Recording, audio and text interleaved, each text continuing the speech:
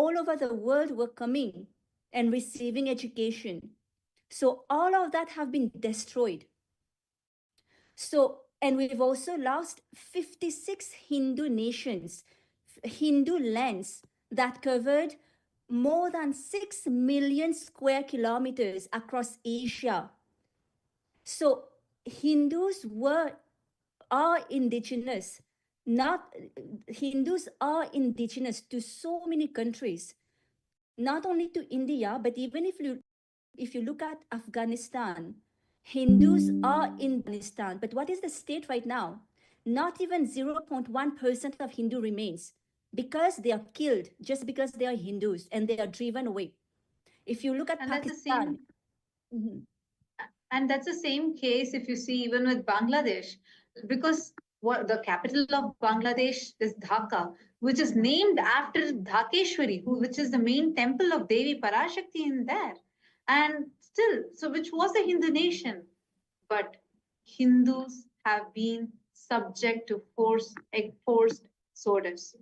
We Hindus understand actually right now only a small fraction of these indigenous Hindu traditions endure, with all the Hindu sovereign lands having been unlawfully annexed, leading to forced mass exodus of indigenous Hindus. This is exemplified by the tragic situation in Jammu Kashmir, which was inhabited by the Hindu civilization since 13400 BCE. Between 1989 and 300 to 800,000 Kashmiri Hindus were emptied out of Kashmir Valley during the exodus after violent, brutal attacks and threats. From 800,000 today, barely 3,000 to 5,000 Hindus are only left to survive in this valley. And did you know that Hinduism lacks formal recognition as a religion in over 66 countries? And there's no country other than Kailasa that has Hinduism as the state religion. Whereas there are so many countries that has Islam and so many countries that has Christianity as the state religion, but not a single country until the creation of, until the revival of Kailasa that has Hinduism as the state religion. And that is because we have our indigenous land. And here to accuse Kailasa of neo-colonialism is actually very laughable. So once again, these racist, anti-Hindu media elements should do their fact-checking, because that's going to not bring credibility to their own media channels.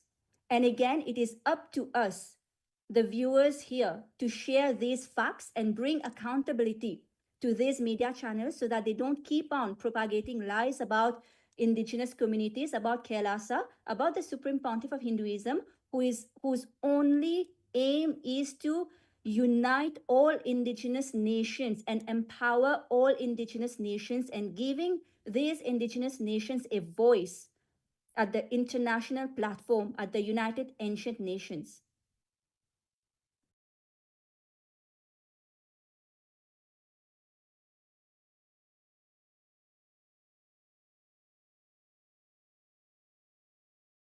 And another thing that I also wanted to address over here is the fake information and news that Kailasa is actually trying to use the carbon markets and trying to climate finance.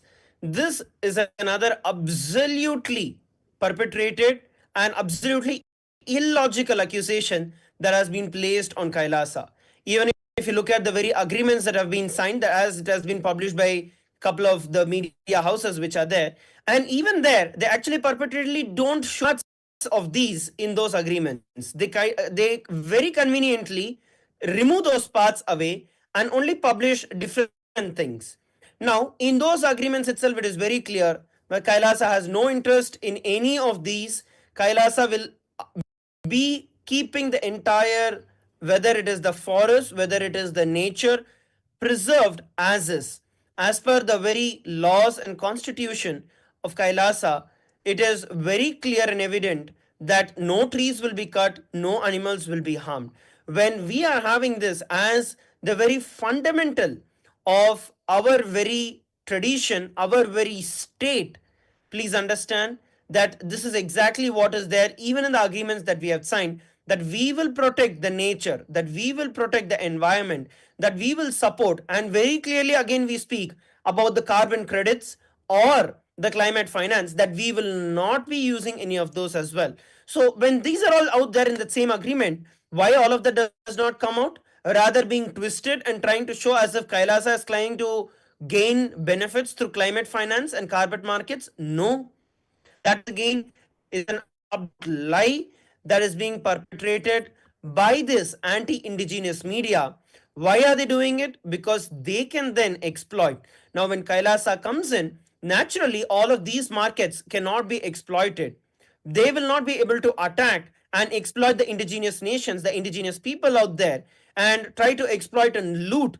The indigenous people are the protectors of the tradition, of the forest, what we call as Pachamama.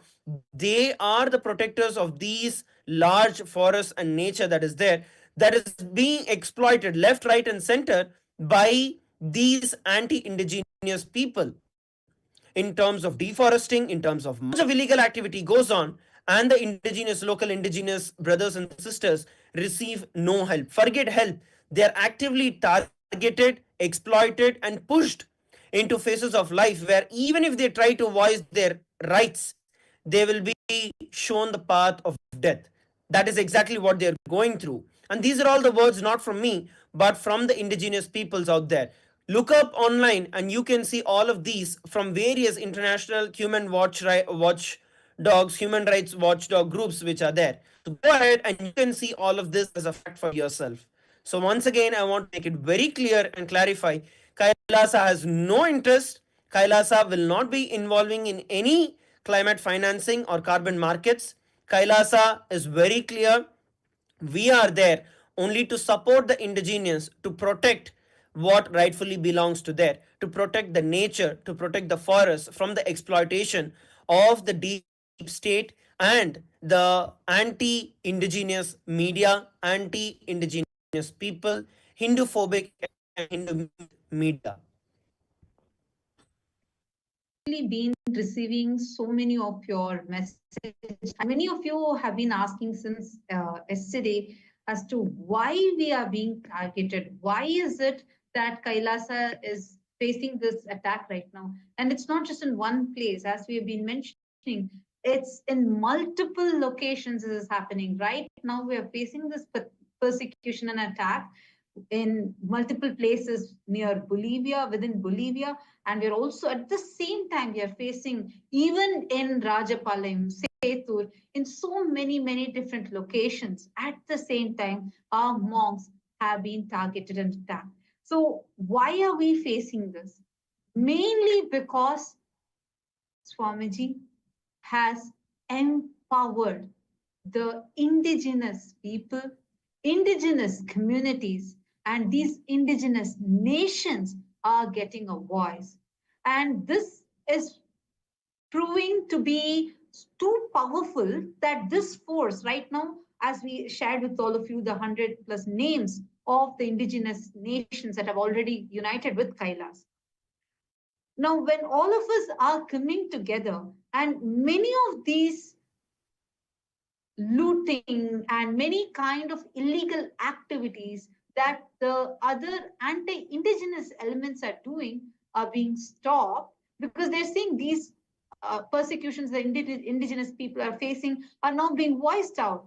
That's the reason why Kailasa is being targeted and attacked, because they know if these indigenous people are being empowered, then all these things, the illegal activities, many of the racist elements are doing is going to come to light.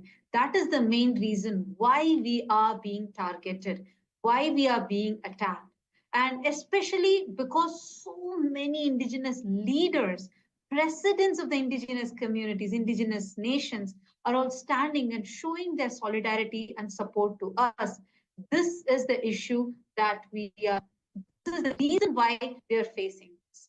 And we also encourage all the viewers that are watching us live right now, take a moment, post any questions that you have, whatever doubts you're having or questions that you're having about what we are sharing right now, because this is too for all of us to understand, to know the facts, and to spread the right information to people. Take a moment and please share this. And as we are speaking till now, we have not been able to reach our monks. We are very, very concerned about what their status. There are pregnant women who have been denied of food and water by these racist anti-Hindu elements, and we do not know what's going on with them. It's so heartbreaking to see the situation that we are in right now. This is what is happening right now. So we request all of you to come together and share this video, share the right narrative, and post any questions that you have in the live chat. Actually, one important point that I wanted to bring up, Ma Vijaypriyama, the way how the indigenous nations have now started being so empowered, right? This is threatening many of the anti-indigenous communities, because they're seeing clearly there is a voice that is coming out. It's so loud because they have seen historically, Swamiji has proven that despite so many attacks, 70 plus direct life assassination attempts on Swamiji, and numerous for 20 plus years defamation campaign has been run on Swamiji. Despite all of this, Swamiji is the only person in the whole human history to establish a nation in the most peaceful, non-violent way, without a single bloodshed happening. A nation for Hindus has been established. So they know the power that Swamiji is having. They know what Swamiji can do and has already started doing. This is why these anti-Hindu forces, Hindu music forces are getting threatened as to, oh my God, now their power over the indigenous people are going to be lost. That is the reason why the attack is happening. Yes, absolutely. And it is unprecedented that a nation is established through peace. There's not been any war, there's not been any conflict. Here, Kailasa is the only nation that has been re-established through peace only. So yes, the amount of the Swamiji has basically done what nobody else could do, re-established the Hindu nations. So many people have tried, so many enlightened masters also have tried, but so only Swamiji has been able to revive the ancient enlightened Hindu civilizational nation that is Kailasa. And these deep state elements know the power of Swamiji. They know he is established in Sanatan Hindu Dharma on the principles of Sanatan Hindu Dharma that is so powerful, that can just, bring, that can just, how do I say, that can just, inspire people to basically claim back their sovereignty, to claim back what they have lost at the hand of colonizers, at the hands of invaders. And one more thing is that the Supreme Pontiff of Hinduism, Swamiji, is teaching the Hindu population of their past history, when we are not taught about this anywhere. We are not taught about this in the school. We are not taught about this in the history books. In fact, the history books are distorted. For example, Hinduism, as we all know, is the most ancient religion. We have unbroken records, for over 20,000 years. But Hinduism is much more older than that. But there are so many false narratives that are coming, that the word Hindu has been coined very recently, right, by the Aryans and whatnot. that even the Vedas have been, recently created. But all of that are so false, because see, we don't know about the real Hinduism, the authentic Hinduism, because even our scriptures have been purposely mistranslated by colonizers, by Hindu music colonizers. So Hindus don't know their past, and we are not even given the platform, the opportunity. Even if we want to go and learn, we cannot do that, because there's nowhere we can find proper information. But here, Swamiji is reviving all this history and all the ancient Hindu scriptures, authentically educating Hindus and story of Hinduism. Because see, one more thing that these colonizers did to Hindus was to instill inferiority in Hindus, claiming that Hinduism is back forward, it is based on superstitions and whatnot. But that is completely false. Before these colonizers, before these invaders, we used to be the richest. Hindus alone contributed to more than 40% of the world's GDP. We are the cause for so many inventions, so many discoveries. Hinduism is the reason why the entire humanity is benefiting from all these sciences today, whether be it chemistry, whether be it mathematics, whether be it the invention of zero and whatnot, whatever it is. But even that is not taught to Hindus. Even the first surgeon was a Hindu saint, a Hindu rishi. That is not taught to Hindus, right? So the Supreme Pontiff is reviving and educating Hindus, and also Kailasa is the first to advocate for the rights of Hindus at international platforms such as the United Nations. Before that, nobody cared to speak about the persecution that Hindus have gone through and still going on. Absolutely. Actually, I'm seeing some questions are coming in the live stream. I'm seeing Ma Anand Parashakti Yogini, Ma Madeline Portuguese is asking, how many monks in Bolivia are missing? Ma Anand Parashakti Yogini, we have around 20 monks who are missing right now. They have been kidnapped by the Hindu music, Hindu phobic elements, and we are not being able to get in touch with any of them. We do not know their state right now. We don't know if they are safe, if everything is well with them. We have no idea. And I'm also seeing she has asked, can the embassies of our monks in Bolivia intervene on their behalf? Absolutely, yes. And we need, you're asking because we mentioned there are of different nationalities. Yes, we can reach out to all these embassies. You can reach out to the various embassies that are there in Bolivia itself. We have also been trying all these means from our side, but we also request all of you, the viewers, also to reach out to all these embassies, and you can post your questions to them. You can share this whole thing that is happening right now. You can share this information with them.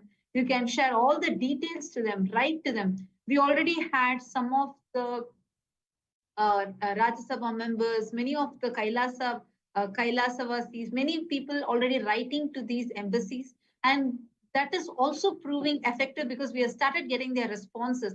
So it will be helpful if all of us reach out to these embassies as well. Let us do all that we can. We need to save the lives of our Hindu monk sisters, Hindu monk brothers that are there right now. So I request all of you, yes, we can share with you the further details. I see you asking questions about their details. We can share with you, but it's around 20 of them who are right now kidnapped. And you can write this first and send it to the embassies. You can reach out to them. You can even go to the Twitter and share this information, tagging all the prominent leaders, influencers there, so that we can save our Hindu brothers and sisters.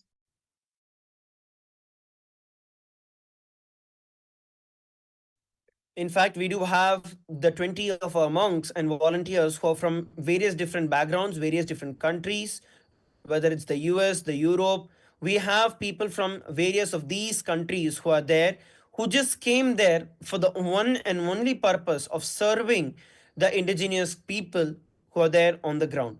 And another thing that I wanted to mention here is for all the viewers who are watching us live, the facts in today's world, time has developed so well that everything can be checked as a matter of fact with AI. If you go over and look up on the hypocrisy of the media that is trying to project false narratives against Kailasa and the indigenous peoples there, you will understand very clearly how they have been playing. And also, the media in Bolivia is heavily funded by the European agencies which are there.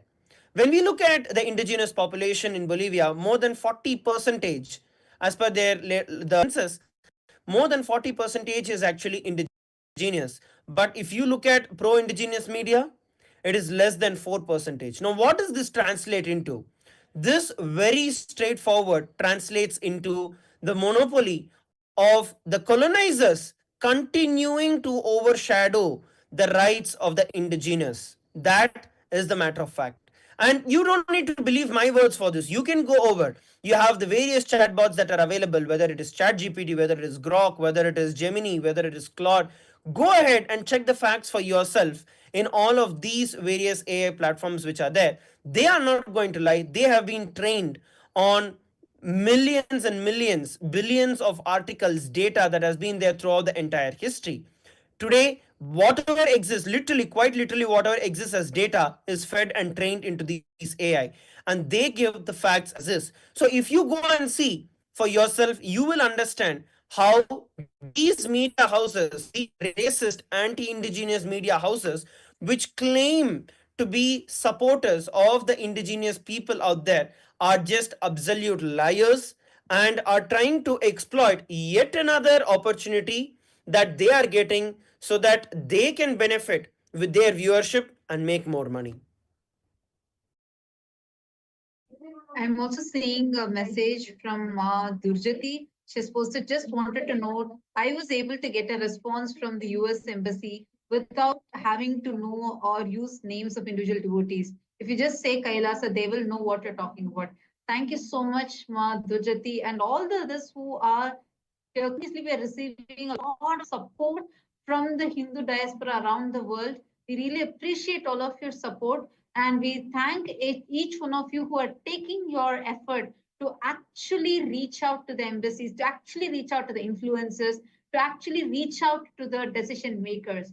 We, when we do this together, we can make a difference. Each one of our voices have power.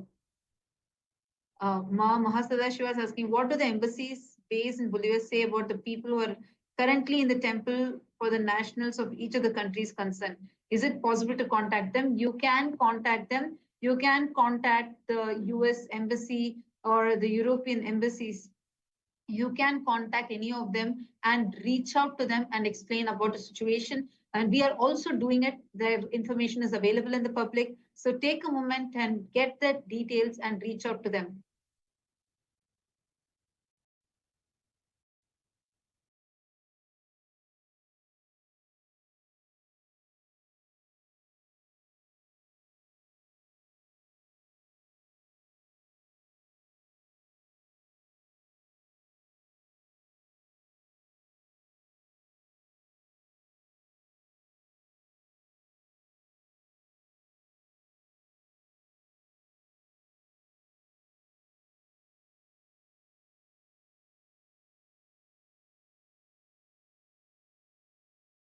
And we have here also Ma Durga, Ma Nitya Durgananda, who is saying, how can such violence happen to the sannyasis of Kailasa? Stop such atrocities.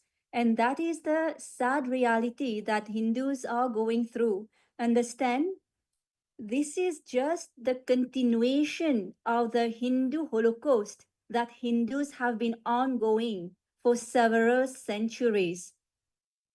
And now it is us who need to educate ourselves. The level of persecution, the level of atrocities, torture our ancestors went through. To what extent? See, literally, both the hardware and the software of Hinduism have been destroyed by the invaders and the colonizers. Our Hindu scriptures were mistranslated purposefully. They were burnt. We've lost over 80 million Hindu scriptures. Our infrastructure were destroyed left and right. And Hindus have been made to forget about the Hindu Holocaust. And even now, we Hindus are suffering from the atrocities we've gone through.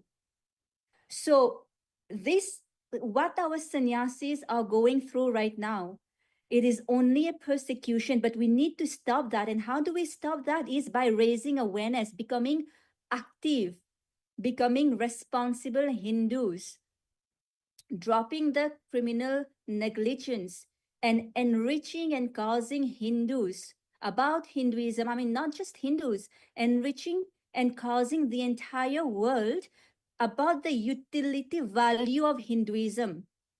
Hinduism has so much to offer to the world. It has the solutions to whatever problem, issue that the world is facing right now. And these are not newly created solutions. These solutions are rooted in the scriptures of Hinduism, in the Vedas and Agamas. Paramashiva has given all these solutions to what the world is going through right now. And it is only because humanity has deviated from the cosmic principle that we are suffering today.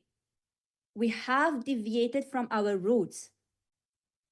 And that is why also Swamiji, Supreme Pontiff of Hinduism, has revived KAILASA, so that these ancient Hindu indigenous sciences, knowledge, and let me say advanced sciences, advanced technologies can be revived for the entire world to benefit from. Because if these Hindu principles are revived, that is what is actually going to lead to global peace. And here, KAILASA is not here to convert anyone. There's no conversion. We are only here to enrich the whole humanity, awakening their entire potential. And that is what the Supreme Pontiff of Hinduism is doing. And that is what deep state elements do not want. See, what is the basic teaching of Swamiji? Is that to show that we are God. He doesn't say that he is God. He's here to teach us that we are God, we are divine. And when we understand that, that is going to awaken the highest potential in us. And that is what the deep state elements do not want. They do not want indigenous communities. So it is up to us, up to Hindus now, to bring the persecution of Hindus of KAILASA and enrich and cause people about the utility value of Hinduism and what the Supreme Pontiff of Hinduism is doing for the entire humanity, not just for Hindus, and what all he's gone through, the worst persecution anyone can go through in history, in the entire history of humanity. The Supreme Pontiff of Hinduism has gone through the worst persecution just for the sake of bringing global peace.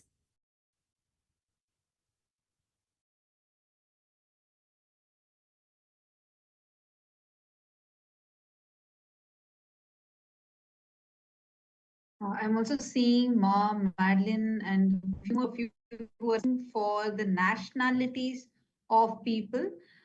You can contact the US Embassy, Canada Embassy, Switzerland embassies, and inform them of this, because these are predominantly the people who are right now being kidnapped in Bolivia. So you can reach out to all these nationality embassies. You can reach out to them to save, reach out to them and tell them as Kailasa, they will understand. So you can tell them and we can get justice and save our Hindu system.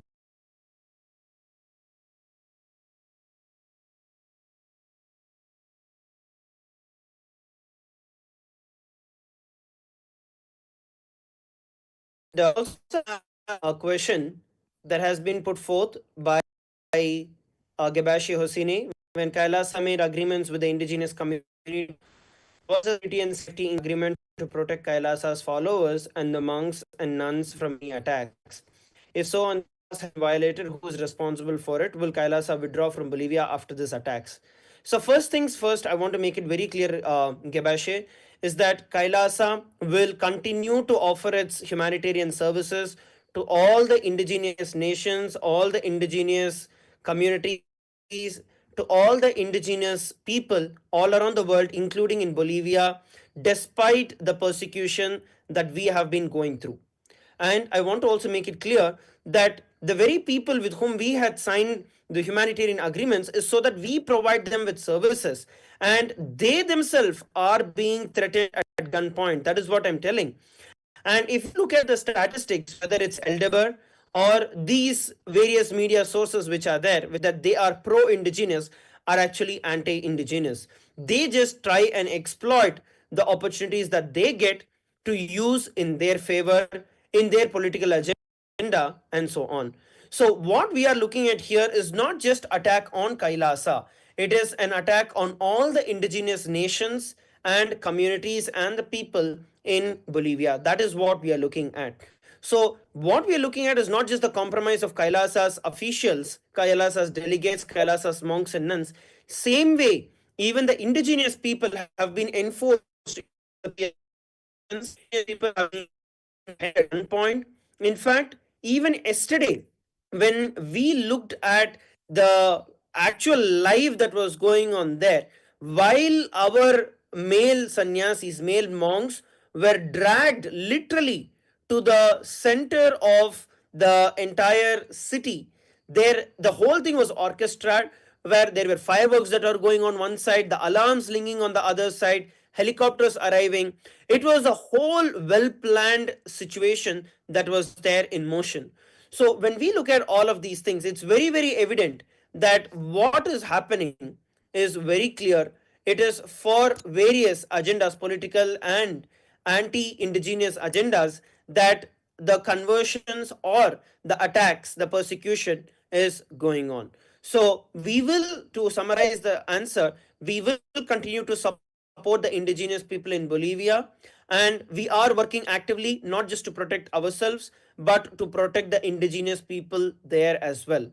And that is where we need each and every one of your support, and every one of your voice matters. We request every one of you to go as widely as possible with as many authorities as possible and tag, whether it's in Twitter, whether it's on other social media platforms, reach out to all the decision makers, important decision makers, so that this is brought forward and the due attention is given and the indigenous and Kailasa receive their rights. And we have a comment from Gebache Hosseini saying, when Kailasa made agreements with the indigenous communities,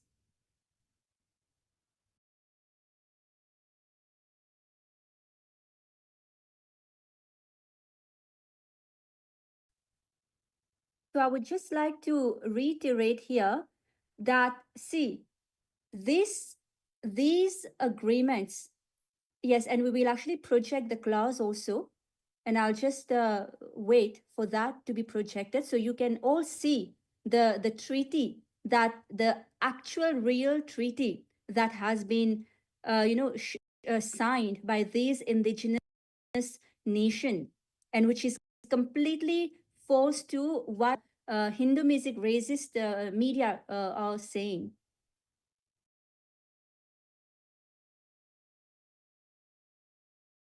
Yes. So, see, if you look at the treaty, there's a clause that very clearly says that the payment will be effectuated after ratification. So, what does ratification mean? So, we will see. See, it says that and it is highlighted here in yellow. The transfer of payment shall be effectuated upon the completion of the following legal requirements: the transfer of land to Kailasa's title upon the completion of a formal survey, a comprehensive topographical assessment, the satisfaction of all applicable legal frameworks, and the ratification of the treaty by the government of Bolivia. So the ratification means that the government of Bolivia has to accept the treaty that is signed by these indigenous nations. And so this clause ensures that all transactions are conducted with the full consent and ratification of the respective governments in strict adherence to international law and respect for their national sovereignty. So once again, see, our monks here, our nuns and monks there have been illegally, wrongfully detained despite Kailasa following all the legal procedures as per Bolivian laws. And we also got these documents notarized and apostilled also. So one very, very important point for all of the viewers here to take note that despite Kailasa doing everything as per local laws, as per Bolivian laws, as per international laws, our nuns and monks are being persecuted. They've been kidnapped. And they faced so much of human rights violations and so many religious rights violations. And the most important point that I want to highlight here is that right now, like we are literally not able to do anything. How is it fair that the fundamental right, even as per the international law, which is you having the right to access your lawyer, a legal representative for yourself, is a fundamental right enshrined in the international law. Even that is being denied. Like the lawyers on ground are not able to get in touch with them. The only information we are getting to know is from the press and media. And that also some small clippings here and there where we are suddenly seeing that our Hindu monk sister is being pushed into the car forcefully, and suddenly we are seeing them all being detained illegally. So this is the kind of visuals which are coming in the press and media channels, and we are not able to do anything about it, even knowing this much information. So it's very, very, very critical situation right now. And that is why all of us coming together and voicing out together matters a lot right now. And I'm requesting you all take a few minutes, share this YouTube live video that you're watching in all the groups that you have. Reach out to your friends, reach out to everyone. Understand this is an attack on indigenous people. This is an attack that is happening. You have the power right now in your hands to stop this attack. It is only just a few clicks away. Take a few minutes, share this, help us amplify our voices, help us amplify the truth so that at least some can get to know what is the real that are happening. The anti-Hindu mafia gang is having too many powerful voices. They are suppressing us, silencing us. If we, as Hindus, do not actively come together, unite together, then we will not be able to make the change. You have the power. You just need to get right now on the Twitter, share this, share these facts on your tweets. And please share this live YouTube video in all the platforms that you have, and let us reach out this truth to the world. This persecution has to stop. This Hindu genocide has to stop.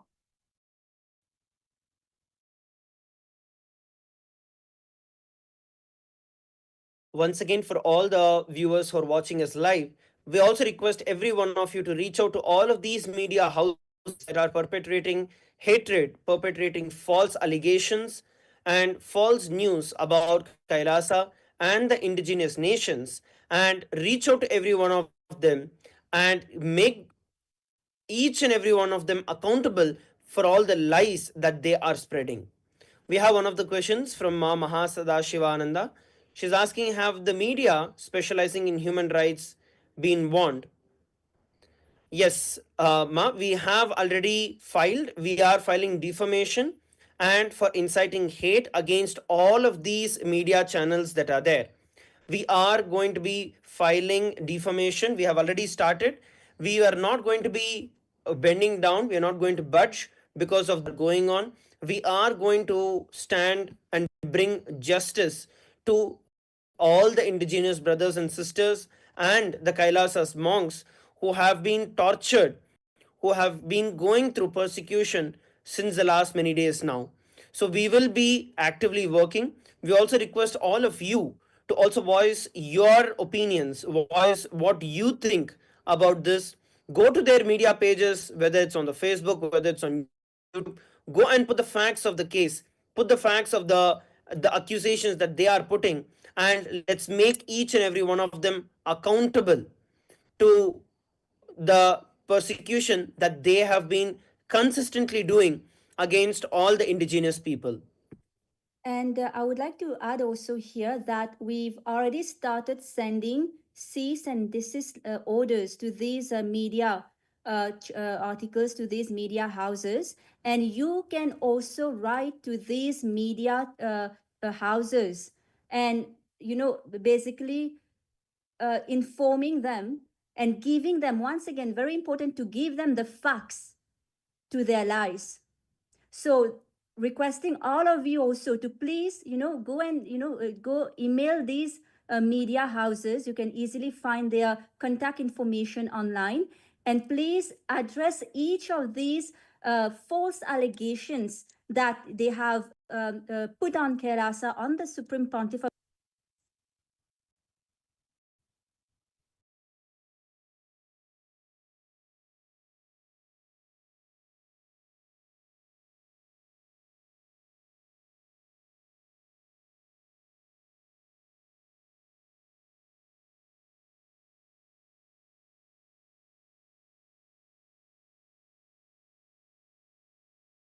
And if any people who are watching us live, if you have any of the doubts, if you have any comments that you want to make, please post your questions and feel free to questions. We will be here to answer. And we also request all of you who are voicing your support. We also request every one of you to post the same in Spanish as well to all of these false news allegations that are being perpetrated by the racist anti-indigenous media houses that are there in Bolivia. So we request every one of you to go ahead to each and every one of their pages and reply to them, demanding justice for Kailasa, demanding justice for all the indigenous nations. Please take a few minutes to do that, to share this information with as many people as possible as well.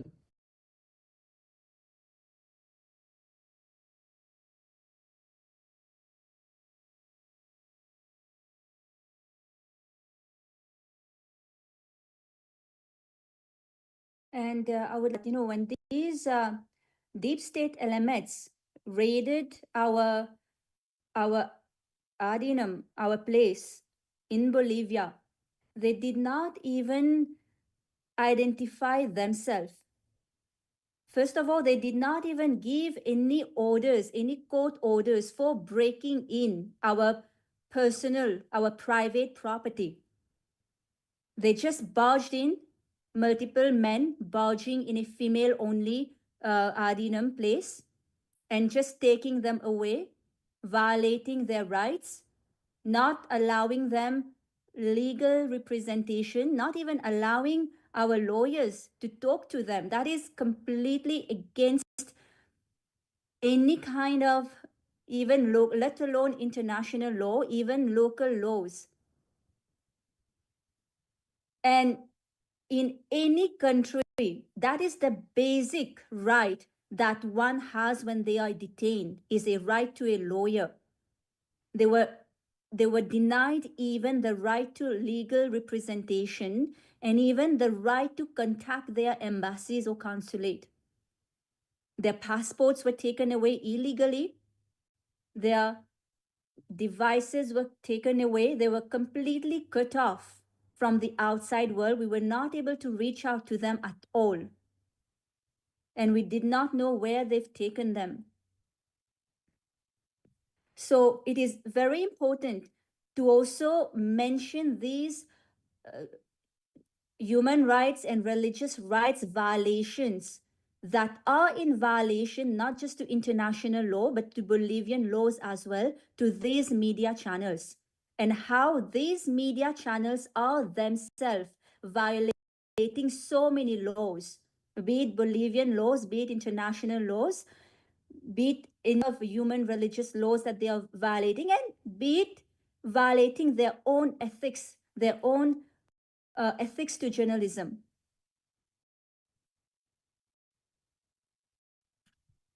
So we are going to be showing all of you a video of how these deep state element just illegally broke into the private residence of our nuns and monks.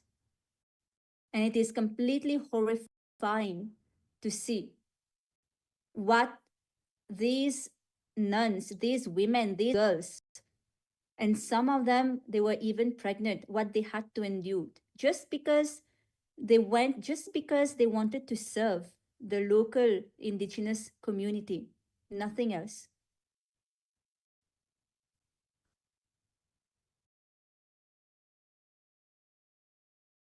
And even the violence that was faced by the male monks and the male sannyasis who were there, whether they were humiliated publicly, whether they were left in the scorching sun, whether they were manhandled, whether they were literally thrashed to the point of fainting, or they were threatened at the gunpoint, all levels of torture, whether it is physical, mental, and even the psychological torture that they were put through continuously is just unfathomable. And despite all of this, even till now, we have not received, they have not been given access to the lawyers, and we still do not know what is going on the ground. As we mentioned earlier, the only sources of information that we are getting is through the media that is there on the ground. We ourselves do not have contact, not able to establish contact with them still, and only based on what is coming out in the media locally that is being covered, that is how we are able to try and understand what is going on the ground right now. So the situation is only escalating. We request every one of your support, all of you are watching, and there are also various temples and other Hindu organizations. The temples from Argentina, the Hindu organization and leaders from Argentina who are supporting us. Thank you very much. And once again, we'd like to request every one of you also, let us stand in solidarity together. Let us reach out to as many people as possible, bringing to justice what the persecution that we have been going through. Not just denying the persecution, but continuing to add to it actively and manipulating it and showing it. This is exactly what we are facing today. And we have Ma Gabi Hem, who is saying, please share which media outlets so we know to whom to reach out. Yes, thank you so much, Ma Gabi, for taking the initiative and reaching out to these media outlets. I will read out the names of all the media outlets that have published false accusations about KAILASA.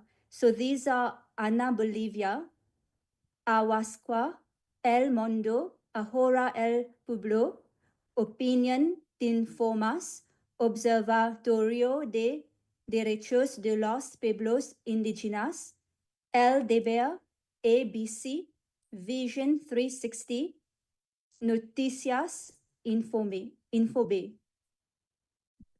So we can also post that for all of you to know what are the media channels.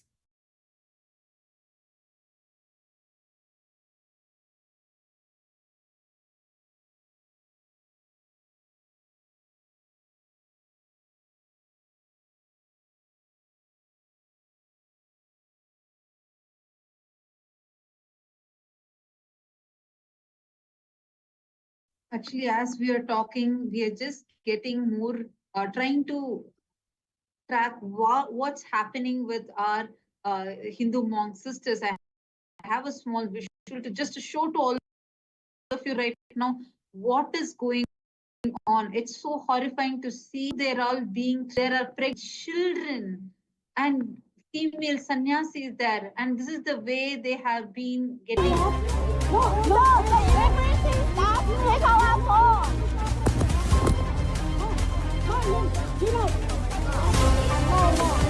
Florida immigration, this is Florida immigration. This is Florida immigration. They took our phone. And they closed the gate, coming our room. There's no human rights in Bolivia. There's no human rights in Bolivia.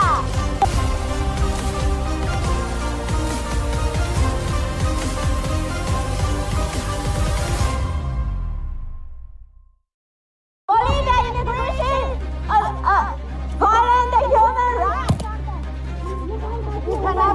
Hey, don't tell us. So these people over the gap come in our house and yes, with guns and take our suitcase. No, the immigration staff take our phone.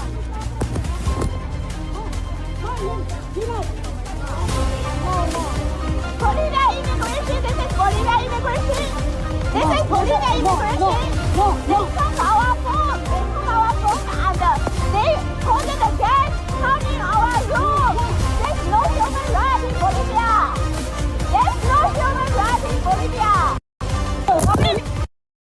This is what is happening right now as we talk. Just hearing it, I'm literally having tears in my eyes. I don't know how to. This is what is happening to our sister monks. They're struggling over there. We don't know who these people are.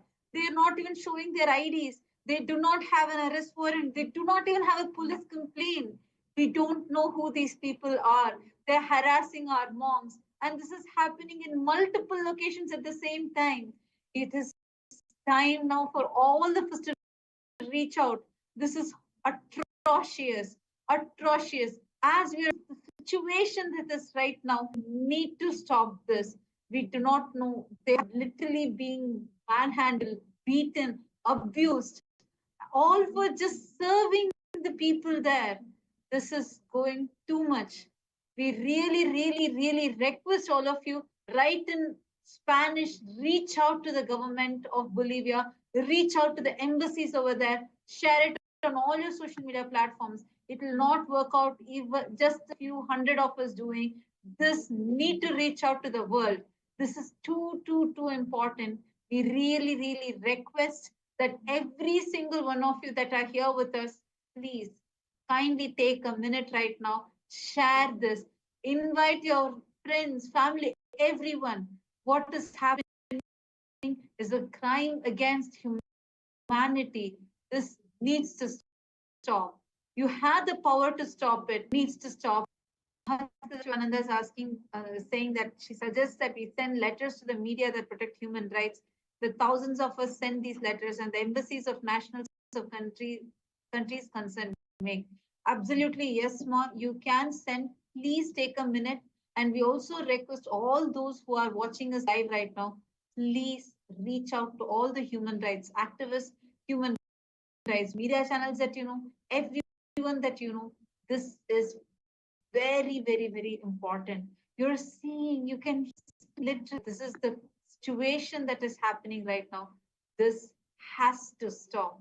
This has to stop. This racism has to end. This is racist. This is Hindu-phobic, Hindu-mesic, racist elements. And they are here to stop the indigenous nations from being empowered. Please take a minute now. We want to save our Hindu monk sisters. We want to reach out to them. We do not even know what is this. So these people over the gap come in our house and yes, with guns and take our suitcase. No, the immigration staff take our phone.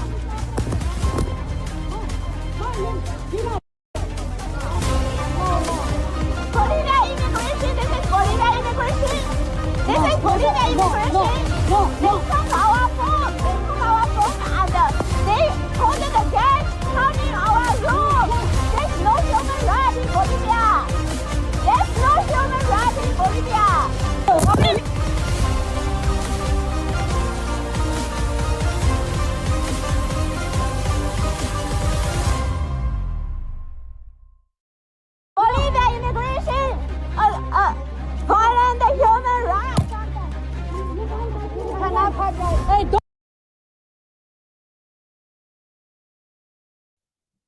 This is the current situation that is happening.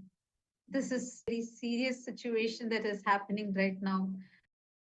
And this only visuals that we are able to get from what from different media channel sources we are trying, we are not able to access them. It is too important, too important for all of us to unify right now. Actually, Ma Vijay, just seeing this is so disturbing for me because these are our own sister moms whom we speak to, whom we see serving, selflessly serving people for taking Swamiji's mission to the world. And it's so painful to see them being literally manhandled and abused like this. They're being so violently handled. Their passports have been taken away. We do not even know who these people are. That's the biggest thing. They have till now not even shown their IDs. We don't know who these people are. We do not know which department they are coming from, or actually are they even officials or not. This is the current situation, and we are not able to get in touch. Our lawyers are not being allowed inside, and the situation is getting worse. And Mavijay, actually, right now, as we are talking, there are many of the children that are trapped inside. This is just too much. Like, I'm just not able to come to terms with what's happening in front of us right now. Yes, Ma, this is absolutely terrifying. I also do not have the words, I cannot put in words what they are going through. It is absolutely terrible. And it is very important to note here in this video that these people, innocent women, innocent children, pregnant women, and what for, right? I mean, they've not committed any crime. They are innocent. They only went there to serve. They've left behind their lives, their comforts, their jobs, just to come to Bolivia and serve the people of Bolivia. And for that, they are being treated like worse than animals. They are being manhandled. They are being tortured. And this is absolute, I do not have the words for that. It is absolutely terrifying seeing how they were raising their hands, trying to protect them against these armed people, racist people, anti-indigenous people. And again, they've not been given their belonging sports. Their devices were just illegally taken away. Their belongings were just displayed out to the public. And they faced humiliation for just wanting to serve the people of Bolivia. And this is extremely serious. The persecution that indigenous people, including KAILASA, has been going through. When is it going to stop? When will the media stop propagating false information, disinformation, lies, without doing any fact checking, without even wanting to know the counter story, or wanting to know both sides of the coins? When are they going so to? painful, Ma. Actually, just to see, like, I'm not able to get over seeing this video because it's so painful to see. You can literally hear them scream. They're screaming that they're grabbing our women, manhandling them. They were having guns. You can hear these in their screams. Our moms are non-violent, absolutely non-violent. violent. We all have taken up the war of ahimsa. This is, I'm not able to terms with this. I don't know, especially children over there. I don't know what mental state they would be in right now, given this kind of harassment, especially the pregnant lady over there. It's just too painful. And I'm going to play it again.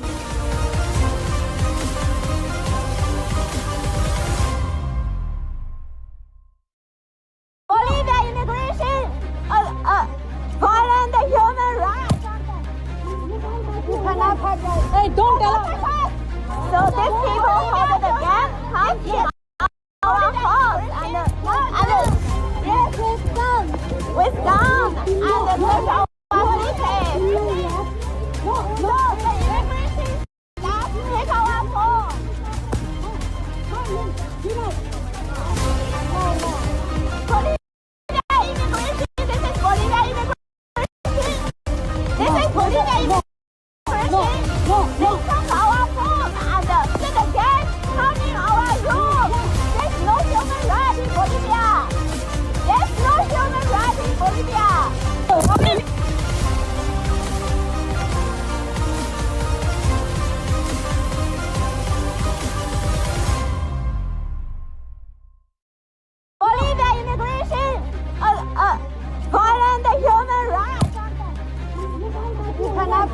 Hey, don't tell us. So these people hold the gun, come in our house and yes, with gun and push our cities. No, the immigration staff take our phone.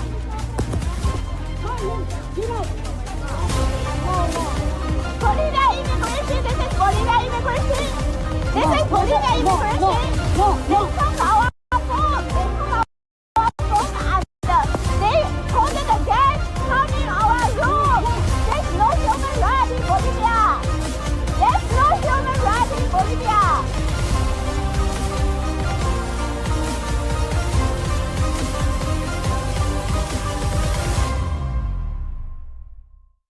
Bolivia immigration, This is just violate the human. we are not able to even get in touch with them. I'm like, each time I'm seeing this, I'm only getting scared as to I don't know their condition right now. What is going on? What is happening? What how can this happen now? Can it's so blatantly happening right now. This is not even being shown anywhere. This is the situation that our monks are facing right now. They really, really, really need to be saved. I'm just not able to even cognize how can they do this? What are they doing? What is going on? This attack, it's just so violent. The attacks that they are faced with right now. You can see the phones are being grabbed. You can see that how they're literally beating them up. All of the women sannyasis, and there are women kailasa, there are pregnant women, children. All of them are being attacked. This really, really, really needs to stop. I'm literally choking if I'm seeing this. This is what is actually happening. We request all of you, please do whatever you can and reach out. We need them back. We need to save their lives. This cannot be happening. Their lives are at stake right now. They're being denied of their passports, their phones. They're being denied of food and water. It's been so hours. We are not being able to get in touch with them. It is getting very, very, very serious. Situation is already out of control. Please take a minute, share this. Please share this video and please share what horrifying thing is happening right now. This has to stop. There has to be an end put to this happening right now. What are we talking about? Human rights. What are we talking about? The rights to protect people when the fundamental rights are being violated like this. We don't know where our Hindu monk brothers and sisters are. They're kidnapped. They've been missing.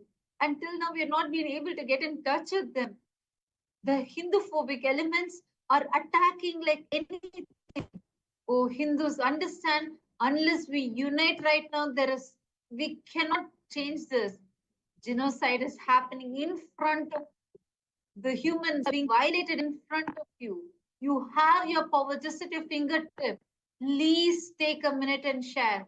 Tell this to every Hindu. Please reach out to as many people as possible. It is too important for us to reach out right now. It is very important for us to amplify our voices, voicing out the truth to all the decision makers. This has to stop.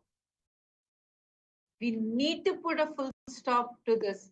It's very important that we work together.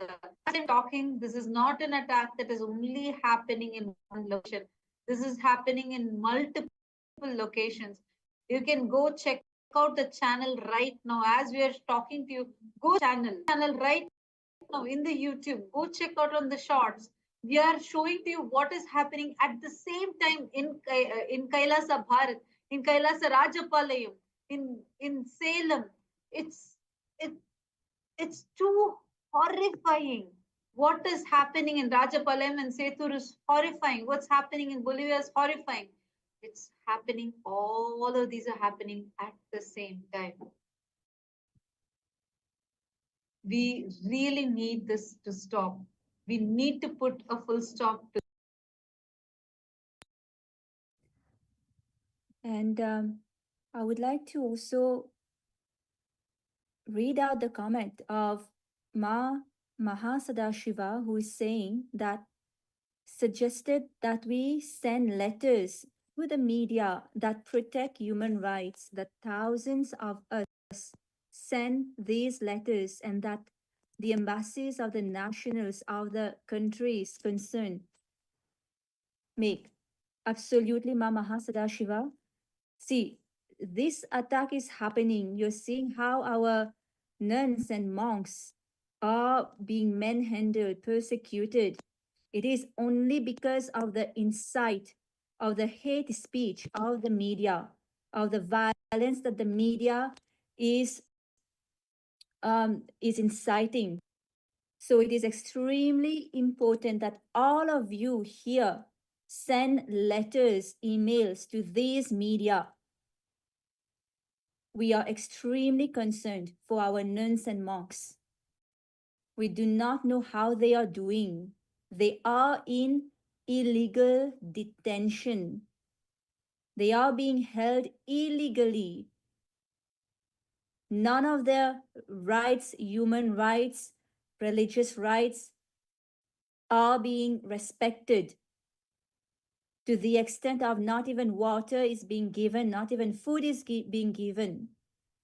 So it is extremely urgent, important that all of you please draft letters, emails to these media channels. And it is very easy to do that with the help of AI. You can just give a prompt to the AI. This is what you want to write about. This is what is happening. And this is the response I want to give to this media channel called XYZ. And the AI will just give you will just draft the email for you. And of course, you can customize as you want.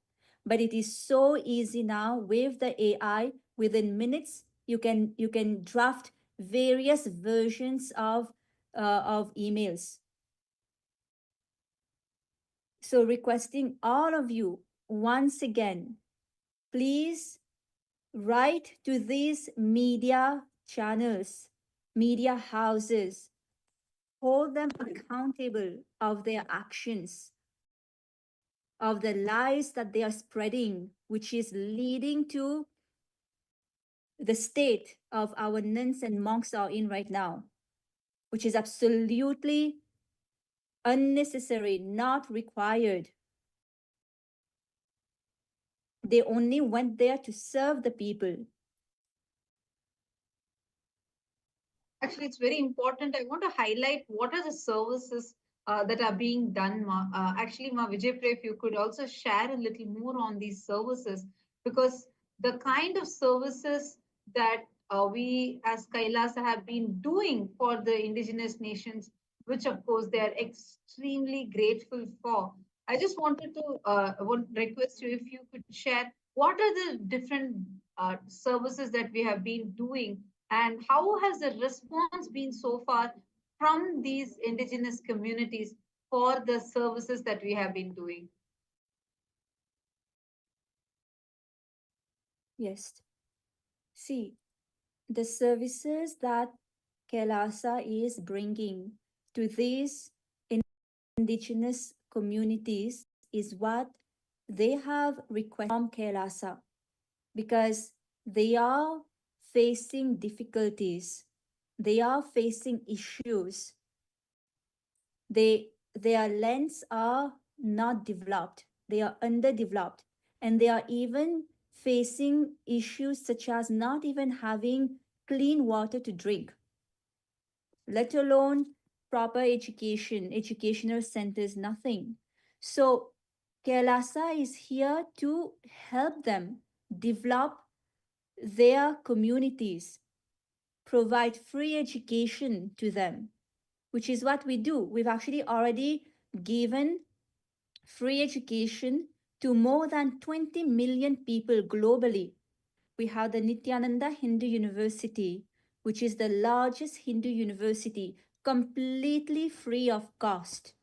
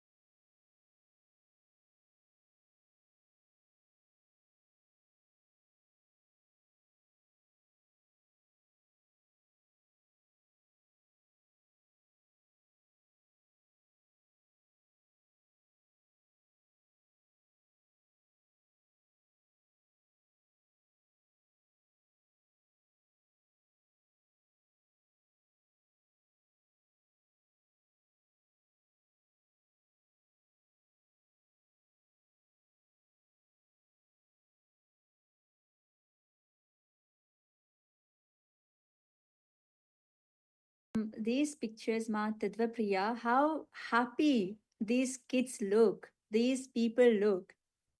They are so happy to with the services of Kailasa. They are so happy doing yoga, being taught yoga and doing yoga. You can actually see the joy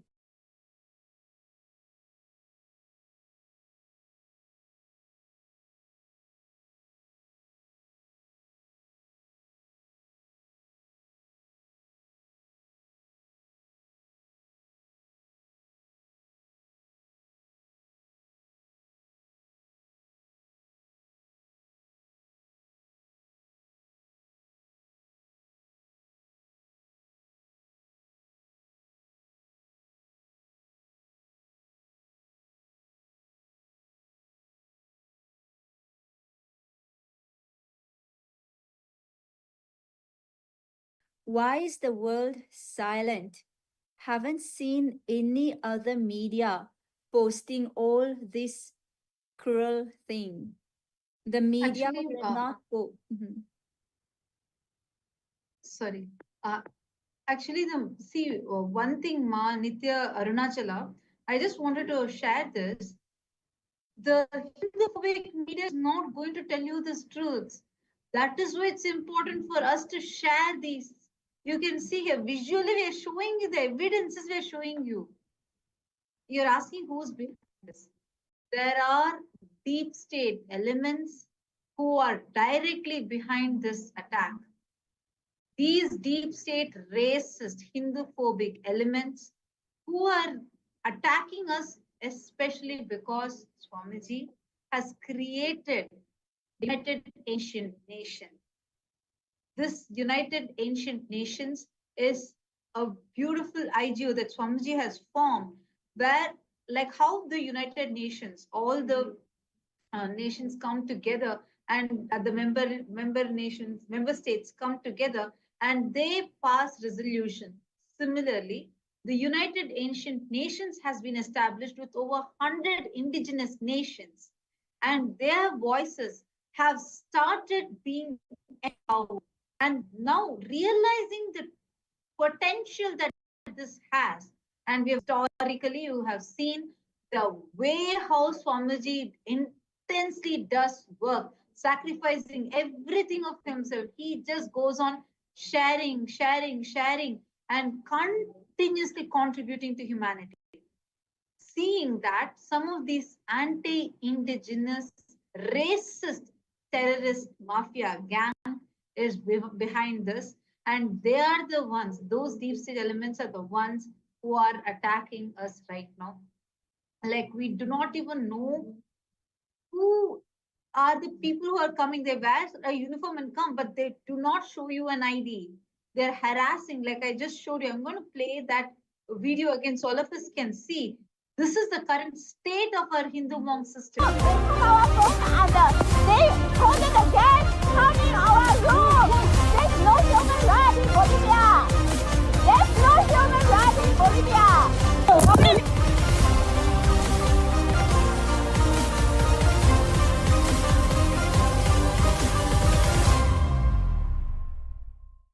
Bolivia immigration violate the human rights. Hey, don't tell us. So these people hold the gas come in our house and yes, with gun and touch our cities. So the immigration staff take our phone.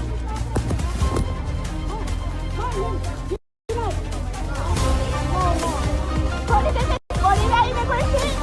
This is Bolivia immigration. They took our phone. They took our phone and they put the gas coming our room. There's no human right in Bolivia. There's no human right in Bolivia.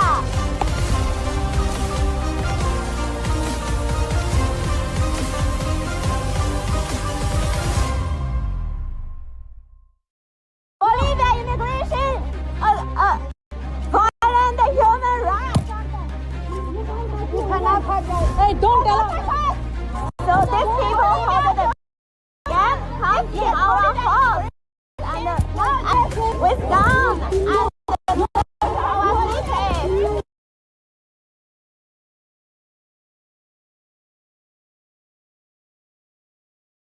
You can literally hear how they're being beaten, screaming. This is what is happening. Actually, we are trying to somehow get in contact with these people. We do not know what's going on with them. We are getting very disturbing visuals. We are constantly getting so many disturbing visuals of what's happening with our sisters over there. And one of the pregnant ladies are there, children are there. We do not know what is going on with them. We actually got a picture from one of our sisters who are there, whose hands you can very clearly see how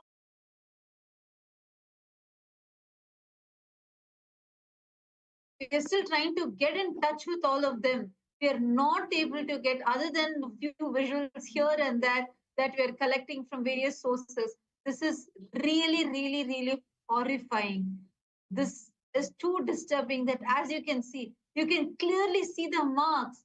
This is how they're beating them up. This has to stop. This has to stop. You can see here the photo that I'm showing you right now is the attack that our people there in Bolivia right now facing. Please share this with everyone. This attack has to stop. We need to save our sisters. We need to save them.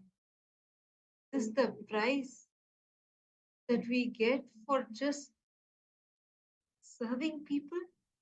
Is this what humanity has to give back just for serving people? It's so painful. It is really, really, really painful. All those who are seeing this right now understand this is what we are saying as the Hindu Holocaust happening right now.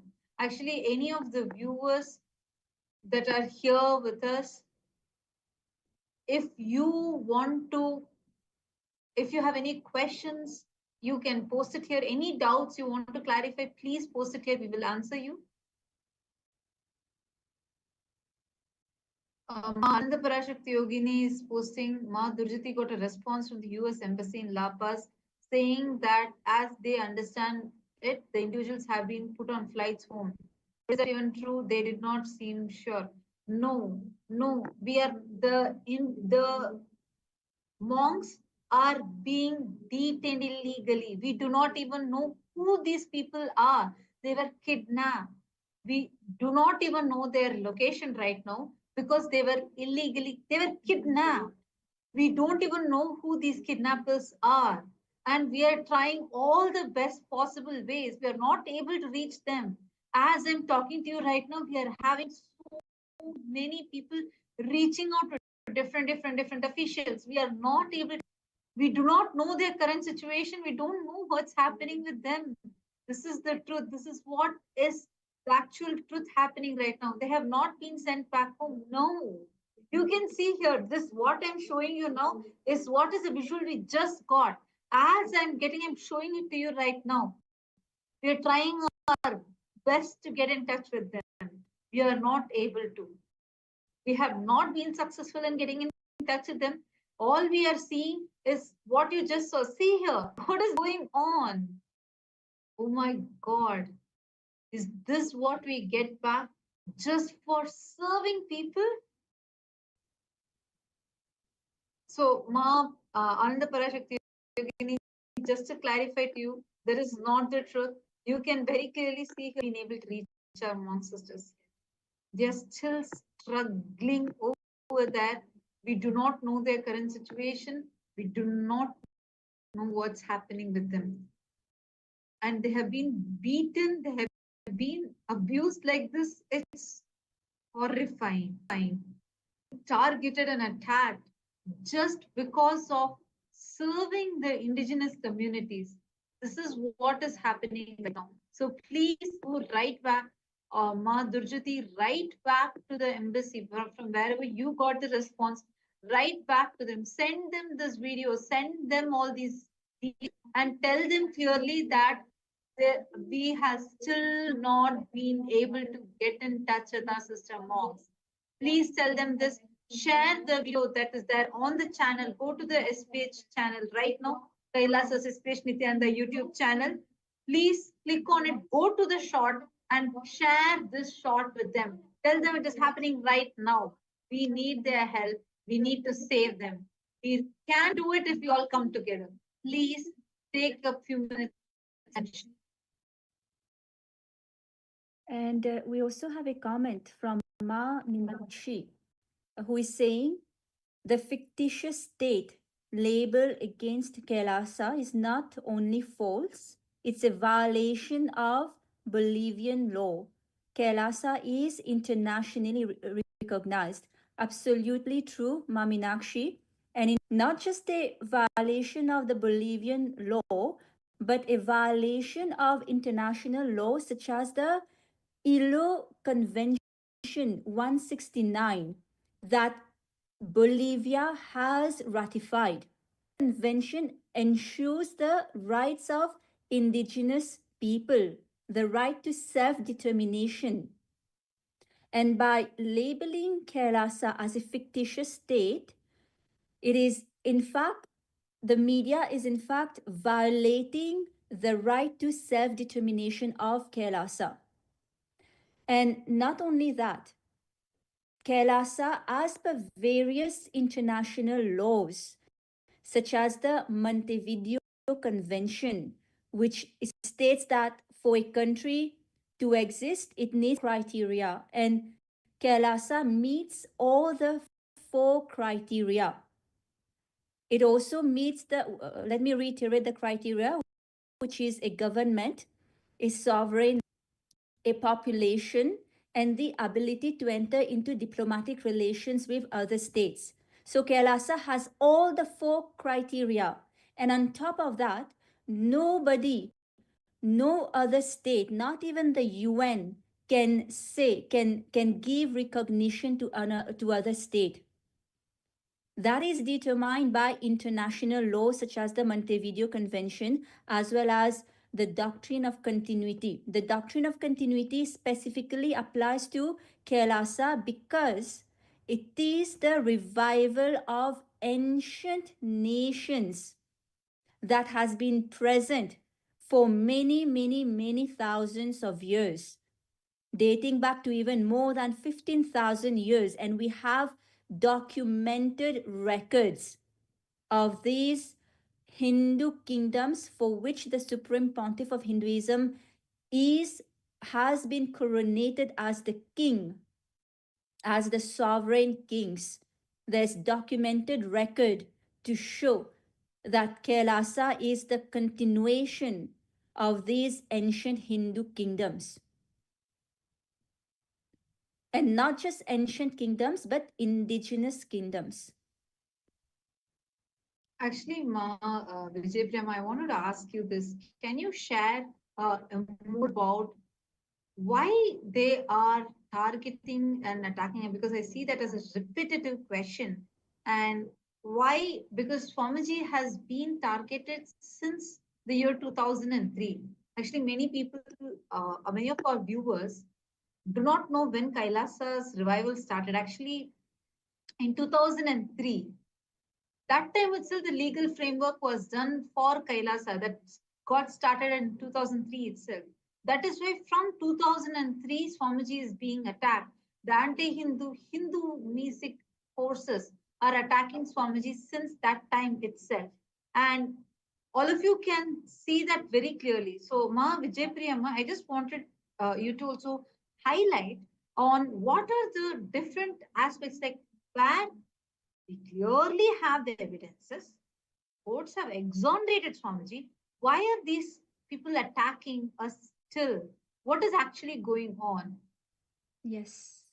See, I would actually like to put a question for the viewers here, especially, the viewers who've experienced Swamiji. See, before meeting Swamiji, before being initiated by Swamiji, how was your life? And now, how is your life? What is the change? What is the transformation that you have gone through? It will be good if all of you here can comment and just, analyze, look in. Because see, we actually start taking it for granted. We actually start forgetting the lives that we've had, all the worries, all the anxiety, the fears and whatnot that we've had before meeting Swamiji. And we don't realize it unless we start interacting, with people who've not had the same transformation. So see, if you look in, you will understand how much of fear, worry, insecurity in you just got dissolved. It's just not there anymore. Swamiji has empowered all of us so much, given us so much of confidence, right? Literally, he's making us God, making us realize our divinity. So when people start to realize their divinity. They cannot be exploited. Human beings can be exploited if they have fear and greed. If they do not have fear and greed, they cannot be exploited. And that is the reason Supreme Pontiff of Hinduism, Bhagavan Sri Nithyananda Paramashivoham, is facing persecution, so much of attacks, because he is selflessly, see, he doesn't have any selfish interest. He is only just pure compassion and love. He came down to planet Earth only for us, only to enlighten us, right? So the freedom that we are facing, the freedom that we are realizing, we are feeling now, it's only because of Swamiji. And when we feel that freedom, again, we cannot be exploited by deep state element, that people who have vested interest, right? People who would like exploiters of Mother Nature. They cannot do that. So that is why so much of attack, because Swamiji one is empowering all of us, making us realize our divinity. Second, reviving the ancient wisdom of the indigenous communities that does not exploit the environment, that doesn't have the concept of exploitation. Absolutely. And also Swamiji has sovereignty, and he inherits this sovereignty. Like, why Swamiji is reviving these and how Swamiji is reviving these? We have everything legally legal. I want to show to all of you. Actually, you all can see here. These are the 21 kingdoms that Swamiji is the head of. Swamiji has been coronated as the king of these 21 different Hindu kingdoms. And these are what Swamiji is reviving. These are our indigenous Hindu kingdoms. And these have been, Swamiji has been coronated in all of these, and Swamiji inherits these. Out of these major ones are unbroken. So this is the kind of history that we have and clear proof that we have. The coronation ceremonies for each of these kingdoms for Swamiji's is well documented. And because we have all these, because we have all of these with us clearly, and they're able to clearly see that all the evidence is out there, but still the Hindu phobic. We want you to understand. All of us need to wake up to this truth. All of us need to realize what we are facing is a direct attack and a persecution. What is Swamiji doing? Except for serving humanity. Why are we being targeted and attacked so much? It is because Swamiji is empowering us. And due to this empowerment, we are all waking up to the powerful components that we have. We are being targeted, persecuted, and attacked. You are being brutally denied of all the rights that you have as a Hindu. It is very important for us to wake up to all of these. See, just because Swamiji is reviving Kailasa, I just want to show to all of you what Swamiji is doing through Kailasa. You all can see here how so many medical camps, free medical camps, disaster relief programs, free educations, all this are being conducted.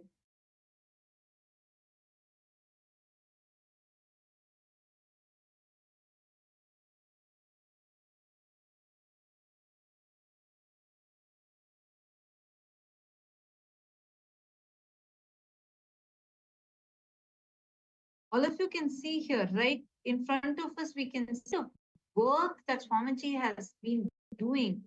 is so phenomenal. See, this, and people are experiencing the direct transformations, benefits, and clearly the amazing Swamiji is doing to them. All can see this. These are some of the pictures of all the free medical camps that we are conducting. Even now, so much of medical camps and support is being given through projects such as Hindu Borders and free medical camps, healing, spiritual healing, and giving free surgeries to people. Like this, so many, and the two top-notch doctors from different parts of the world are coming together, and this free medical camp is being conducted around. You can see the kind of yoga classes, high-class yoga classes, with the revival of the original yoga as per the Hindu scriptures being given completely for free, empowering humanity. Same way, see the Annadan with the vision of for a hunger-free world. Swamiji started this, and since 2002 till now, unbroken, every days we are having the Annadan. Over 1 billion being served, and we are continuing. You can see whether it is serve the sadhus, serve the homeless people, or serving during disaster relief, and serving, giving free food everywhere. So many of our temples around the world, Swamiji is doing these initiatives, but media will not tell you this. Media is not going to tell you all this truth. You can see the kind of work that Swamiji is doing, whether it is Kailasa's palliative care program or the various healings, initiations. Same way, take Department of Education. Over thousands of benefited from this with absolutely free education. We have the highest IQ empowerment that's happening. Kids at such young age being able to crack tests like such as Mensa. This is what Swamiji is doing. This is the kind of work that Swamiji is doing in all fields. This is why Swamiji is being targeted. Because Swamiji, he does not just talk. He walks his talk. He lives, he does the work, and through his work, Swamiji is standing up. The various services of Kailasa, whether the disaster relief programs that Swamiji is doing, where many millions have been benefited, or the animal rights and sustainability movements that Swamiji is spearheading. Understand Hindus, it is because Swamiji is standing up for Hinduism. And no matter what anyone tells, Swamiji does not deter away. You all need to know, Swamiji was blackmailed at one point to just give up Hinduism. Swamiji was blackmailed, but Swamiji did not give up. This is why Swamiji is being attacked. And we have more comments here. We have Kailasa San Diego, who is asking, did the Bolivian outlets contact Kailasa before publishing their narratives? Balanced journalism requires presenting both sides. So the answer is no. And they are also not interested in knowing both sides of the story. Because if they wanted to uphold their ethics, they would have contacted Kailasa for both sides of the story. But they are simply they simply are not interested because their only objective is to spread disinformation and incite hate. And that has been the trend since 2010, since the persecution started, when these deep state elements started realizing the good that Swamiji is doing to revive the ancient tradition. So that is why it is also very important, again reiterating, to reach out to these media outlets and hold them accountable for their actions. And we also have many comments from Ashutosh Sharma, who is saying, I was thoroughly brainwashed by the media, by the mainstream media, movies and food industry. Swamiji helped me connect to my roots and brought dharma into my life. I got healthy, manifested great career and wealth because of Swamiji's teachings. And the ecosystem Swamiji has created is such powerful force for good in this world, in such deep, it is such deep wisdom with thousands of years of the heritage. We need to wake up, stand for the ecosystem, for dharma. Absito Sharmaya. See, I am sure all of you here can share so many experiences where Swamiji has healed you. You know, you've manifested wealth into your life. You've manifested the jobs that you wanted. You've manifested great family relationships, whatever it is. You've experienced bliss, right? So many of you here can actually share. And these are all your Sakshi Pramanas that nobody can deny. But again, you have to understand that these Hindu music, racist, anti-Hindu media outlets, when they in Kailasa and when they are persecuting the Supreme Pontiff of Hinduism, is spreading false lies, they are preventing others from experiencing the same, from benefiting the same as you have. So it is also your responsibility now to, again, raise awareness, make these media outlets accountable, so that more and more people can have the same experiences and benefits that you have received from Swamiji. And I just wanted to also address one very important thing. Like our message where one of the viewers had asked about fair journalism and why they're not asking Kailasa side, like they did not ask Kailasa side. I just want to address this. Not just they did not ask Kailasa, they didn't approach us. Even what we are trying to give to them, they're not taking. They did not even cover what indigenous people are telling. Can you imagine claiming that there are, as if there are two sides, and they're claiming as if they're talking for indigenous people? You wouldn't believe they have not even spoken to the indigenous people. And the indigenous nation presidents are all voicing out. Still, none of that is being covered. The only thing, see, this is a tactic that always the aggressors have used upon us. The colonizers have used upon us, where they brainwash certain sect of people who are look-alikes. Like they look like those indigenous people, but they are not those indigenous people.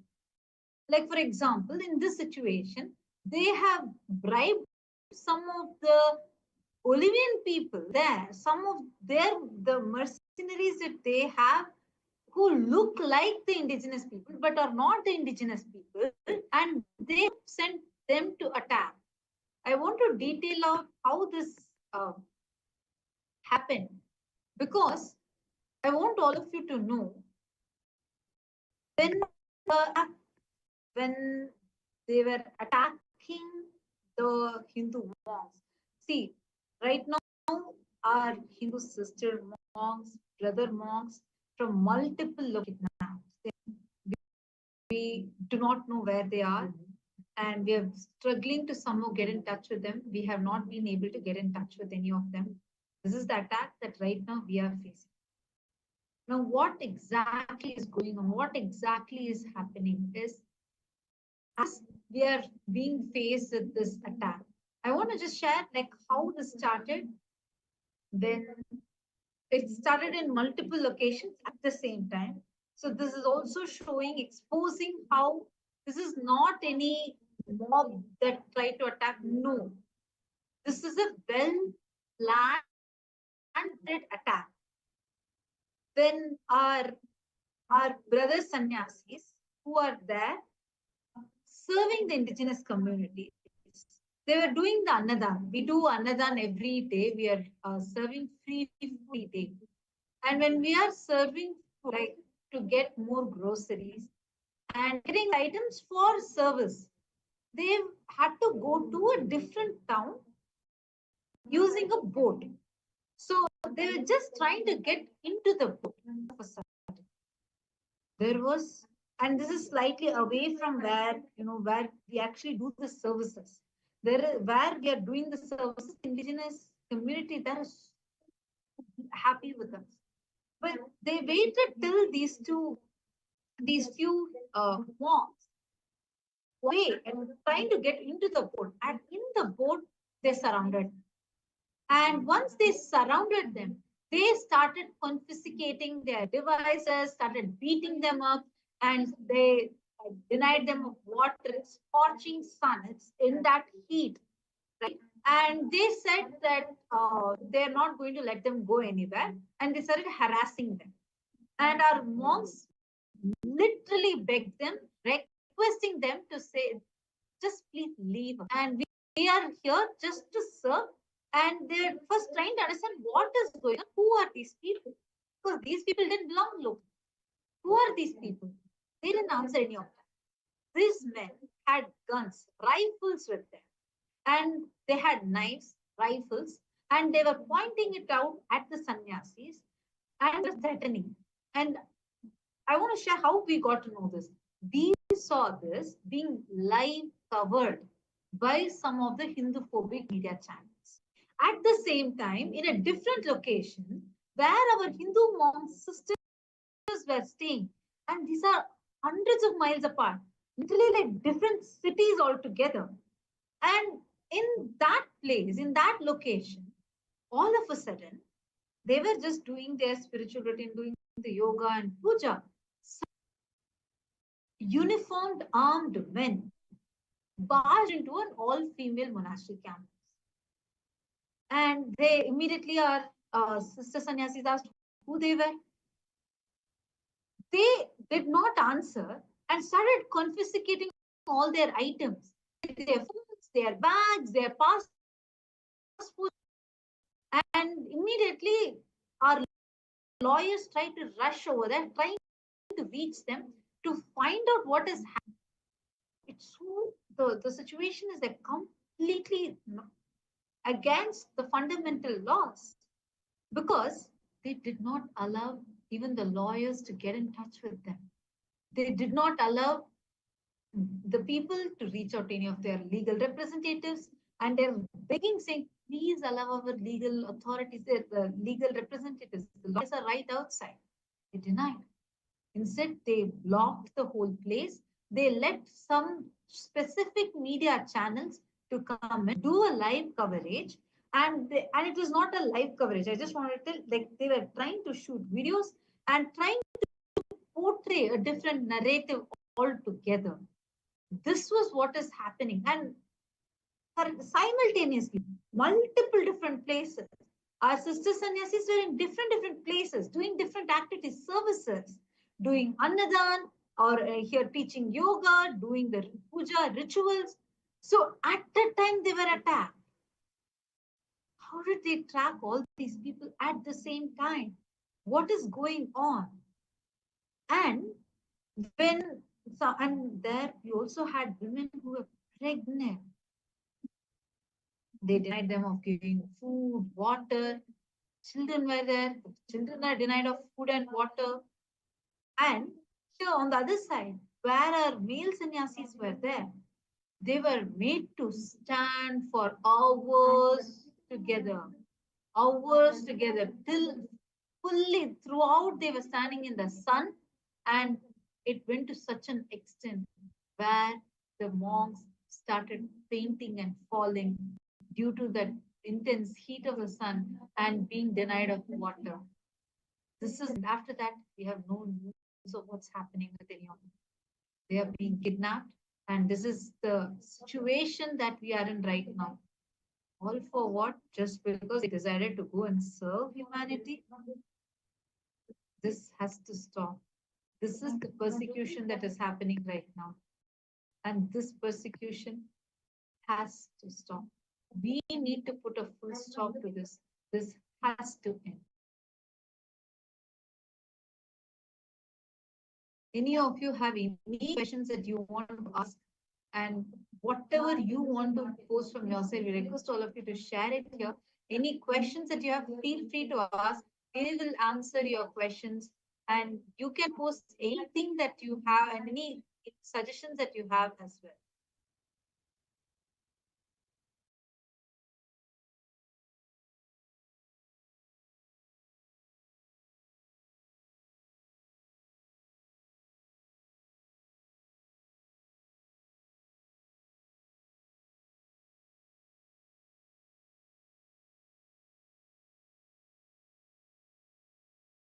And we also have Dr. Sridika Karthik, who is sharing with Swamiji's grace and blessings. We have manifested such deep fulfillment in life with respect to health, wealth, completion in relationships, and amazing health benefits. Yes, ma, absolutely. And we also have Ma Apiri Chedyananda, who is saying, why is the media silent on Kailasa's sovereignty, but loud as elsewhere? If we don't call it out now, who will? Yes, ma, it is high time that we call it out. It is very, very high time that we stop being silent, that we voice out on all social media platforms, because the mainstream media is not going to do it. The mainstream media is not interested in the truth. They are not interested in the rights of the indigenous people. So please, all of you, please share widely on your social media platforms, emailing the media outlets, your governments also, raise what persecution is happening to Kailasa, which is a Hindu nation, the only Hindu nation who have been persecuted, continuing to face persecution for centuries. And you may also ask, there's so much of talk happening on international platforms about persecution, and you will see there's so many resolutions, conventions that are being set up about persecutions on a certain group of people. But have you seen anywhere for Hinduism? No. The international community is not going to address the persecution of Hindus. Only Swamiji is doing that. And it is your responsibility, all of you, to now wake up to this persecution and start becoming active and actively reaching out. Find ways. What else can I do? What next can I do to make this persecution stop? Because remember, the more we are getting persecuted, the more that is taking time away from the services, from the mission, the actual mission and vision of Kailasa. That is to help humanity, enrich humanity, raise humanity, and ultimately giving enlightenment to the whole humanity and global peace, which all nations are struggling now. All the nations are struggling with global peace, and they do not know how to stop it. They do not have solutions. because they do not even know what is the root of so much of conflict. They are not addressing the roots. They are just trying to put a band-aid. So Swamiji is addressing the root to all these problems. That is the work, that is the huge work that he is doing for the sake of humanity. He didn't have to do it, but he's doing it for our sake, so that we have a future, so that our children have a future. And we also have Aparichidyananda, who is saying every false headline against Kailasa adds to the pain of indigenous peoples globally. Yes, absolutely.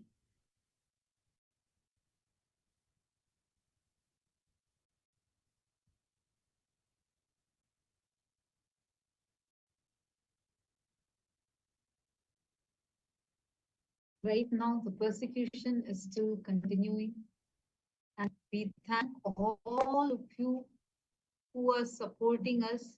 We're receiving a lot of support. We thank each and every one of you. We kindly request all of you, please share this. Make your own posts, post it everywhere. Let's spread this awareness and let us save the lives of our Hindu monk sisters, Hindu monk brothers. Let us save the lives of all our indigenous people. With this, we thank each and every one of you who have been supporting us, and we will be back with more live updates to all of you. Let us now offer our gratitude to the Supreme Pontiff of Hinduism and his immense sacrifice. And let us now conclude with the Purna Mantra. Om Purnamadav Purnamidam Purnat Purnudachyate पूर्णस्य पूर्णमादाय पूर्णमेवावशिष्यते ॐ शान्ति शान्ति शान्तिः हरिः ॐ तत्सत् सर्वं भगवत् श्री नित्यानन्द परमशिव पादुकार्पणमस्तु ॐ नित्यानन्दम्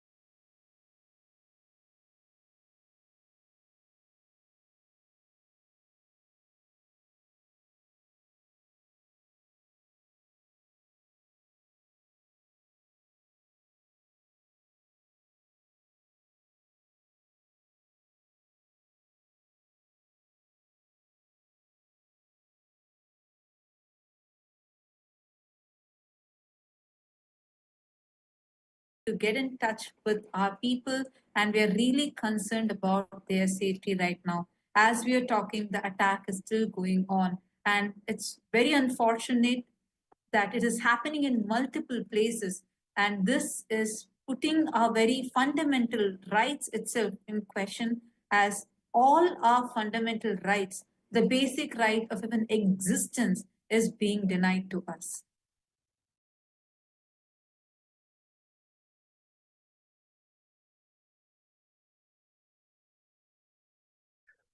What we are going through right now is since the continuation of yesterday, where the monks were kidnapped and they were beaten, they were held at gunpoint, threatened.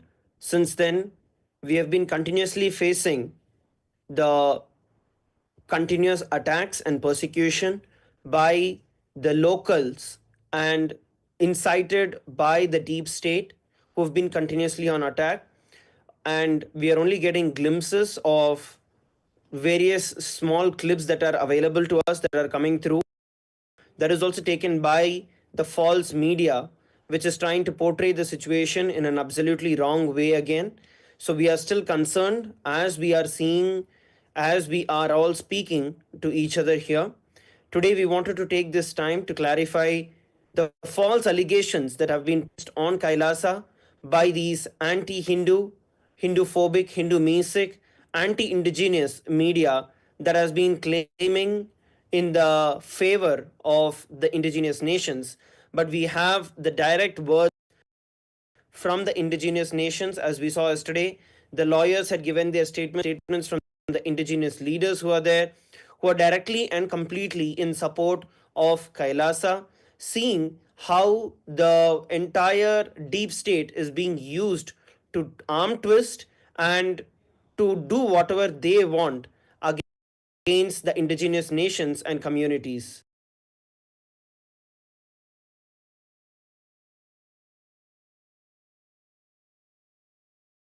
We are going to be now taking and addressing the blatant false allegations that have been levied upon us, and we are going to be clarifying what are the actual facts and how the racist Hindu-phobic elements are twisting this.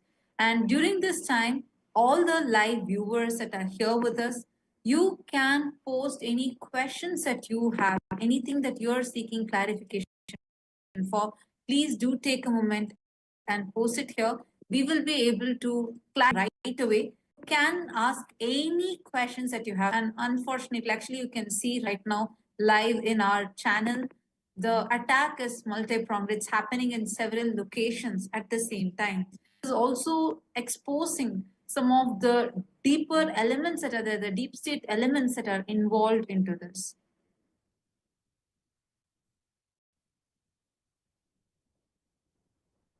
In fact, as we've all been seeing since the last so many days, and yesterday we showed and we explained the whole thing on air. Right now, as we talk, our female monks of Kailasa and the male sannyasis, all of them are being attacked, being persecuted. For what? For carrying forward the mission of serving the humanity that Swamiji has envisioned.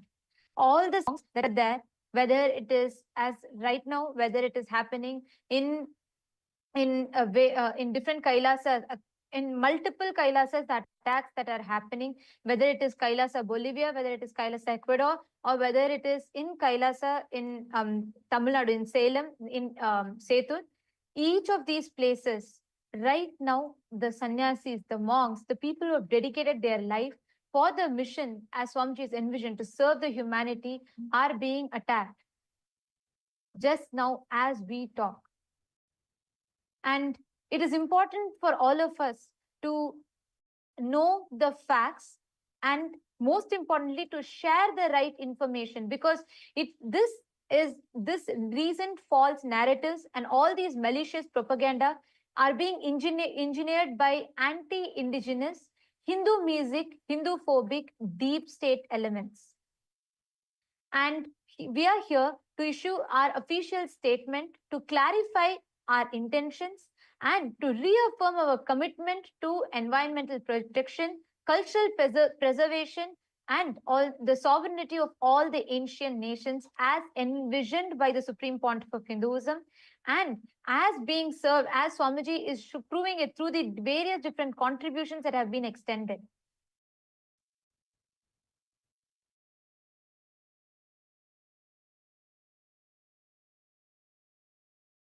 And so many of these anti-Hindu, Hindu music, racist media, anti-indigenous media, and I'm going to read out the names of all these media. We have Ana Bolivia, Awasca, El Mundo, Ahora El Pueblo, Opinion, Tinformas, Observatorio de Derechos de los Pueblos Indígenas, El Deber, ABC, Vision 360, Noticias Infobic. So all these media are repeatedly referring to KAILASA as a fictitious state, imaginary state, or fake nation. So labeling the United States of KAILASA as fictitious, imaginary, is a deliberate attempt to deny us our right to self-determination. And this right is enshrined in international law, including the United Nations Declaration on the Rights of Indigenous People, the UN. And by dismissing our existence, these elements, these racist Hindu music, Hinduphobic elements, seek to erase our identity as a sovereign entity, which is dedicated to Sanatan Hindu civilization, revival of the ancient nations. They are trying to suppress our efforts to unite indigenous communities and protect our shared heritage by denying us our fundamental right to exist, thrive, and contribute to the global community. And these Hindu music, racist media are also saying that KAILASA is not a recognized state by any other actor in the international community. So, see, the fact is, the United Nations, for example, is neither a state or a government, and it therefore does not possess any authority to recognize either a state or a government. And as an international, as an organization of independent states, it can only admit a new state to its membership or accept the credentials of that state, but it does not have the authority to recognize a state. That is decided by various international laws that these member states of the United Nations have ratified. For example, the Montevideo Convention. And as per the Montevideo Convention, KAILASA satisfy all the requirements of this convention. For example, KAILASA has a government. We do have multiple sovereign lands and we do have the ability to enter into diplomatic relations with other countries. We've already entered into diplomatic relations with many other countries and nations. And KAILASA is an ancient nation. It is the revival of ancient indigenous Hindu nations that are sovereign nations. And as per the doctrine of continuity, which is an international law, and as per that doctrine, KAILASA is recognized as an ancient state. So what the Hindu music, racist media are saying about KAILASA, delegitimizing KAILASA, is absolutely false and not rooted on international laws or facts. I would like to add in over here, and the very fundamental rights that have been given to the Supreme Pontiff of Hinduism is derived from the lineage and the heritage that the Supreme Pontiff of Hinduism has inherited.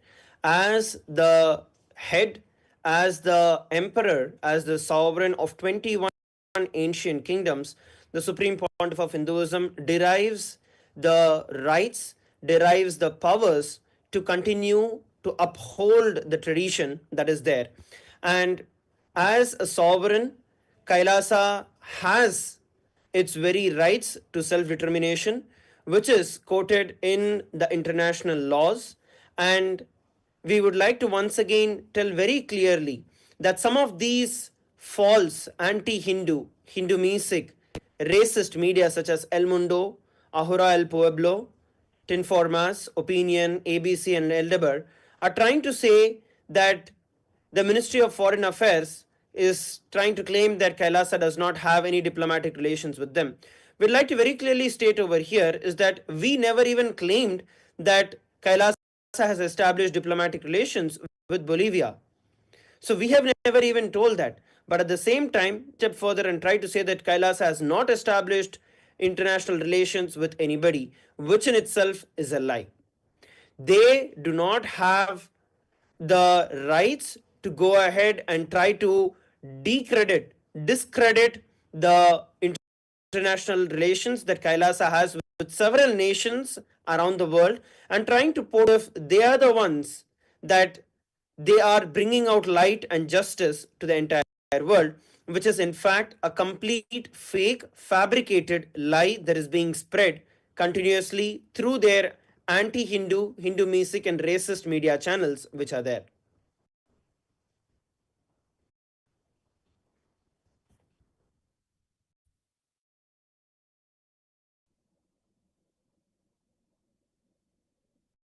And what attack we are experiencing right now is also in violation of the Bolivian laws, the Bolivian constitution. For example, the Article 4 in Bolivian constitution guarantees freedom of religion and spiritual beliefs in accordance with the worldviews. And Article 21, the third clause, enshrines the right to freedom of thought, spirituality, religion, and worship. And Article 30 declares again, specifically protects the indigenous people's cultural identity, religious beliefs, spiritualities, practices, and customs. It also guarantees the indigenous people the right to cultural identity, religious belief, and spiritualities, practices, and customs, and their own worldview. Article 30 also protects the indigenous intellectual property of their knowledge, sciences, and learning. Article 98 of the Bolivian Constitution affirms that the state assumes the cultural diversity as the essential basis of the plurination state. And what attack we are experiencing right now is in violation of all these fundamental rights that are enshrined in the very Constitution itself. So this, what we are experiencing is what the anti-Hindu, Hindu-phobic, Hindu music, anti-indigenous elements attack us with.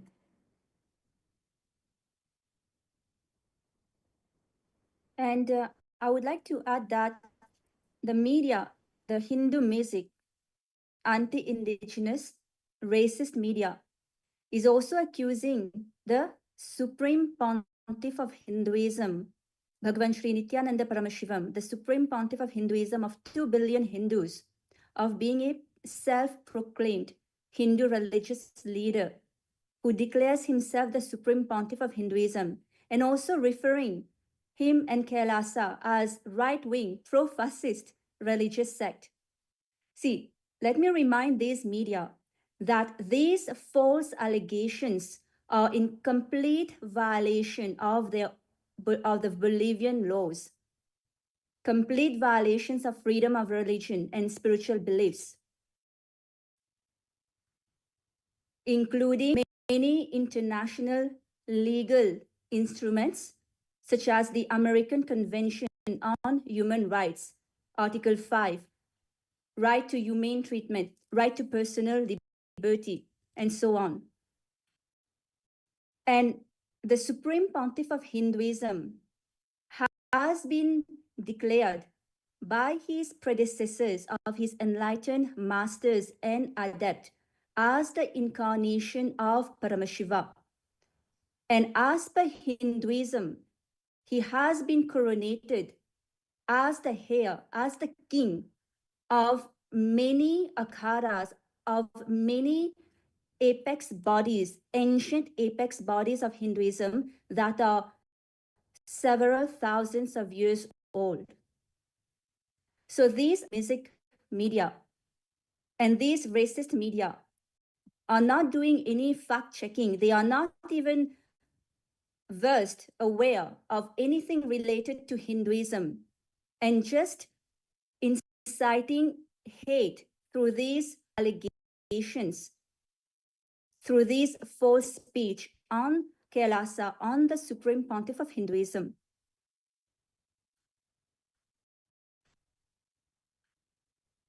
And at the same time, the false media, the allegations that they try to bring up, the racist and Hindu music media, that the allegations that they try to keep bringing up time and again, is that Kailasa as a fictitious nation. Kailasa is a nation. As I mentioned earlier, Kailasa is very clearly a nation with multiple sovereign territories, autonomous territories that have been gifted by various countries around the world with whom we have established diplomatic relations and have also established several levels of diplomatic relations as well.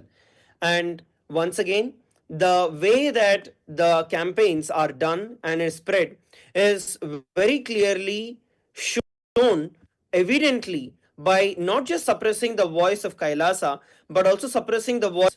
If you actually see any of the news articles that has been published till now, you will not see an actual indigenous community member who has given their voice against Kailasa or what has been going on, other than just fabricated lies on the using the names of the indigenous communities which are there.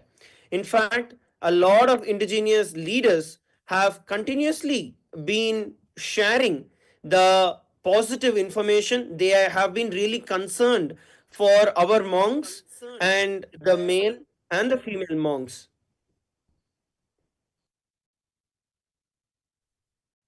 And in fact, I'd also like to add here an important point that the Supreme Pontiff of Hinduism, Bhagwan Nithyananda Paramashivoham, Swamiji, has has been coronated by various different Hindu ancient indigenous kingdoms.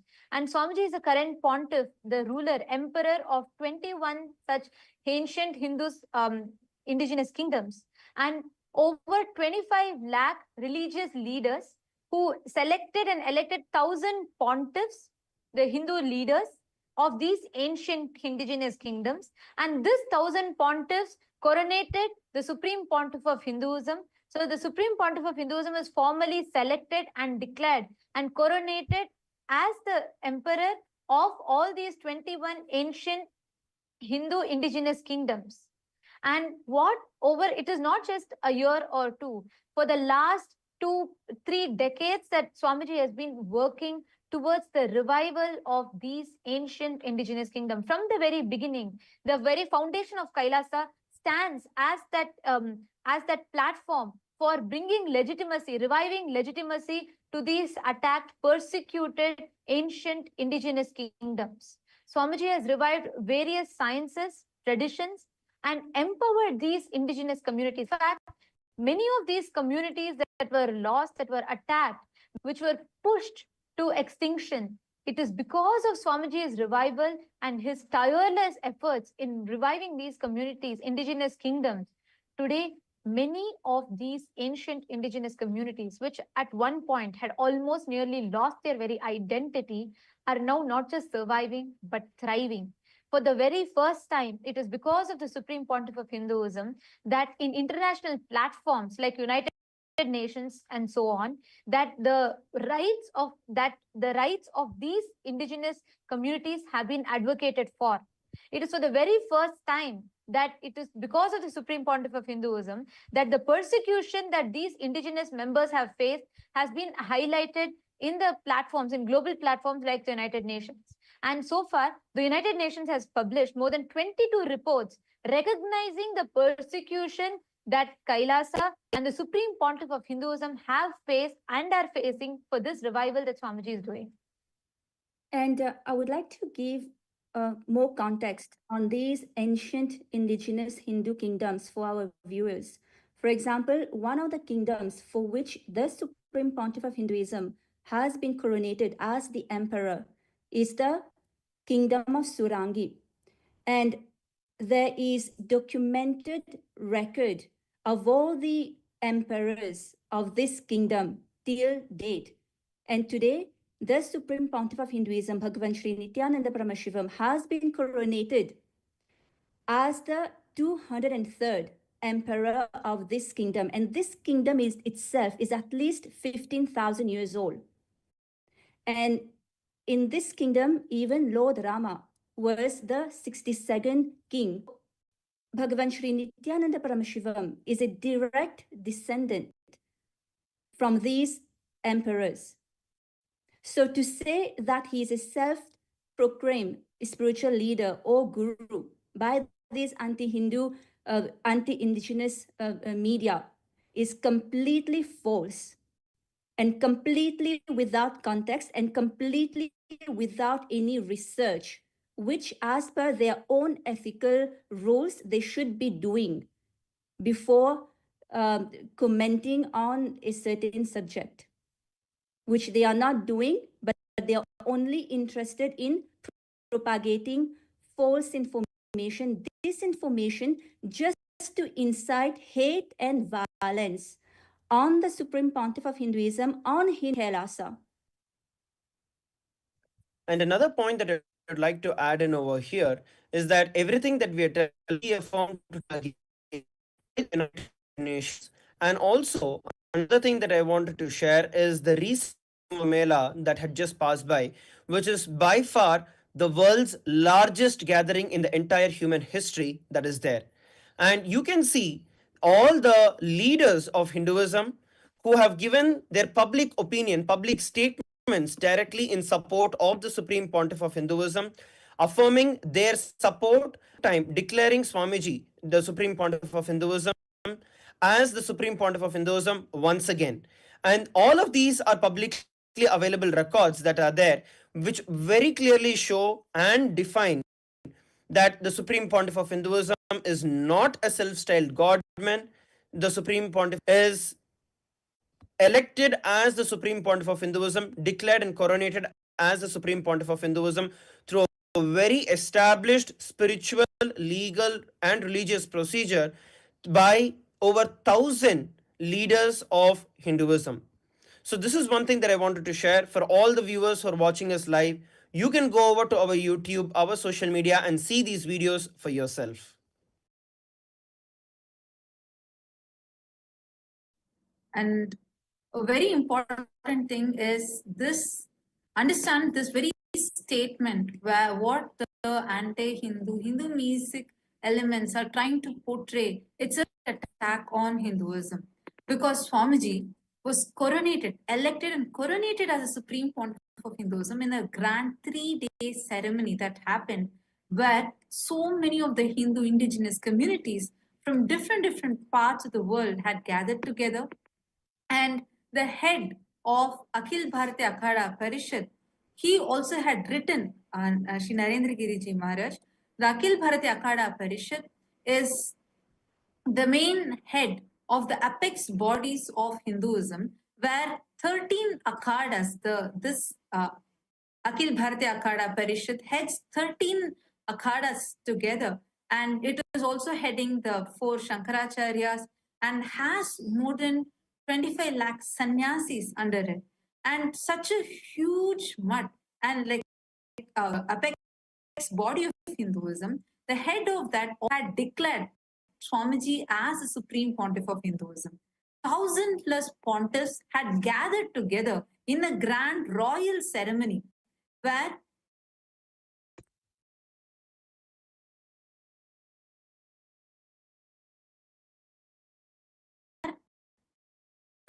in the most royal manner, as per our Hindu traditions, the Pattabhishekam, meaning the coronation ceremony, was done for Swamiji as the Supreme Pontiff of Hinduism. We're actually showing you the photos from that very coronation time. Here you can see clearly how so many different, see, as we all know, Hinduism is not just a religion.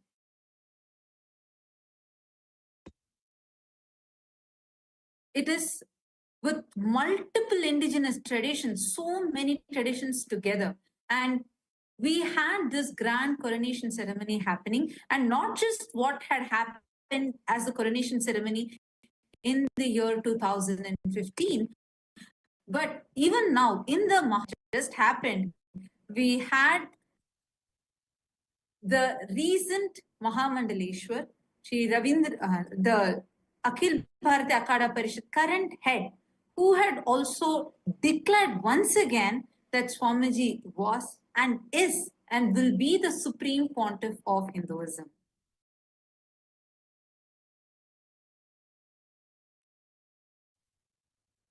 Pujya Shri Mahan Puriji Maharaj is actually the current head of the Akhila Bharatiya apex body of Hinduism, and his predecessor as well, Narendra Giriji Maharaj, as well, have not just declared the Supreme Pontiff of Hinduism as the Supreme Pontiff of Hinduism, but have also declared very clearly that the Supreme Pontiff of Hinduism is himself. And as the governing head of over 25 lakh Hindu sannyasis around the world, forming the largest body of Hinduism, they have once again reaffirmed their strength, they have once again reaffirmed their support, and once again reaffirmed what they hold and what they stand for.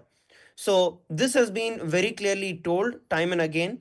And so, the Supreme Pontiff of Hinduism, what we are looking at is not a civil style God, it is the direct declaration by all the major, the most powerful, and the leaders of Hinduism.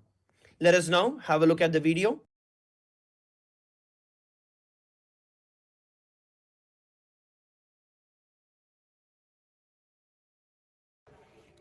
और मैं आज प्रयागराज की पावन भूमि से हमारे सनातन के सबसे बड़े प्रहरी हमारे महामंडलेश्वर स्वामी नित्यानंद गिरी जी महाराज को नमन और प्रणाम करता हूँ। मैं महाराज श्री को याद दिलाना चाहता हूँ, मैं बेंगलोर में आया हुआ था। जब मैं वहाँ उनसे मिलने गया था, वहाँ हमने देखा, वहाँ मैं समझता हूँ सैकड़ों की संख्या में वहाँ विद्यार्थी थे और मैंने उनसे वार्ता की। और वो विद्यार्थी कौन से थे? जिनका थर्ड आई अवेकन हो चुका था। और हमारी बहन रंजीता जी मेरे पास कॉलेज में हरिद्वार बहुत बार आई है और मुझे विशेष प्रेम उनसे रहा और हमने प्रयास किया था महाराज श्री को हम निरंजनी अखाड़े का आचार्य महामंडल, इसलिए हम बेंगलोर में गए थे। परंतु हमारे महाराज जी जो है, मैं समझता हूँ सनातन के सबसे प्रथम पुरुष आप है जिन्होंने इतना बड़ा कैलाशा बनाया है। कहना बहुत आसान है, करना बहुत मुश्किल। मैं महाराज श्री आपको नमन करना चाहता हूँ। मैं वही श्री महंत रविंद्रपुरी हूँ जो आपके पास आया था। आपसे मेरी जो हमारा निरंजनी इसके विषय थी, आपको हम निरंजनी अखाड़े का आचार्य महामंडलेश्वर बनाना चाहते थे। मैं याद दिलाना चाहूँगा, हम वही अखाड़े वाले हैं जो आपके साथ होते थे। मैं भारत से, प्रयागराज की भूमि से महाराज श्री को नमन प्रणाम करता हूँ। महाराज श्री आपका आशीर्वाद हम सब पे सदा बने रहे। हर हर Mahadev.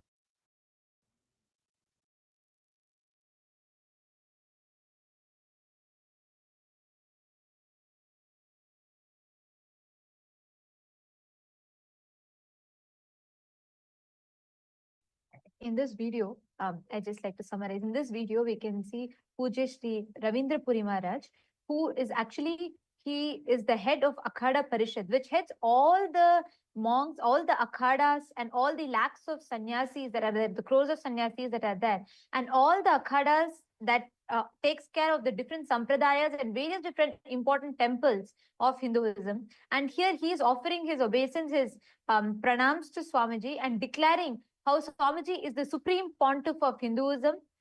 And so, and actually, like he beautifully said, Swamiji is not just the Mahamandeshwar of the Mahanirvana Akhada alone. He said how they all wanted to make Swamiji as he had come to meet Swamiji, to make Swamiji, coronate Swamiji as Acharya Mahamandaleshwar of the Niranjani Akhada.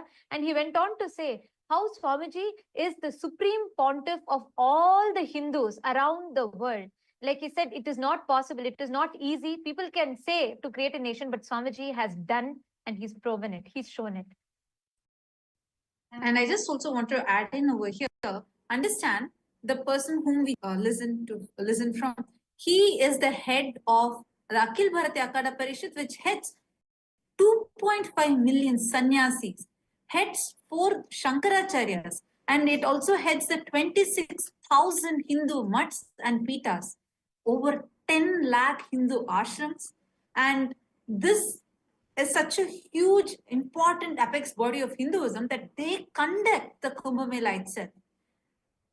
Now, when we are hearing from the most important people of Hinduism, when they are declaring, we Hindus need to wake up to this, whose narrative are you going to believe? Believe the narrative that the anti-Hindu, Hindu-phobic, Hindu-mesic elements are trying to spread? It is time for all of us as Hindus to wake up to this. Understand, this attack is being targeted on Kailasa right now, mainly because Swamiji, as the Supreme Pontiff of Hinduism, is not just empowering Hindus, but also giving voice to many of the indigenous nations. Already more than 100 indigenous nations have come together, and Swamiji has formed the United Ancient Nations, where all the indigenous nations are being given a platform to voice out for their rights. We are giving grants and given grants already to 100 plus indigenous nations.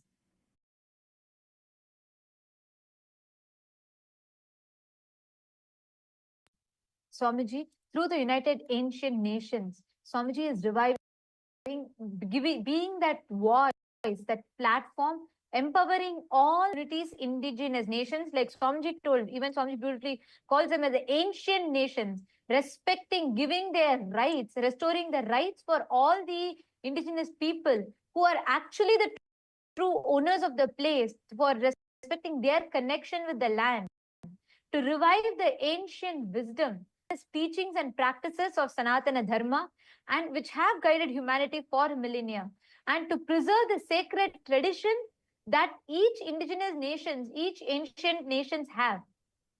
And it is very important for every one of you that are watching. Please understand, currently the media is brainwashing you to false narratives. It is part of the larger propaganda. These lies are spread by the anti-indigenous and Hindu-phobic elements, which are designed to incite hate and prejudice. This is not just against the United States of Kailasa, but it is against the United Ancient Nations, all the ancient indigenous nations that are standing together with Kailasa, forming the United Ancient Nations. And this undermines the unity of the indigenous communities that are working together to protect their tradition, to protect the environment, and delegitimizing the efforts of Kailasa to serve the humanity and to preserve the ancient cultural practices. So understand, each of these malicious acts are not only an attack on the United States of Kailasa, but also a direct attack on the rights of indigenous people to self-determination, cultural preservation, and the environmental stewardship. At the same time, the Supreme Pontiff of Hinduism has already established the United Ancient Nations with over 150 indigenous nations, indigenous kingdoms, indigenous communities who are already part of the intergovernmental organization of the United Ancient Nations for the objective of the sovereignty and self-determination that is bestowed and vested with these indigenous First Nations, ancient nations that are there. Despite the various receive on paper, when you look at the ground, reality is completely opposite. It is only the Supreme Pontiff of Hinduism who is bringing this out to the entire world and spreading and giving the voice for these indigenous nations to actually come out and be powerful, to organize themselves, for them to express what belongs to them. So that is the primary reason why the Supreme Pontiff of Hinduism is being attacked time and again.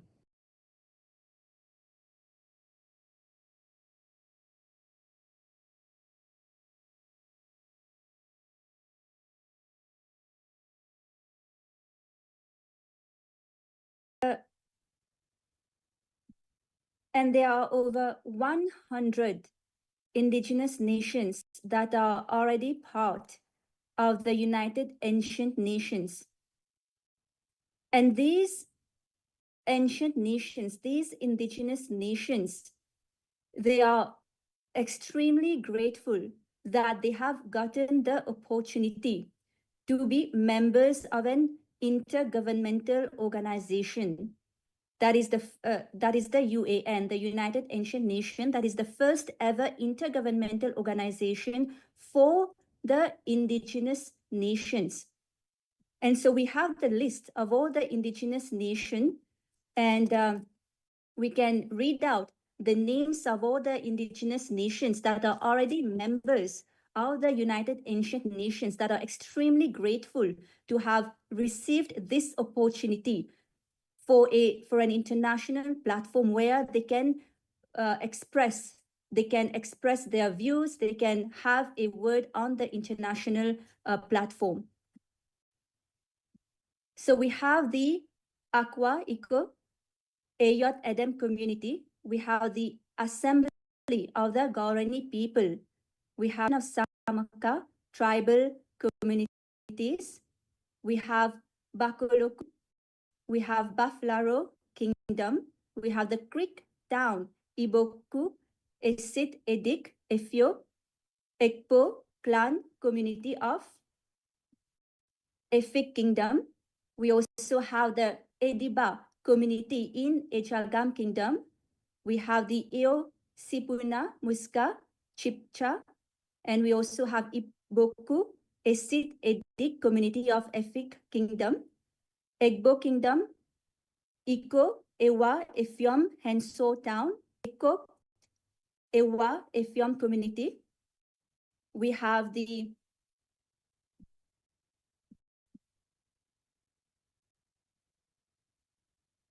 we have the Ekpai Ohom Hua Town community in Ejagam Kingdom, indigenous commune of traditional settlement of Jatun Malino. We have the Kalinago Council. We have the Kingdom of Mboke Village, Ihiagwa, Eweri Imo, Kingdom of Dlamini, Limbo Tija, Luapula Province Chief Council, Emba Odoso, Ikpeg Ohom, Kwa Town Community, Emba Ikpeg Ohom, Kwa Town Community. We have the Embarakom Community, Engati, Horun Gaterangi. We have the Paracuello Pastoralists Traditional Institution and Community. We have the Pavachachi Tua Center Association, Pueblo Mapuches Nation, Royal House of Kamakahele, Sakazim B Eco Village Foundation, State of the African Diaspora. We have the Southwest and African Forum Federation, Sub of Indigenous Council of Shiwer Tuke Irundramo. We also have the Shwa Yumisim community. We have the Shwa Yapapas.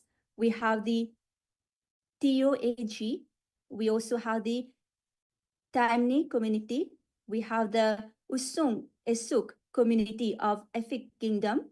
And also we have the Movimiento Independiente Indígena Lenca de Honduras.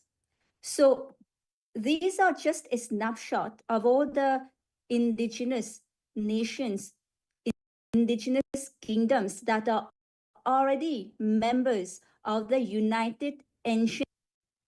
And so now for the media, for the anti-indigenous Hindu music media to say that Kailasa is the sovereignty of indigenous nations is absolutely false.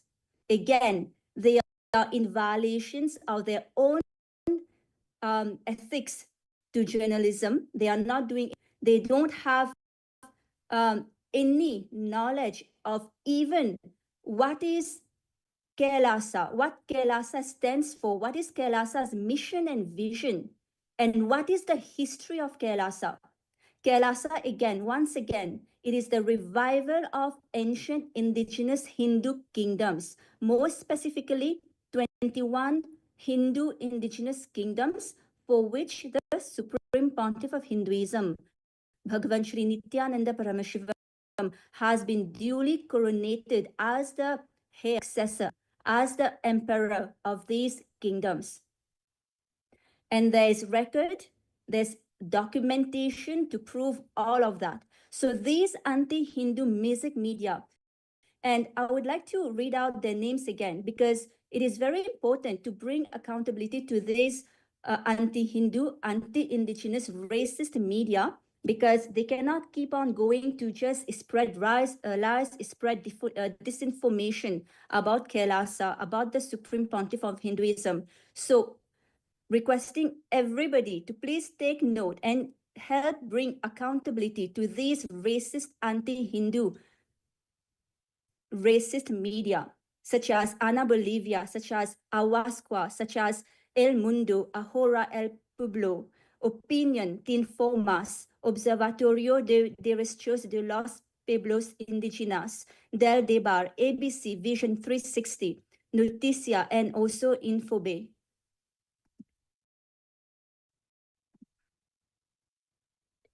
We also need to understand here that the Supreme Pontiff of Hinduism, Bhagavan Shri Nithyananda Paramashivam, not only has established, and you heard the long list of the names of various indigenous nations and kingdoms that are a part of the United Ancient Nations. At the same time, we have also, the Supreme Pontiff of Hinduism has also given grants over 100 plus kingdoms and various nations that are there, such as the Kanchi Kailasa Sarvagnya Peetam, the Kingdom of Damini, the Assembly of the Guarani people, the Kailasa Paramparagata Suryavamsa Adi Chola Samrajyam, Kamalapita Sarvagnya Peetam, Shuvar Umism Community, Kailasa Paramparagata, Arunagiri Yogishwara Arunachala Sarvagnya Peetam, Kailasa Paramparagata Agnivamsa Pallava Sarvagnya Peeta Samrajyam, and Aqua, Ikot, Eo, Edam. Like these, there are communities where Kailasa has provided grants and is continuously working to serve and give the rights to what the indigenous nations and the people have. It is only Kailasa which is actually empowering the indigenous communities, the indigenous nations, the indigenous around the world. And look at it in the history, there is no one who actually advocates, there's no nation that actually actively advocates for the indigenous people which is there. And even if it is there in the constitution, directly entered in the ground level, where the deep state directly enters in and they ensure that the indigenous do not get what they are rightfully owning for themselves. And that is where Kailasa and the Supreme Pontiff of Hinduism stands strong for the rights of the indigenous nations, indigenous people. Kailasa itself is an indigenous nation, and that is the reason we've been continuously working. We know what it is to be colonized, we know what it is to be tortured, what it is to be going through a cultural genocide and having millions of Hindus massacred, killed, converted during all the persecution that we've been through over 1,000+ years now.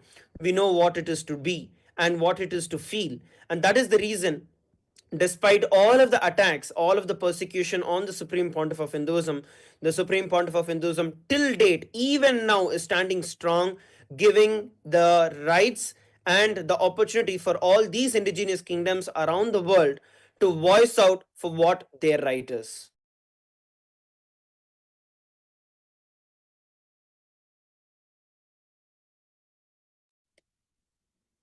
A very important point to note here is, because successfully Swamiji, the Supreme Pontiff of Hinduism, through Kailasa's UAN, meaning United Ancient Nations, successfully we are able to get much more than 100 indigenous kingdoms, and understand these indigenous kingdoms are from different countries, like their geographical locations are near so many different countries. So when the anti-indigenous communities, the Hindu-phobic forces are seeing that Kailasa has successfully been able to empower the indigenous people, this attack has started upon us. That is why this attack is even being launched. You can very clearly see everywhere the indigenous people are actually continuously trying to support us. They are trying to somehow stop this attack. But on the other hand, it is this racist, Hindu-phobic, Hindu-mesic elements that are targeting and attacking not just Kailasa.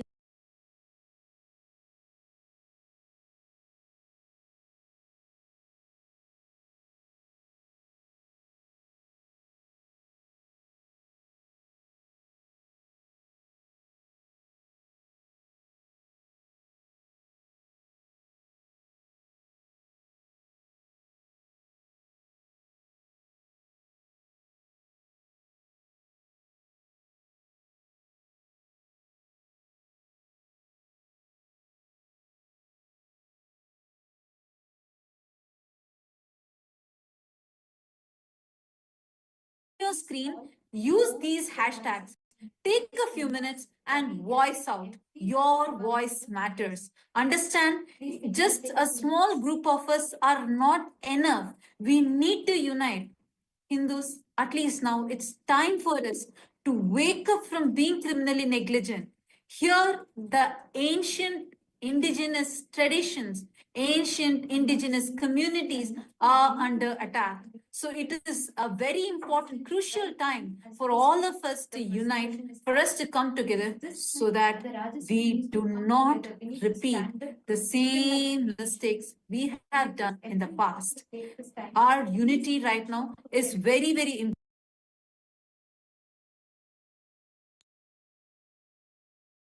Once again, we request all the viewers and all the various leaders who are actually watching us live on the various social media platforms. As we can see, we are having a lot of support that is coming in through the live streams as well. We'd like to thank each and every one of you who are coming in support of Kailasa and voicing out your opinion, your support actively, publicly for every one of us. We'd like to take this opportunity to tell all the viewers who are there, all the indigenous organizations in the communities, the Latin American countries or the African countries or the various other countries around the world, we would like to request every one of you, let us stand together as indigenous brothers and sisters and fight for what is ours. Let's not back off in this persecution that we have been going through, despite the way it is being narrated and portrayed that Kailasa is trying to attack and Kailasa is trying to take over the indigenous communities, whereas on the ground, all of you know what exactly is going on. So we'd like to thank all the indigenous communities, the various Hindu organizations, the various Hindu leaders who are actively voicing out their support publicly as well. And we'd like to request all the Rajya Sabha members, all the Chit Sabha members, all the other members of Parliament of Kailasa, all the devotees and everyone else, the well-wishers of Kailasa, to take this time and opportunity, go ahead, voice your opinion, voice what do you feel, and voice what is right on the Twitter. Use the hashtag that is being projected for every one of you.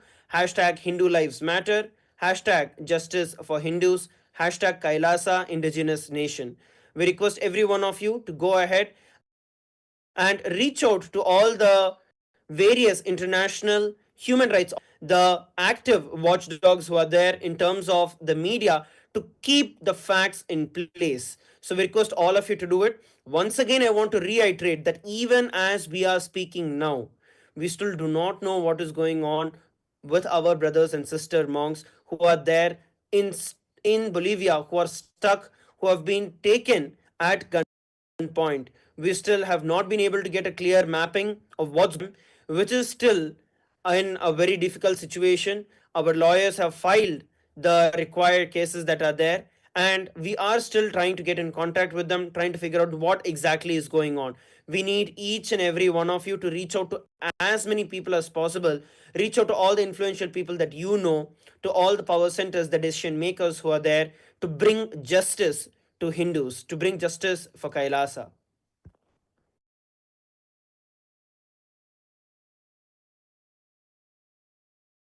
I'm also seeing a message here from Madeline Portuguese in YouTube. She's from Italy. She has posted, "Are we engaging lawyers on the ground to try to get our monks released?" Yes, Ma. Actually, we have multiple attorneys who are there trying to fight for justice on ground. We even had yesterday in our live stream itself, we had the one of the attorneys, Senor Abigail, Mr. Miguel, who had come here, and he had also voiced out what's happening there is completely unconstitutional and how it violates the fundamental human rights. And we are actually continuously working with so many attorneys somehow to get our monks released. And our monks were only doing service over there. And in fact, the indigenous people to whom our monks were serving, they all are also actually coming and trying to protect them. That is why the kidnap was done away from these indigenous people. Kidnappers were outsiders. These kidnappers were not the local indigenous community people at all. No. Our monks, especially when our male monks, they were trying to go get some basic supplies to continue doing the free food distribution, the annadan that they have been doing. When they went to get the few supplies and they were getting into the boat, which was slightly away from these indigenous communities, that is when this kidnap has happened. And we are indeed really concerned right now as we are not aware, are they okay? Because we already saw some clips which the media channels had posted of our monks fainting, our monks being held at gunpoint. So this is a situation that we are facing right now. So it is getting very, very, very serious. Till now, our attorneys were not even let to see the monks who are there on ground. So this is the kind of situation that we are being faced with. And it is so important that all of us stand together in unity and we voice out. Every one of your share, every one of your uh, voices matter. And I just want to also add, we also had some of our Kailasa members. We in fact have some people who are pregnant, who is there, and she's not able to even get access to water. She's not able to have access to food, water. This is the situation. We are really concerned. There are children who have been kidnapped, a pregnant lady, and they did not give her food. They did not give children food. Not it's the kind of attack that is happening is just completely violating every basic human right as per all international laws. We really need your support. We really need each one of you to voice out on all these atrocities that are happening right now. It is so important for us to realize this. The way how the indigenous nations have been so warmly welcoming us and continuously, they are standing up, supporting us. It is time now for all of us globally to unite together and voice.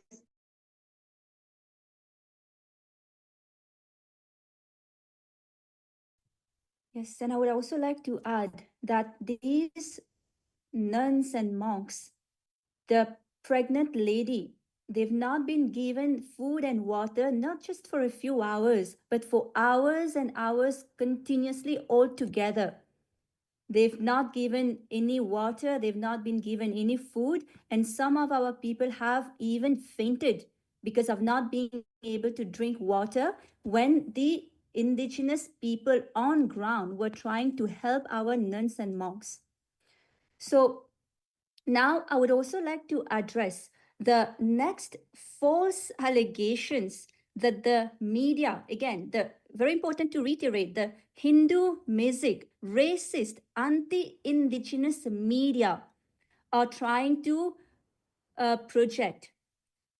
So these racist media, such as Ana Bolivia, Awasca, Noticias, Vision 360, Infobe, they are falsely saying, putting false allegations that the Supreme Pontiff of Hinduism, who is the Supreme Pontiff of Hinduism of 2 billion Hindus worldwide, is wanted by Indian authorities for rape, for sexual assault, for kidnapping, for forgery, for fraud, for cryptocurrency-based money schemes and whatnot.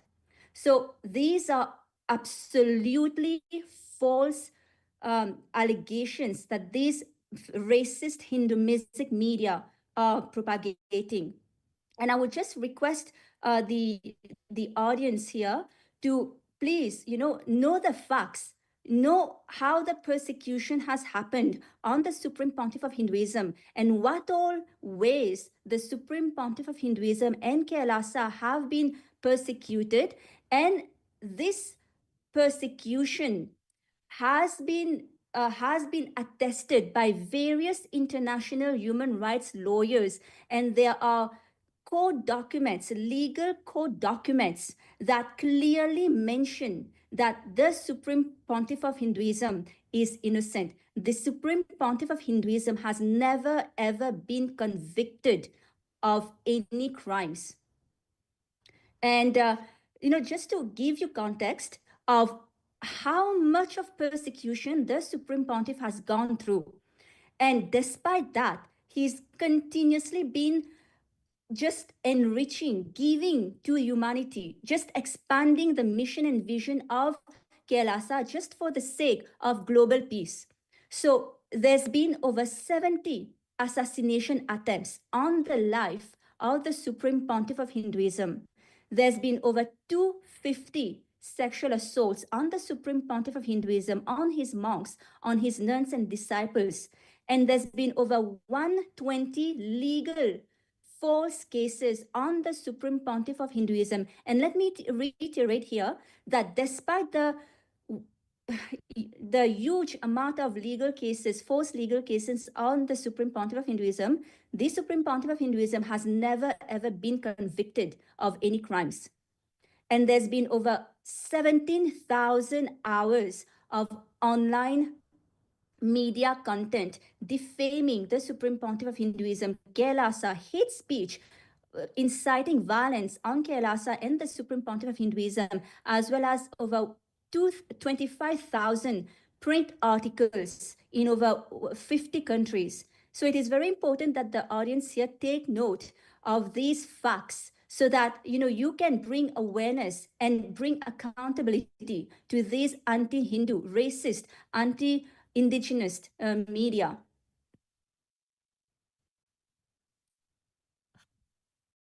And just one thing is, this persecution has also been published by the United Nations, where it is in a very detailed way, the persecution of the Supreme Pontiff of Hinduism and Kailasa are clearly stated in the reports that the United Nations have published, with all the facts, with all the court documents, with all the reports from the international human rights lawyers. So please take time to go through these UN reports so that you can educate yourself with these facts, so that, again, bringing awareness and bringing accountability to these media channels.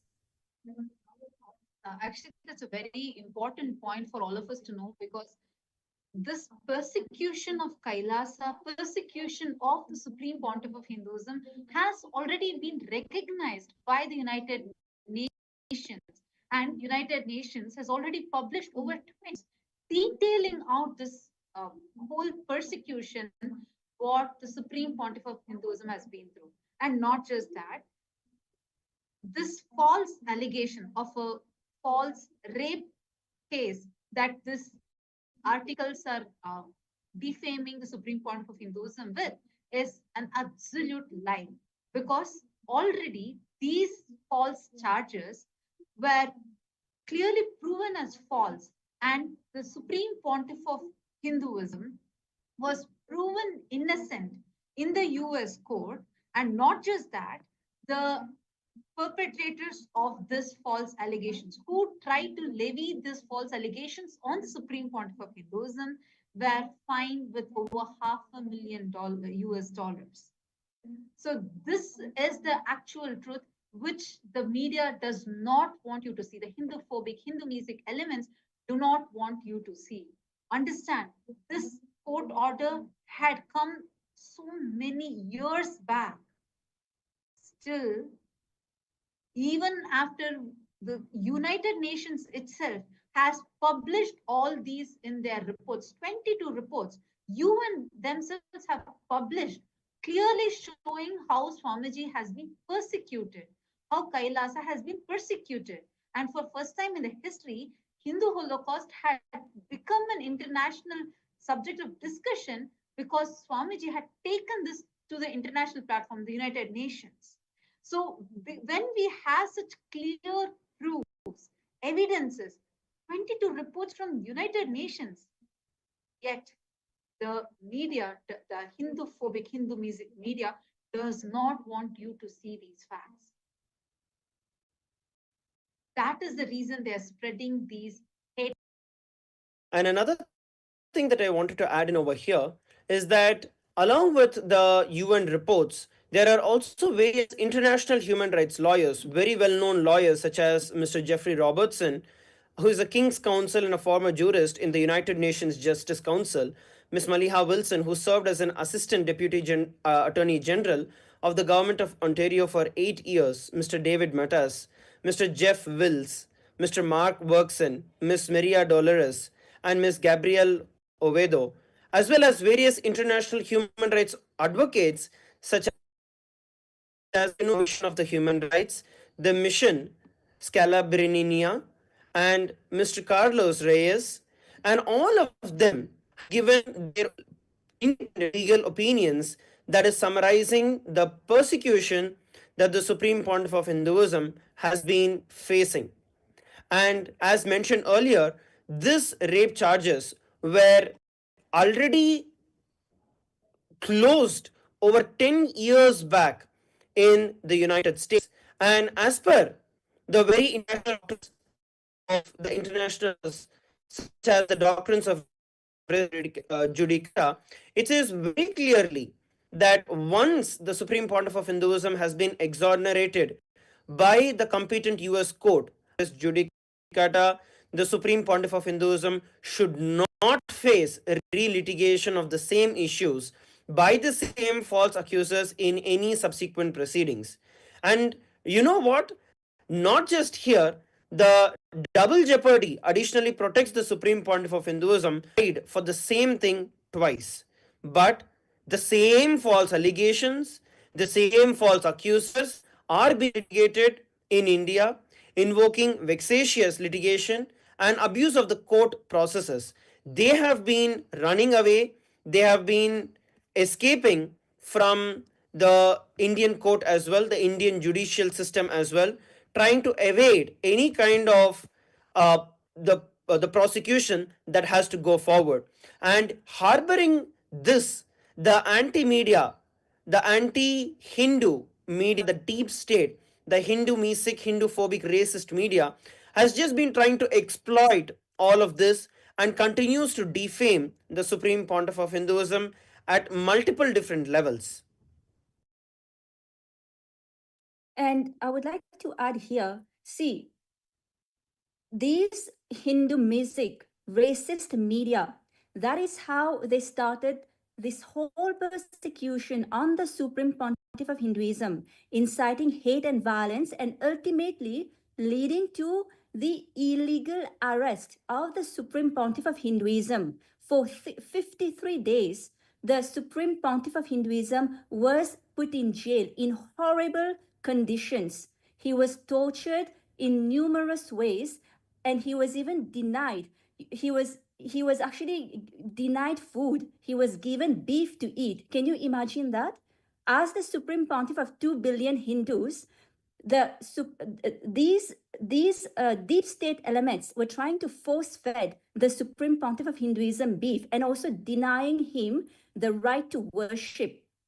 And And I would like to actually quote the High Court here. See, these false arrests, these illegal arrests of the Supreme Pontiff of Hinduism happened because the media claimed that the Sufism had raped a certain women, but there was no rape victim. They could not find any victim. And here the High Court of Karnataka has clearly stated in its order, and it says that, however, it is not a matter for the court to discuss since the issue was subsidized by the media by telecasting the incident, and a question mark is created amongst the public as regard to the image of a sannyasi or Swamiji. And see, I would like to mention what is the meaning of subsidize here. Subsidize means, as per the Oxford Dictionary, to basically give subsidy, or to subsidize means to give or contribute a sum of money to support some industry or business to keep the price of its product or service low. So here the court has clearly mentioned that the Supreme Pontiff of Hinduism is innocent. There's no rape victim.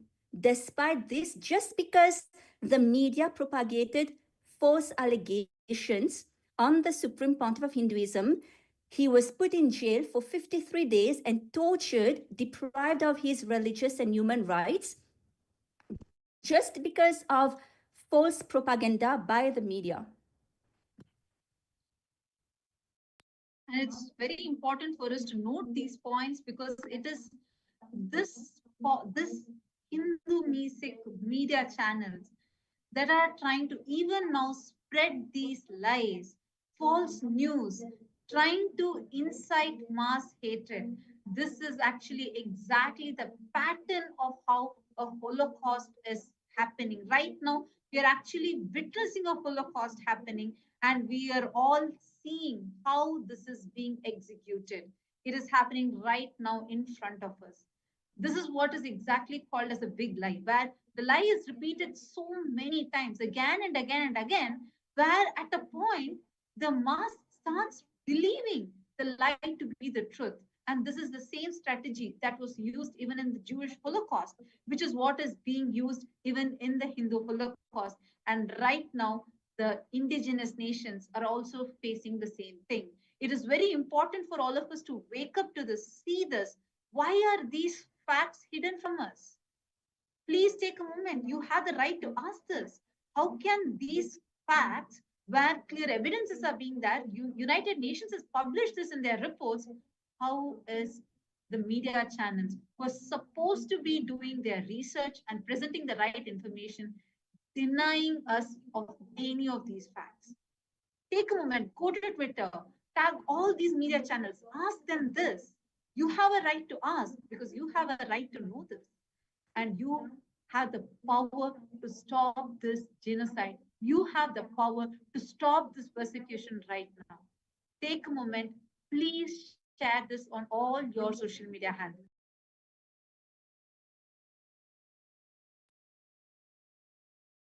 Let's also look at the facts additionally to what we have been listening to and understanding. And when we look at these false accusers, it was Aarti Rao and Vinay Bharadwaj who had accused the Supreme Pontiff of rape in the year 2010.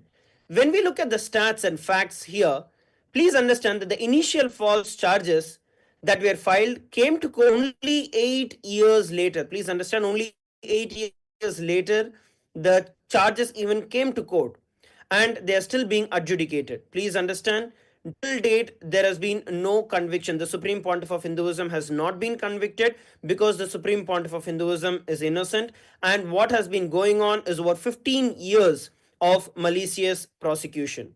Now, the same thing, when we look at it in the USA, against this same people, Aarti Rao and Vinay Bharadwaj, 4 federal and state US courts absolved the Supreme Pontiff of Hinduism of all charges. The false accusers were subjected to legal sanctions, including imprisonment and monetary fines exceeding 6 million US dollars. Please understand, 6 million US dollars they were fined for pertaining to defamation, malicious prosecution, and related offenses. In just 1 year, all the baseless claims of rape were dismissed by the Ohio court. The police declined to register any case, citing a lack of merit in the claims. And Vinay Bharadwaj, who was as well, tried to file a civil case which was dismissed in 2 years. And due to the false rape accuser's repeated contempt of court, the Michigan court has issued a contempt of court order and 2 bench warrants of arrest of the false rape accuser for her failure to follow the court order, her mandatory appearance at her deposition. Similarly, the Californian court imposed a judgment against the false accuser for her continued contempt of court and failure to comply with the mandatory deposition requirements. Now, all of this is publicly available records, but none of this is spoken by the Hindu-phobic, Hindu-mesic, anti-Hindu media that is there. Why? Because if they tell this, all their narratives will go to vain. That is the reason that nobody wants to bring in about these things. But for all the viewers and all the racist media that have been perpetrating false information about Kailasa everywhere, you can go in and check all of this as a matter of fact with the evidences, with the court rulings that are available publicly for record. And one more very important thing to note is 11 medical experts from Ohio, California, Michigan, Canada, and India, after reviewing the Supreme Pontiff of Hinduism's medical reports, concluded that Swamiji's inherent medical condition renders him physically incapable of committing any sort of rape.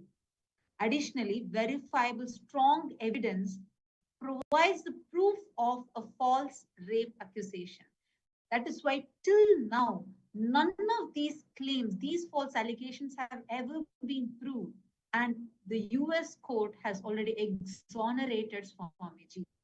After someone is exonerated, meaning someone has after Swamiji has been proven innocent, how are these anti-Hindu, Hindu-phobic media channels posting this false accusations on Swamiji and killing Swamiji? This is not an attack just on the Supreme Pontiff of Hinduism, not an attack just on Kailasa, not even just on Hindus.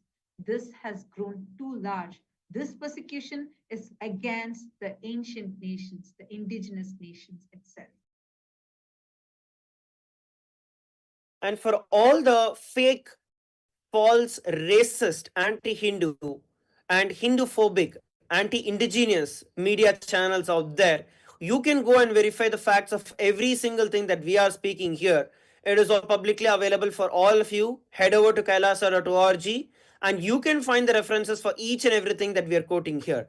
What we are speaking here are the facts, which is supposed to be the very fundamentals and ethics of journalism that you have all been very well violating time and again. And it has been proven in your historical track record, whether it is hiding the actual problems that the indigenous communities, even in Bolivia, have been facing over the last entire decade, how you have only been utilizing all of those for your viewership to gain and exploit the people around, the indigenous communities around for what you want, never actually presenting the facts. So for a change, go over to kailasa.org, look at the facts and present the details as is.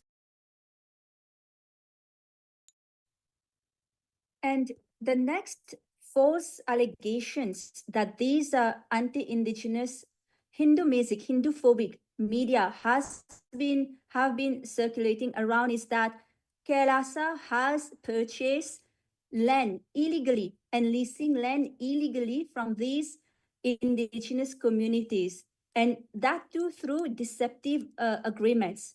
And this is once again completely false. Kailasa has not purchased any land from these indigenous communities. We've done everything as per the law of the country. And these documents, these agreements have been notarized, have been apostilled. And it is also mentioned in the treaty that there's a clause in the treaty that clearly says that the transfer of payment shall be effectuated upon the completion of the following legal requirements, which are the transfer of land to Kailasa's title upon the completion of a formal survey, a comprehensive topographical assessment, the satisfaction of all applicable legal framework, and the ratification of the treaty by the government of Bolivia. So whatever is being done is according to the government laws. And here Kailasa is only looking to serve the community by establishing ourselves there. We are only trying to serve the local indigenous community. And you will see so many of them are so grateful that Kailasa is able to bring its services to them. See, as per the law of Kailasa, as per the, which is based on Hindu law, the Manuvadi Dharma Shastra, all the basic necessities of life, such as food, shelter, clothing, education, healthcare, should all be provided for free. And Kailasa is not only providing these free services to its citizens, but also to all the indigenous communities so that they become empowered. And so these indigenous communities are very grateful to Kailasa that they are free education, free university degrees, free healthcare. And so once again, requesting all the viewers here to please take note of these facts and to clearly become aware of how the media, and see, this is a very systematic way of that the media is using to persecute indigenous communities, indigenous nations, by just propagating false news to the extent that the mass starts believing it, and so it becomes the truth, it becomes reality, but in fact it is not. So now it is up to us, it is our responsibility to share the fact as it is widely, so that the fact is established as truth, not the lies.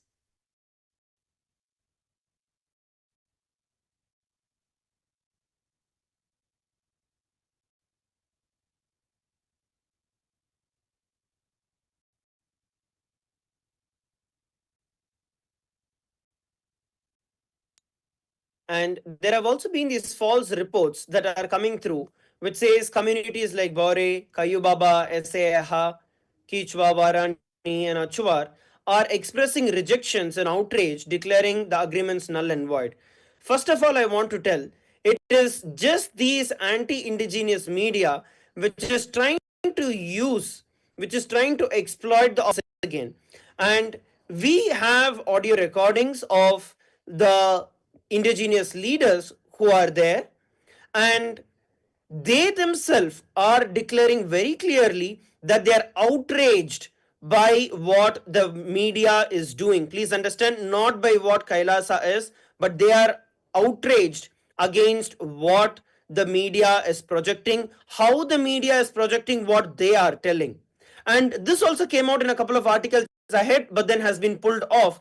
And even that was twisted and told that the indigenous people are threatening the media. Oh, really? Come on. There is a limit to all of this, where they are being held at gunpoint. The indigenous communities are held at gunpoint at the same time. They are being threatened for their life, and the media misrepresents, misinterprets that they are against Kailasa, and they have actually declared null and void any of the agreements that have been signed with Kailasa.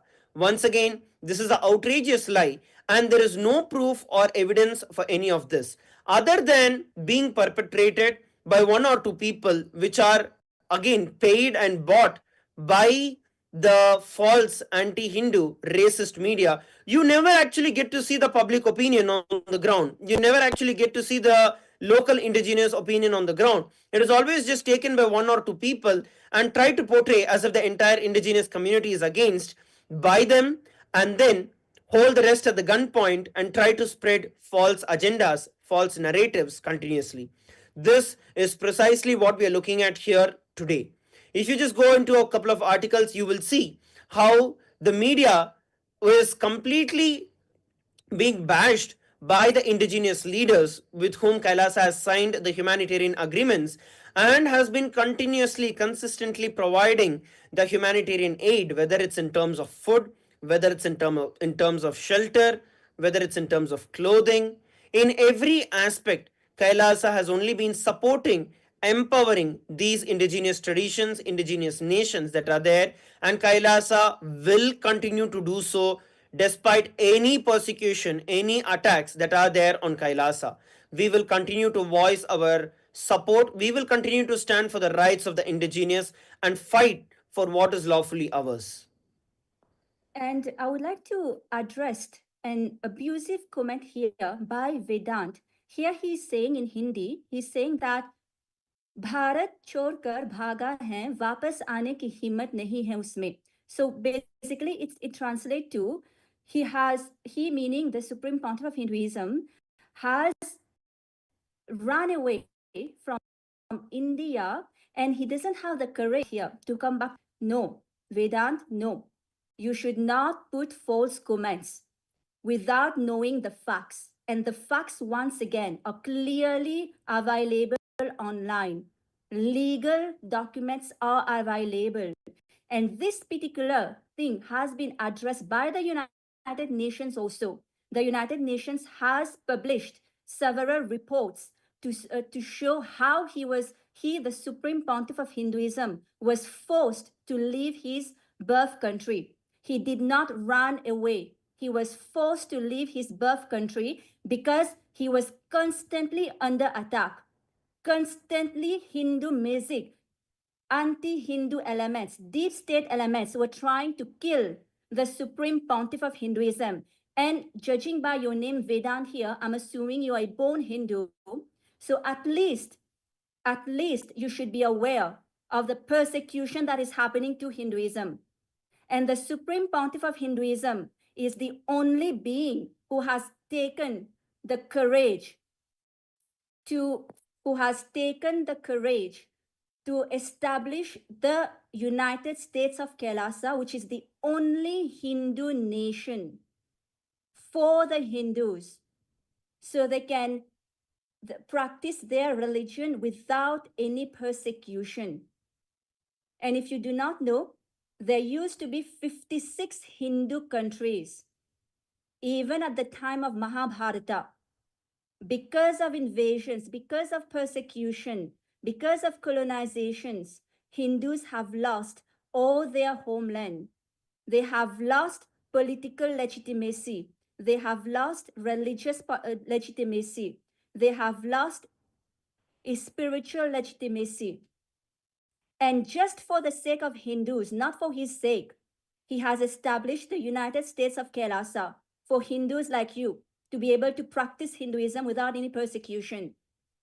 So without doing the fact checking, which is widely available on the internet, on the UN website, I request you to please do not propagate lies and incite even more violence on Kailasa and on the Supreme Pontiff of Hinduism.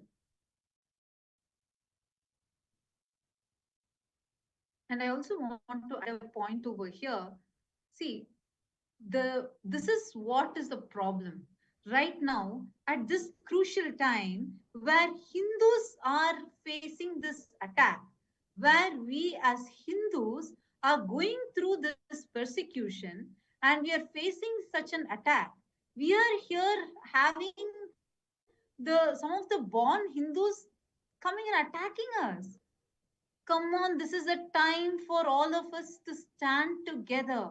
We need to stand up together and voice out what the truth is.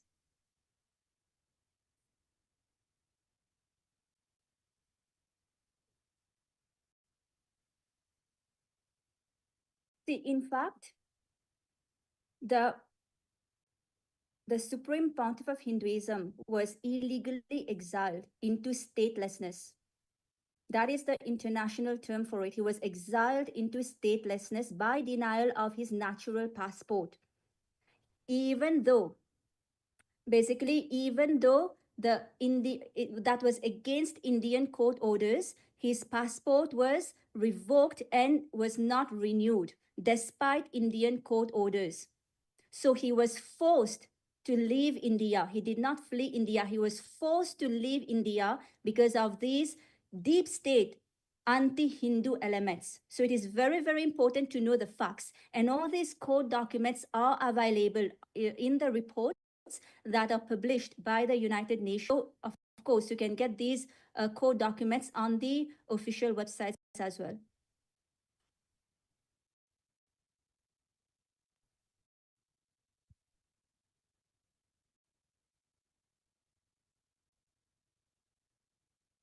And I request all the members who are watching us live, let us make sure that we are reaching out to all the relevant authorities, because even as we speak, once again, I want to reiterate that even as we speak, our monks and our nuns are still in a state where we do not understand, we do not know what is going on with them, and they have been continuously attacked and they have been continuously persecuted. And our lawyers are continuously trying to get in contact with them and are trying to help them get out of the current situation they are in. They are in grave danger, and we do not know what is going on with them. We request every one of you who are there to reach out to all the regional authorities in Bolivia, in US, in UK, in whichever country that you are in, demanding justice for the Hindus, demanding justice for the monks and nuns of Kailasa. This is how systematically the very persecution itself is hidden away us and is reworded and is perpetrated, trying to show that it is the Hindus who are trying to claim fake that they are being attacked.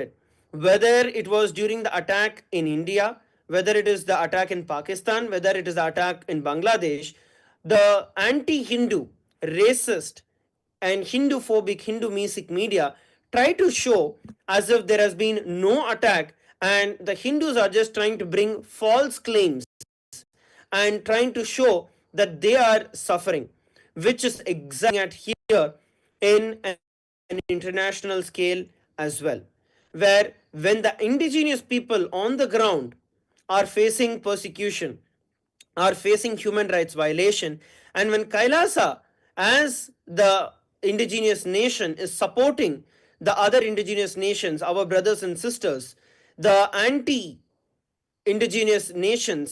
anti-indigenous media is trying to attack the communities which are there. So we are looking at that exactly now.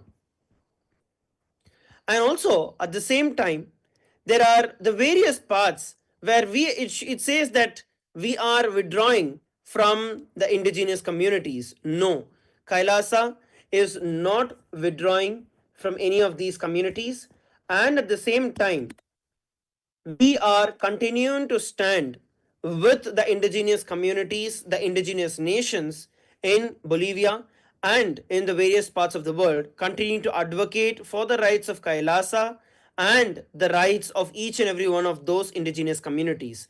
And as mentioned earlier, these communities, we have been continuously receiving written statements and communications from the leaders of these indigenous nations in support of Kailasa, in support of what Kailasa has been doing, has done, and that they would be standing strong with Kailasa.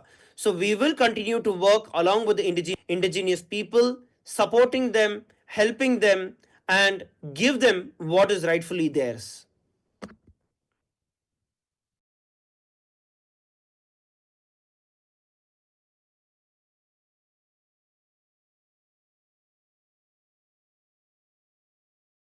And the next false statement that these racist anti-indigenous media is propagating is that Kailasa's interest is in the indigenous land, and it is linked to exploiting green funds and climate finance under the pretext of conservation and environmental protection. And they are saying that these agreements can lead to neo-colonial exploitation and violate the principles of self-determination. See, I'm laughing here because they're accusing Kailasa of neo-colonial exploitation. When Kailasa itself is a victim of colonization. And it is very important here to tell a little bit about the persecution, about the effects that Hindus have been going through for the last 700 years, even actually going before that, because that is not taught to history. And that is why that is not taught in the history books in schools. And that is why these media, these racist anti-Hindu media are able to propagate lies. Because you Hindus do not know your own story. You do not know your own history, how your ancestors suffered, were tortured, were massacred. And the Hindu genocide is actually one of the most tragic and overlooked in the human history. It is actually much larger, at least 100 times larger than the Jewish Holocaust. In the Jewish Holocaust, about 110 million Jews were massacred. But in the Hindu Holocaust, over 500 million Hindus were massacred. And the statistics are even more alarming. We've actually lost over 80 million of our Hindu scriptures. There have been at least 11 fabricated famines that were imposed on Hindus that resulted in the death of 160 million Hindus. And more than 4 million Hindus were also enslaved. And we've lost millions, 1 million Hindu educational institutions, universities, the first ever universities such as Nalanda, where people, not just from the Hindu faith, from all over the world were coming and receiving education. So all of that have been destroyed. And we've also lost 56 Hindu nations, Hindu lands that covered more than 6 million square kilometers across Asia. So Hindus are indigenous, Hindus are indigenous to so many countries, not only to India, but even if you look at Afghanistan, Hindus are in Afghanistan. But what is the state right now?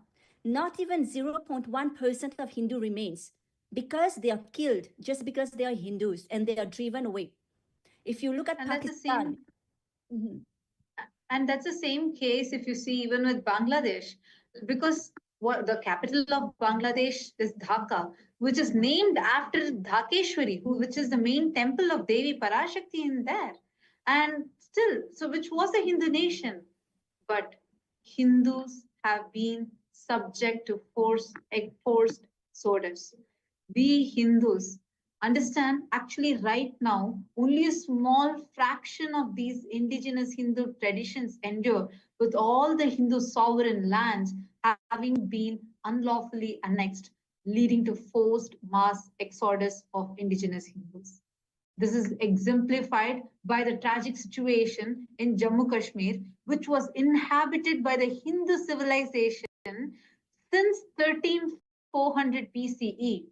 Between 1989 and 300 to 800,000 Kashmiri Hindus were emptied out of Kashmir Valley during the exodus after violent, brutal attacks and threats. From 800,000, today, barely 3,000 to 5,000 Hindus are only left to survive in this valley.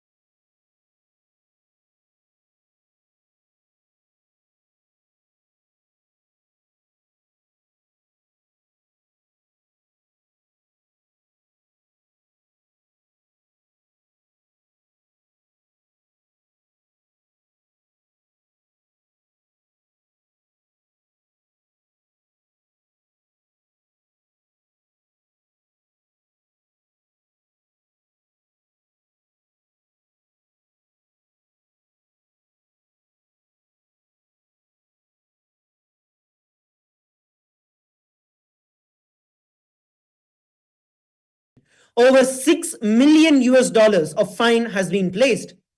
This judicial decision validates the Supreme Pontiff of Hinduism's innocence and demonstrates the malicious intent of the accusers, exactly what you are all doing today. This is one of the worst happenings in the entire history. The persecution that the Supreme Pontiff of Hinduism has gone through in the entire history, that is being used and abused by the so-called media, the anti-indigenous media, the anti-Hindu media, Hindu-mistic, Hindu-phobic media, just so that they can continue to live off by abusing and by trying to keep everything under their control, by trying to keep the Hindus brainwashed, by trying to keep the Hindus under control, by trying to keep the indigenous under control. Because if Kailasa grows, if the Supreme Pontiff of Hinduism is allowed to do what he does, then everyone gets a right to voice for themselves, which they do not want. So it's a very convenient way and a very systematic destruction that has been going on. And I also want to add in about this deep fake video, which was just mentioned about, because the very COO of that same media house had actually openly come and admitted how it was completely fabricated. We have the top forensic reports, the top most forensic reports that are very clearly showing it is fabricated. Yet, the same thing is again and again being brought up because it's a clear persecution. This is not any kind of a legal situation. No, it's an illegal persecution that is being targeted upon the Supreme Pontiff of Hinduism, Kailasa, and the indigenous nations. The reason why this whole attack is being launched right now is because Swamiji has taken a very powerful stance to give voice to the voiceless. I want to just highlight some statistics to show what was the condition of the indigenous people. You know, the colonialism's greatest hits, a legacy of, oops, we stole everything. For example, land theft. 95% of the Amazon's indigenous territories were stolen post-1492. And the colonizers' logic, finders keepers and losers weepers. This was the actual legal defense they had probably. And same way, they had forced labor. 10 million plus indigenous lives were lost in rubber plantations that was being as forced labor by these colonialists. And do you know, 72% of this Bolivia's indigenous peoples live below the poverty line? This is as per the statistics from the World Bank 2023. Same way, 1 in 3 indigenous children in the Amazon suffer chronic malnutrition. This is as per UN FAO. This was the condition.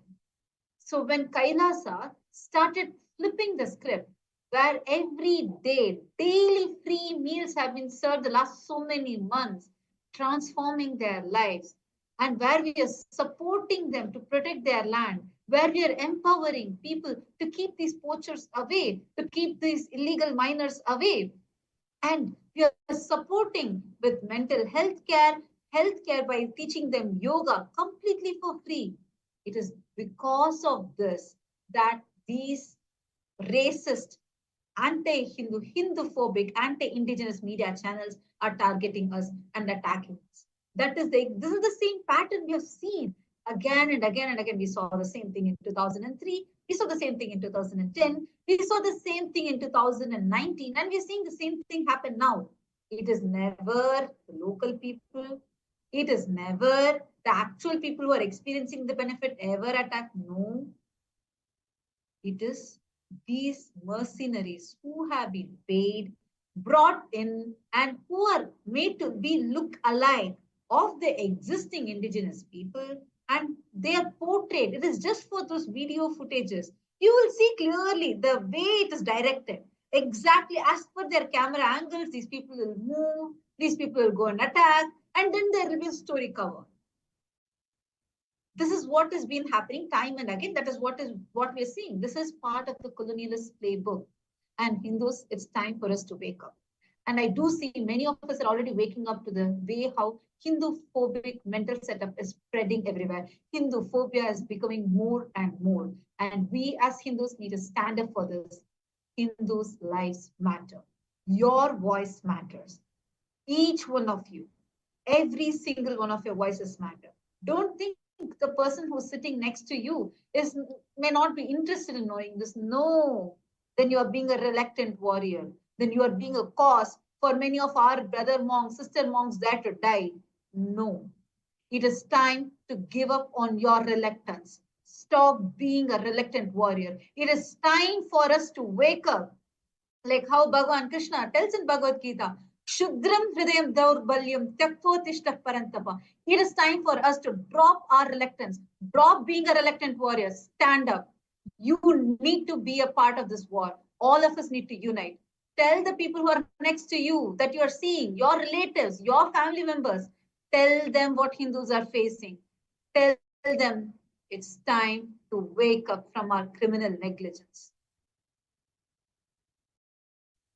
And we also, when we look at this whole happening that have been continuously being repeated across decades, if not centuries, it just makes it so obvious that when character assassination masquerades as journalism, this is exactly the result. The media's fantasy crime novel, where you can actually portray, the way they portray is that the Supreme Pontiff of Hinduism is the villain in these stories. And of course, the media loves its fictional villains. It seems that the journalism that these guys come up with came with a creative writing specializing in character assassination. That is what we are all looking at.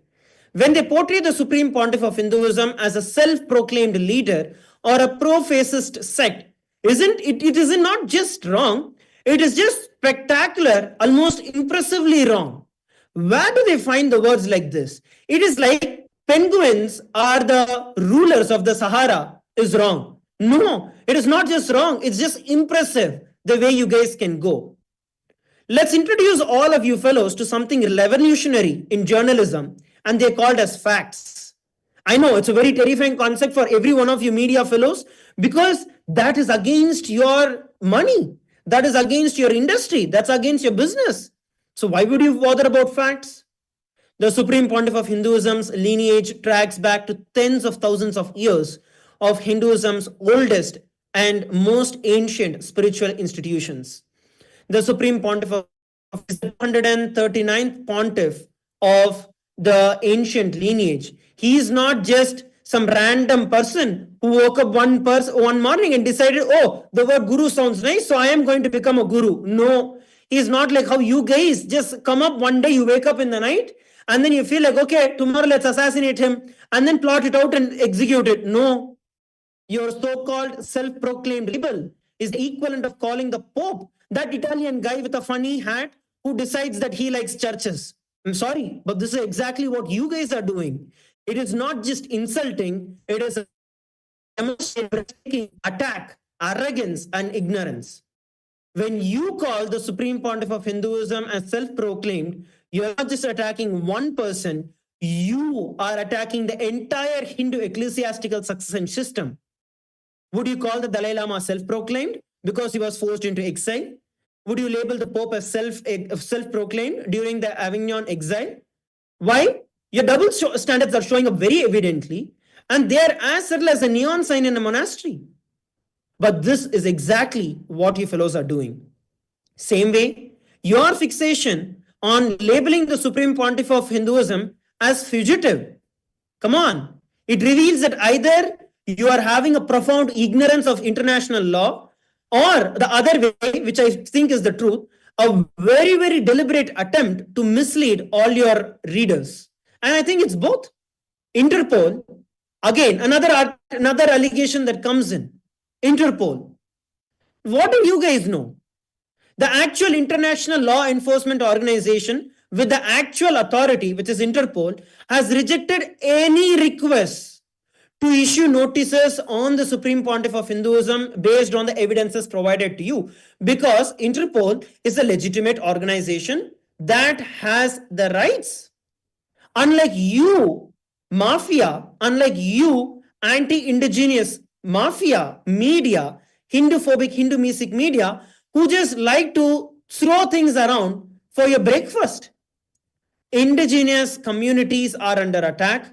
The Supreme Pontiff of Hinduism has been under attack, and the Interpol has very clearly given a statement that there is no basis on which the Supreme Pontiff of Hinduism can be attacked. But apparently, your newsroom has more legal authority than Interpol. What a beautiful, great achievement that you guys have. And also, I also have another question for all of you people. Do you also perform like citizen's arrest in your spare time? Because that's exactly what you people are doing. Even in terms of your own editorial team, we might understand no conviction means not a fugitive. Please understand, in layman's terms, I'm telling. The Supreme Pontiff of Hinduism is not guilty. The Supreme Pontiff of Hinduism is innocent in every single false accusation that has been cast, that has been deliberately put on the Supreme Pontiff of Hinduism. So this in layman's terms means if there is no conviction, that means he is not a fugitive. This is a very straightforward equation. And despite nearly 15 years of malicious prosecution and litigation in India, the Supreme Pontiff of Hinduism has never been convicted of any crime. Not one, zero, because he has not committed any crime, and it is anti-indigenous, anti-Hindu, Hindu-phobic, Hindu-mesic media like you all who try to exploit at every given opportunity, trying to delegitimize, trying to character assassinate and assassinate the Supreme Pontiff of Hinduism. And Maharaj, I would like to add to these false allegations of being a self-proclaimed guru of God, because this is the same accusation that we've been seeing, not just in the Bolivian media attack, but globally. Whenever these media channels they would be attacking, they would all be accusing the Supreme Pontiff of Hinduism as being self-proclaimed. So we should tell what are the facts, and we are going to be showing some pictures also. See, these attacks, these are vicious attacks that reeks of supremacist ideology and prejudice, targeting Hinduism with a series of defamatory narratives. And so these are really undermining the statue of the Supreme Pontiff of Hinduism, Bhagavan Nithyananda Paramashivoham, as the Supreme Pontiff of Hinduism, dismissing his rightful position with disrespect and mockery. And it's also questioning the formal process of identifying and recognizing the Supreme Pontiff of Hinduism as the incarnation of Paramashiva. There's a very clear science in Hinduism of identifying incarnations, and these media channels are just making a mockery out of it by calling the Supreme Pontiff of Hinduism as being self-proclaimed. And the photographs that we were all looking at is not just some toy story or some fictional character in a movie that is there. Here, we're looking at the Supreme Pontiff of Hinduism being coronated as the head, as the sovereign of the Shamala Pita Sarvajna Pitam. He has been coronated as the 293rd pontiff of this great ancient tradition. And the rights of the Shamala Pita Sarvajna Pitam have been documented in history. Even as recent as just before the Indian independence, the British themselves have very clearly recognized the rights that were vested in the pontiff of the Shamala Pita Sarvajna Pitam. What we're looking at the photographs here is the historical lineage. When we are talking about 293rd as a number, it means the 293rd succession, where the Supreme Pontiff of Hinduism is the rightful heir and the inheritor for this great ancient civilization. And this is one. Like this, there are 21 such ancient kingdoms, ecclesiastical institutions, of which the Supreme Pontiff of Hinduism is the head. As you all can see, right from the time of Paramashiva, the lineage goes all the way to the Supreme Pontiff of Hinduism, and all of this is well documented. For all our media friends and all the anti-indigenous, Hindu-mesic, Hindu-phobic media out there, why don't you open your eyes for once Go and look at facts rather than presenting your own opinions and your own false narratives. If you are interested in any kind, if you are even interested in a bit of integrity to the journalistic values that you are all explicitly supposed to uphold, you would look at the facts and evidences. I'd like to invite one of you, head over to kailasa.org, read about these for yourself, and learn the real truth, learn the real history before you try to come and try to just wishy-wash whatever you want here out in the public. Public and the mass is not a spitting bowl where you just spit whatever you don't like. No, we are people who want intelligence. We want information. We want rights to what is really happening. And that is our right. And you are expected to serve the public that way. So head over to kailasa.org, look at these facts for yourself and speak with evidences. Don't just try to put out blatant voices, letting out your steam just because nobody out there in your country is interested in listening to you. Don't try to pick up different things from everywhere. And what you're reporting deliberately obscures is the transformation of this case from prosecution to persecution, a fact recognized by the international human rights lawyers and organizations from worldwide. I just want to highlight a few distinguished legal experts, including Jeffrey Robertson Casey, who is a former UN Justice Council jurist, and Maliha Wilson, who is a former Assistant Deputy Attorney General of Ontario, and numerous others have provided legal opinions confirming that what Swamiji, the Supreme Pontiff of Hinduism, is facing is a persecution. In February 2024, the Ramanagara Indian Court acknowledged the heinous crimes committed by co-conspirators against the Supreme Pontiff of Hinduism and Kailasa, charging Lenin Karuppan with rape, extortion, and criminal intimidation. The massive systematic anti-Hindu media campaign has caused documented harm in over 100,000 instances. 70 plus assassination attempts directly on the life of Swamiji, the Supreme Pontiff of Hinduism. 250 plus sexual assaults were done on the Supreme Pontiff of Hinduism's monks, nuns, and disciples by these Hindu-mesic, Hindu-phobic forces. And 120 plus false legal cases, 17,000 hours of hate speech and defamation campaign in online media, 25,000 defamatory articles across more than 50 countries. You are answerable to all of this. Why are you not showing these? These are the facts. So these are the facts that too being supported by so many human rights lawyers. How come you as a media channel are not publishing a single one of these? And I also want to add a couple of informations out here. And you know what is more interesting along with what we're looking at is that you don't really care about anything as a matter of fact. You don't care about the evidences. You don't care about the facts. You don't care about the laws. You don't care about anything. The bottom line of this entire thing is the res judicata and double jeopardy, and you don't care about anything at all.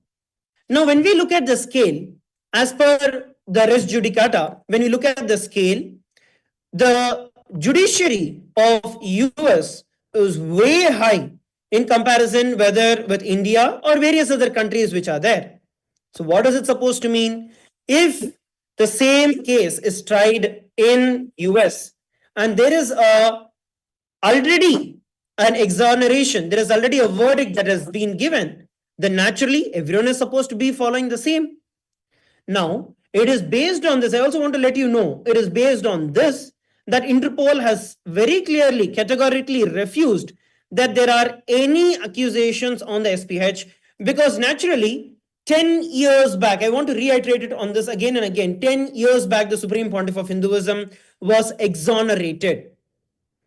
He was completely exonerated, and that same is the only thing that is running around so far. And even now, it is only relentless persecution that is going on. as we heard earlier, from prosecution, it is persecution that we have been going through. It is lawfare that is there. Under the doctrine of res judicata, the Supreme Pontiff of Hinduism is not supposed to face re-litigation for the same issues by the same accusers in any subsequent proceedings. And double jeopardy further protects the Supreme Pontiff of Hinduism for being tried twice for the exact same thing. Yet, the same allegation by the same false accusers continue to be litigated in India, and they keep getting regurgitated by media outlets like yours.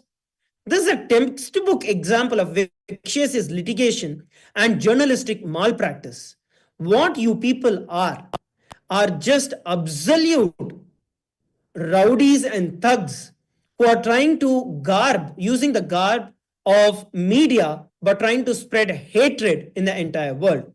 The truth is very simple, but what to do? It is inconvenient for your narrative. Absolutely, because this isn't about justice. It's about silencing a powerful Hindu voice. The Supreme Pontiff of Hinduism revived a Hindu state, and certain anti-Hindu forces cannot tolerate it. Your reporting isn't just biased. It is complicit in the systematic persecution. More than 40 media outlets from 14 countries have already removed similar defamatory content and issued apologies after recognizing their errors. They chose integrity. What are you going to choose? The world is watching. Right now, you can see the comment section. We have people around the world. We are seeing people. Actually, I'm seeing so many people have posted their countries. Malaysia, Singapore, Canada, USA, so many USA. And I'm seeing Guadeloupe, so many France. You can see the comment section. You can know for yourself what wide range of audience the international community is watching you right now. So you can decide, what are you going to choose?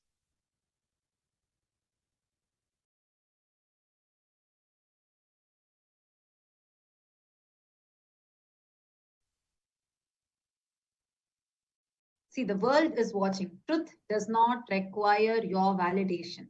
Hindu traditions don't cease to exist because you have misinterpreted them. Sorry. You need to choose wisely. Your credibility, if it still exists, hangs in the balance. So better make your choice right.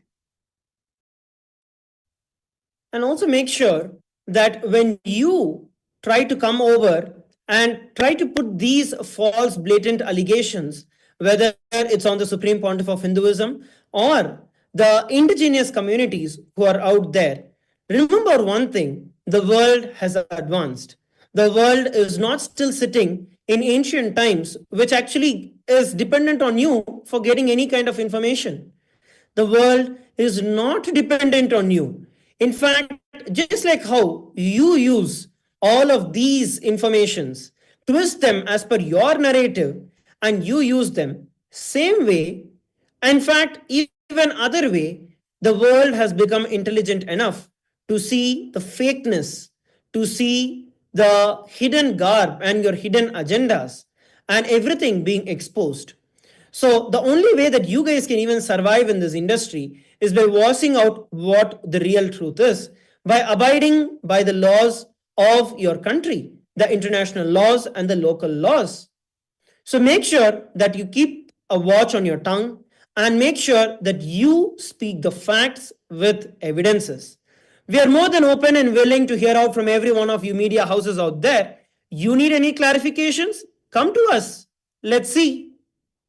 We have evidences for every single fact that we are speaking, that we are quoting here. Eldaba being one of the most prominent, and I'm very sure that you guys have just purchased it, just like how you purchase other people. You guys have purchased your viewership, and you guys being one of the so-called technically prominent people out there in Bolivia, which is heavily funded by the colonizers and the colonizing mental setup predators who are there. It is you people who have started this entire allegation. And be very clear, what you have started is an all-out war, not on just Kailasa, but on all the indigenous nations, the entire indigenous community, the entire international law itself. By discouraging the various international laws, by delegitimizing, trying to legitimize the indigenous nations who are there, you have gotten into a very wrong grave and that you have dug for yourself. So either come out clean, apologize, or we are not going to back off. You are going to face what you have given us. And now you are blaming KAILASA to be evil environmental exploiters? Are you serious? And just when we thought that your creative journalism couldn't get any more imaginative, you've really outdone yourself. And bravo on inventing yet another fictional narrative that KAILASA is an environmental exploiter engaged in carbon market and neo-colonizing. So what is next in your fantasy series? KAILASA secretly breeding dragons in the Amazon, building a Death Star in Bolivia?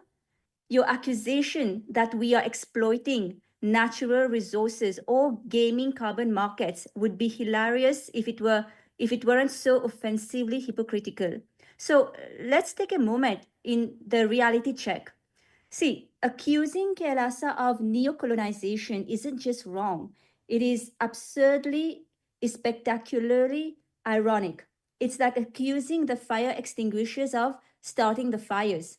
And so KAILASA represents indigenous Hindus who have survived the largest genocide in human history.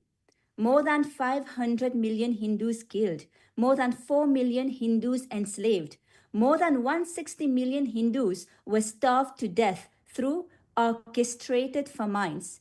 And we've had our temples razed, our educational institutions destroyed, and our ancient texts, more than 80 million of them, burnt by the colonizers and the invaders.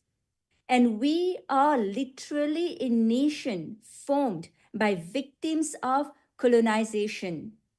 So when you can accuse us, an indigenous people who has suffered centuries of colonial exploitation, of being colonizers ourselves, you are not just wrong. You are exhibiting a level of historical blindness so profound that it deserves its own medical classification. And your neo-colonial savior complex, projecting much. Let's discuss what's really happening here. Projection on an IMAX scale. Because for centuries, Western powers and media have appointed themselves the guardians of what indigenous people can or cannot do.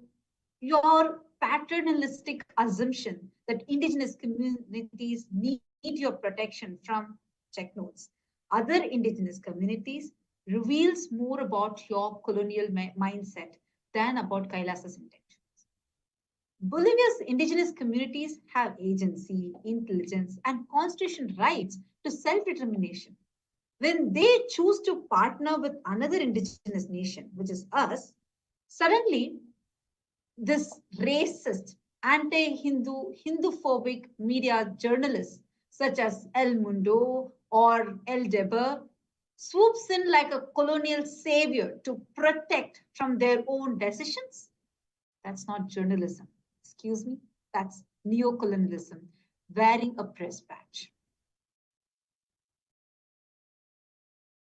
Similarly, just like what we are looking at, you guys are not environmental stewardship. You guys are not protecting the environment in any way. On the contrary, we are actually doing it. While you have been very busy crafting the environmental villain narratives, here's what KAILASA actually stands for. Our 16,500-year-old tradition declares, "My mother is earth and I am her son." Prithvi Sukta in Atharva Veda. It very clearly declares. Policy, environmental stewardship is not just our policy, it is literally written into our very DNA. And this is described in our oldest sacred texts, which you don't even know. Our agreements with these indigenous communities are explicitly towards this. And we have implemented zero carbon initiatives across all our humanitarian missions in over 196 countries. Kailasa has its presence in all of them. Our clean water, sustainable farming, renewable energy plans and programs have benefited millions on ground. Meanwhile, the corporate interests that you conveniently ignore continue their actual resource extraction across indigenous territories. Why don't you just look at how conveniently all you anti-indigenous media houses have conveniently hidden the entire illegal mining, illegal deforestation, and resource exploitation that has been going on in the last, let's take even the last few years, 3 years. It's not that it's a thing of past. It has been going on every single day. These things, these corporate interests that you very conveniently ignore. Why? Because naturally, that's your bread and butter. The problem is attacking them does not generate the same clicks as attacking us. So naturally, what do? Attack us. Because you can feed, you can be a predator on the indigenous and vulnerable communities out there. And let's look at your colonial double standards. You're saying that the rules are for thee, but not for me. Your selective outrage exposes a pattern of double standards that would be comical if it weren't so harmful. When the Western NGOs partner with indigenous communities, humanitarian cooperation, they say, when KAILASA does exactly the same, it is called neocolonization. When Western companies establish carbon offset projects, it is called green innovation. When KAILASA supports sustainable indigenous practices, you call it carbon market exploitation. When Western nations maintain diplomatic relations, you call it international cooperation. And when KAILASA forms diplomatic relations partnership, you call it infiltration. These double standards aren't subtle. They are as obvious as a neon sign in a nature preserve. They reveal that your concern isn't really about environmental protection or indigenous rights as you claim it to be. It's about maintaining the colonial power dynamic where Western entities retain the exclusive right to engage with indigenous communities. Absolutely, Ma. Actually, the way how our approach is, which is the anti-colonization playbook. See, Kailasa's engagement with indigenous communities represent the exact opposite of what the colonizers are doing.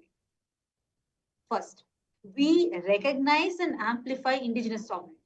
Unlike the historical colonizers who denied the indigenous self-determination, we explicitly acknowledge and supported our agreements include language that reinforces indigenous autonomy and require government ratification. And same way, the another point that we are looking at is Kailasa prioritizes indigenous knowledge preservation. This is unlike the colonizers who suppressed and oppressed the indigenous wisdom.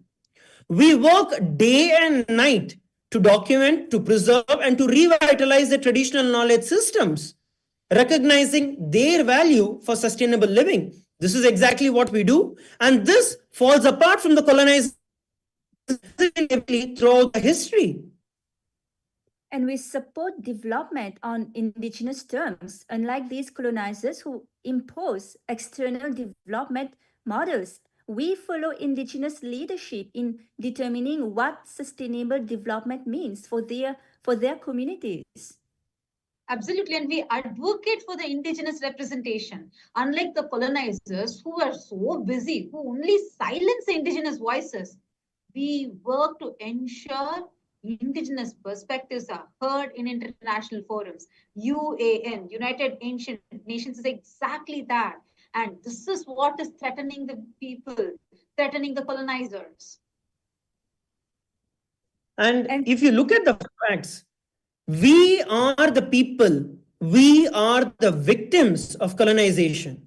because we have undergone centuries of trauma, centuries of exploitation. So we understand what it is to go through this persecution. And precisely the reason why what we are doing, why our approach is built on mutual respect, on cultural exchange, and genuine partnership. It is the very antithesis of the colonial exploitation that your article falsely attributes to us. So the bottom line is project less and research more. See, El Mundo and also El Debers, because you really started this, your environmental exploitation narrative is just another chapter in your ongoing fiction series about Kailasa. It is time to put down the creative writing pen and pick up some actual journalistic tools like fact checking, for example, source verification, and basic research. And I also want to reiterate, Kailasa will continue our work. We will continue supporting the indigenous communities. We will not back off. We have faced too many attacks like this. We will not back off. We will continue supporting, we will continue our work which supports the indigenous communities, continues to support environmental protection, regardless of all your fabricated narratives. Our partnerships based on mutual respect and shared indigenous values will thrive long after your sensationalist headlines are forgotten. And you all need to understand, whether you're Elderber, whether you're the other media, anti-indigenous media, El Mundo, Avasak, Bruhula, Infobe, Opinion, all you guys be very clear.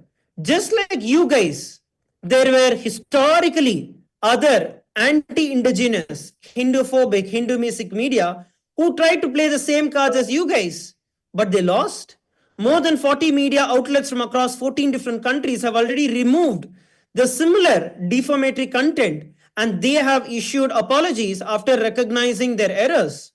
At least they were clear that they cannot play this hand on us. If not, the international watchdogs, the international community is not going to keep quiet.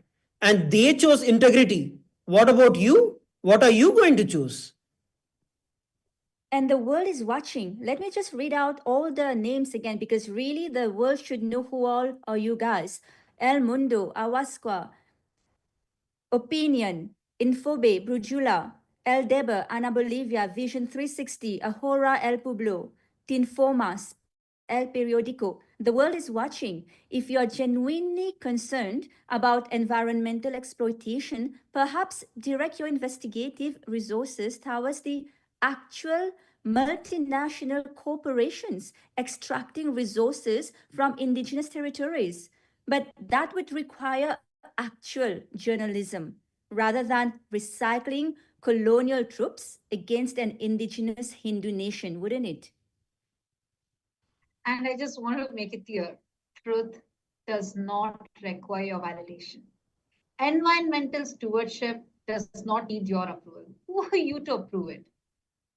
And indigenous partnerships don't become neo-colonization because you have misinterpreted them. Sorry, it doesn't work that way. You're just a media house, and that too, a Hindu-phobic media house. And you need to do your fact checking again. If at all you have any kind of credibility left, sorry, it's in the tip.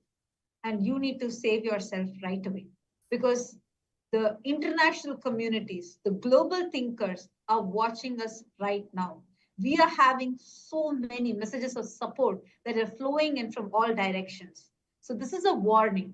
Eldebers, El Mundo, and all other these fake media channels, the so-called media channels, whether it's Infobe or Brujula or Opinion or El Deber, Ana Bolivia, Vision 360, or Tinformas, El Periodico, ABC, to all of you, this is a warning. And I think there are a couple of other names as well who need to be given the honor of trying to do the same plague that the bigger guys have been doing. So let me add on to a couple of more anti-indigenous media names that have been propagating false narratives and agendas. Few more names are RTP Bolivia, Brujula Digital, Tan Medios, Vision 360, Ana Bolivia, Sumendo Versus, Prensalanarea, Inoticiasbo, and Elsig Gloweb, Ellis Gloweb. And we have a couple of more, Infodis and El Periodico, Eju TV, and Inoticias, Lu 17, Diary Panorama, Airball, Americiteve, and FS Servicios, Swiss Info, Noticias Protagonistas, El Payas, ABC, Publica Prensa Latina, Opinion, and of course the godfather of all, Eldabar and Argent. So I think these are some of the noteworthy names who have been trying to perpetrate and bringing in this false narratives. We also have a couple of more YouTube comments that have been coming, actually a lot which are there. And Ramanujam Desikan is telling so much of clarity about the colonizers' exploitation. Thanks a lot for providing such a profound truth, and it makes a lot of sense now. Yes, Ramanujamaya, what you're telling is exactly right.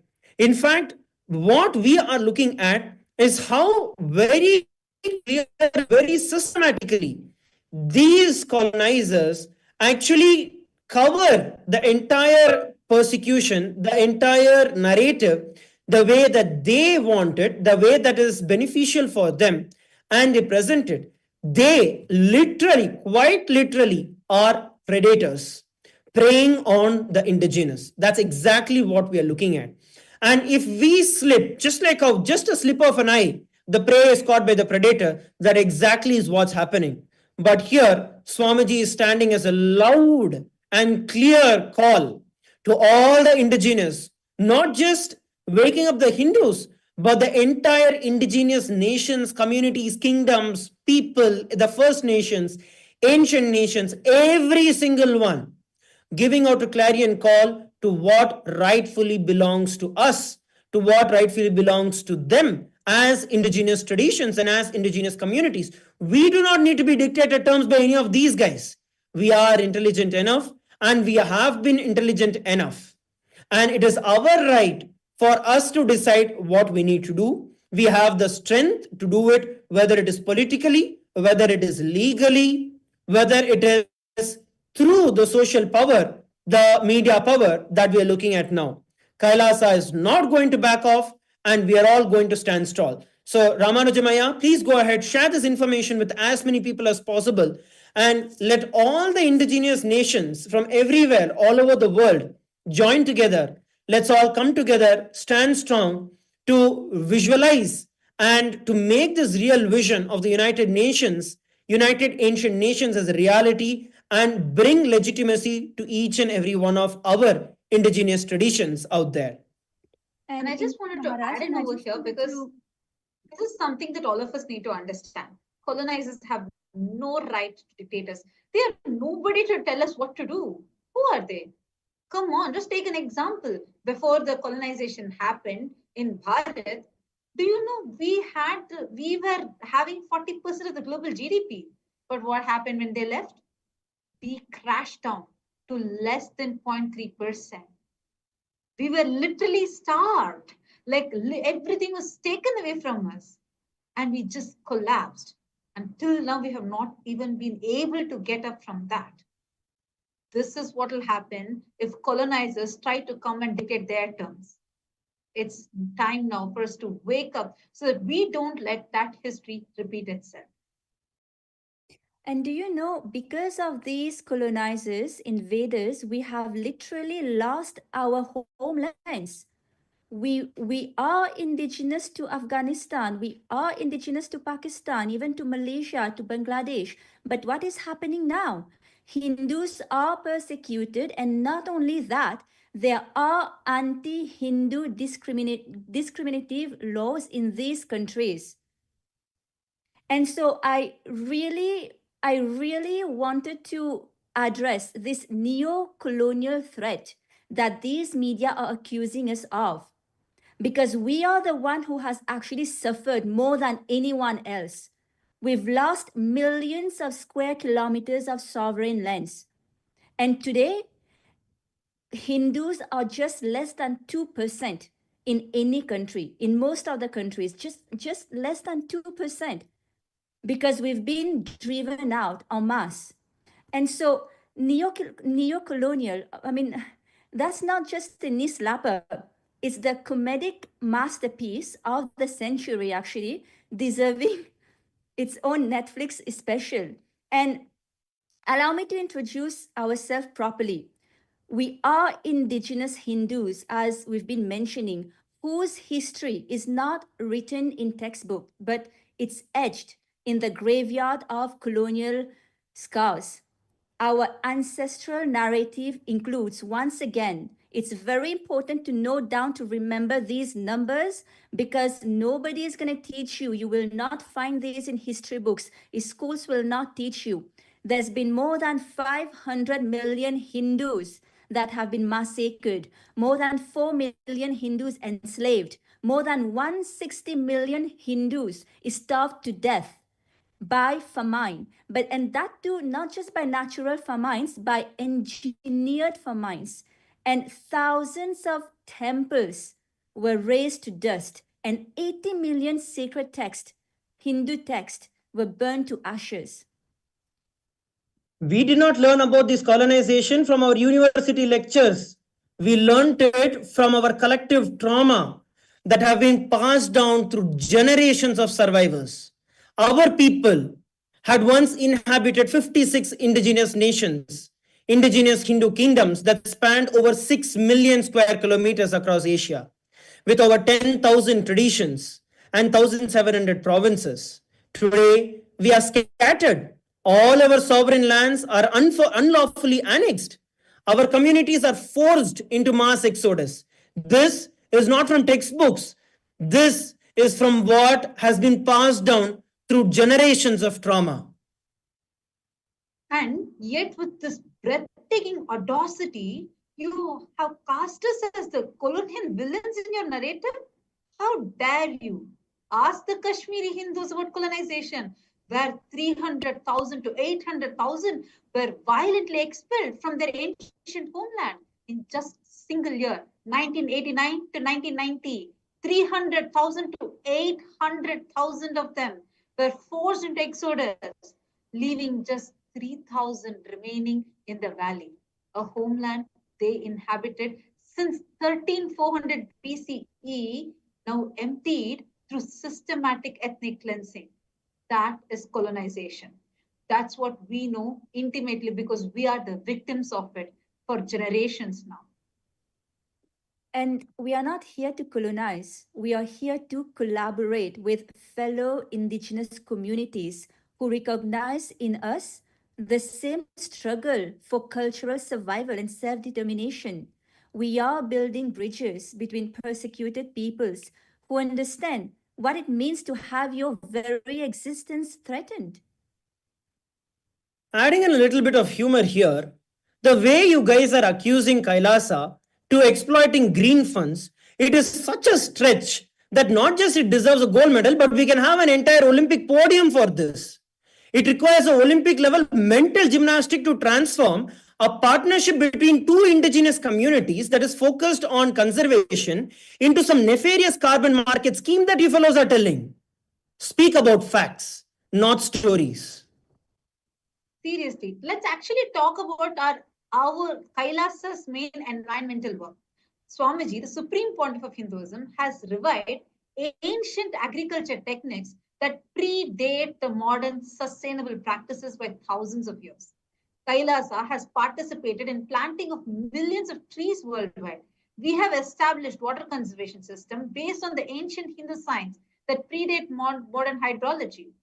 And our communities practice vegetarianism at a rate far exceeding the global averages, dramatically reducing our carbon. And what are you talking about here? And our mission is the preservation of indigenous knowledge systems, ancestral territories, and cultural practices, not financial exploitation. These conservation partnerships were established long before carbon markets became fashionable, and we will continue long after the next environmental funding trend emerges. And if you're really genuinely concerned, I have actually a real question. If you guys are really concerned about neocolonialism in Bolivia, perhaps you need to redirect your investigative zeal towards the multinational mining corporations that are day and night illegally extracting lithium, silver, zinc, and tin from all these vulnerable indigenous territories. Why don't you go and look at there? Why do you want to say that I keep my eyes closed so there's no mining happening in that direction? That's what we are looking at here. But Examine the petroleum companies that are drilling on the ancestral lands, scrutinize the agribusinesses, the conglomerates that are there, that are converting the rainforest into cattle ranches. Do all of these, but you won't. See, they won't, because these actual extractive industries somehow escape their righteous indignation. Instead, see, all of you, El Mundo, El Deber, and so on, your journalistic spotlight finds its way to vilify indigenous Hindu communities working with other indigenous peoples on conservation. And funny how it works, isn't it? When actual colonizers extract resources, you call it investment. But when indigenous communities collaborate, it's suddenly neocolonialism.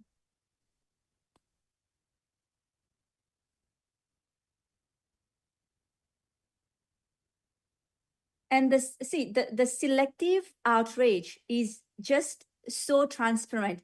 It's practically invisible. So if we wanted to exploit carbon markets, we wouldn't have included clauses requiring governmental approval in our agreements. We wouldn't have explicitly structured our partnerships around cultural exchange and traditional knowledge preservation. We certainly wouldn't have engaged with communities in a manner consistent with both the Bolivian law and international conventions on indigenous rights. I think this kind of makes it very clear. Two things are very evident from what we have been speaking, I think, the last almost 3 hours now.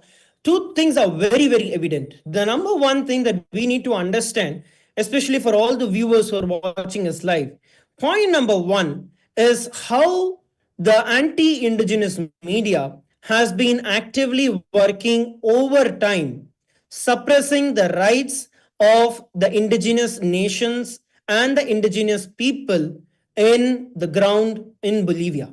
It's very evident. Till date, there have been articles that have been published by some people, once again, for their own personal benefits. But now that KAILASA is here, knowing that KAILASA stands for the rights of the indigenous people, they are not able to put up with the power that KAILASA exudes. It's not that KAILASA exudes any hard power. It's not that we have held any person, any of these media houses at gunpoint. No, we have not. All that we have done is just empowering the indigenous people. What is exactly their truth? What is exactly their fact? What exactly they need to embrace? So that is number one, where the anti-indigenous sentiment, the anti-indigenous narratives that is continuously being circulated, perpetrated, and forced upon the Bolivian and the international audience. That's number one. Number two, it's very clear that KAILASA has done nothing illegal.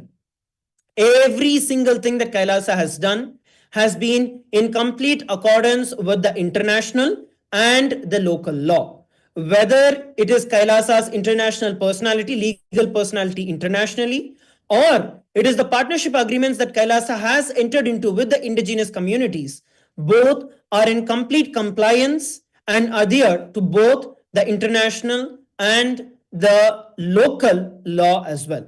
So these two things are very evident from what we have been discussing now. Actually, most ironic thing that is getting exposed is that in this entire fabrication, in attempting to paint KAILASA to be as something neo-colonial, You have employed the most colonial tactic of all, dehumanizing indigenous people by denying our history, distorting our intentions, and dismissing our right to collaborate and self-determination. This is what you have been doing as colonizers for centuries now, and the same playbook is being replayed right now. And this is the irony that we are witnessing as we are talking right now. Every single media house, El Debers, El Mundo, Vision 360, Ana Bolivia, and Tinformas, ABC, Noticias, everyone were carrying the same narrative, replaying the same colonial playbook again and again. And so please, you, all of you anti-Hindu racist media should really please stop spinning your colonial fantasy and understand that when you cast indigenous survivors of genocide as colonial threats, you're not just wrong, you are inverting reality itself. You are engaging in the same erasure and demonization tactics that have been used against indigenous peoples worldwide for centuries. Actually, now we are telling this. Why are they spreading this? We saw clearly. We understand their colonial mental setup. But what's happening on ground is what is heartbreaking for me. Like, I'm still not able to get over seeing how our moms, brother moms are being treated. It's so painful. Whom we have always seen being so blissful and serving people. Now we are only hearing their shrieks. We are hearing them yelling, saying how they are being beaten up, how they are being like so manhandled in such horrific ways. We are getting such disturbing visuals. That is what we get to see right now. That is what we are seeing again and again. And this is what needs to really, really stop. You can see here, this is one of the very disturbing visual we got. How our monks, our Kailasians that are living there are being manhandled, beaten up.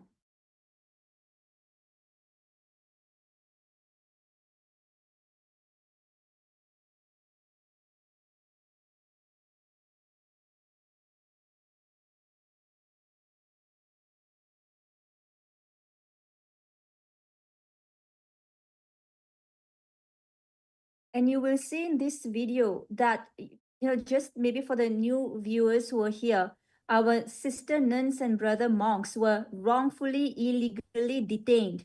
Their passports were snatched. Their devices were snatched. And they were not even allowed representation. Even our own lawyers couldn't reach them. It was a bunch of men just barged into the private Adinam of KAILASA. And some of them were even kids and pregnant women. They were denied food and water. And these mob, racist anti-indigenous mob, did not even allow the local indigenous community to help them. They were coming forward. They were coming forward with water. One of our sannyasi even fell unconscious because they could not drink water. They were not allowed any water, even though the indigenous people wanted to help. And even these indigenous people were held at gunpoint. They were threatened. So do you see at what level these anti-Hindu mob, anti-indigenous mob can go to stop indigenous nations from reclaiming their right to self-determination? And whatever we are looking at, especially. Hey, don't tell us! So these people holding the gap come in our house and yes, wisdom and push our cities. No, everything stop, take our home.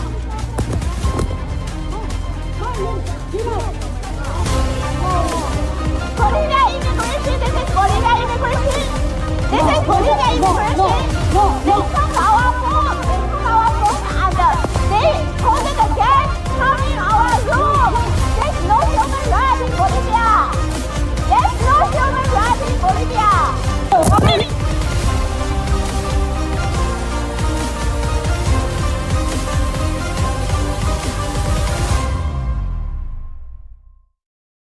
Bolivia immigration, violating the human rights.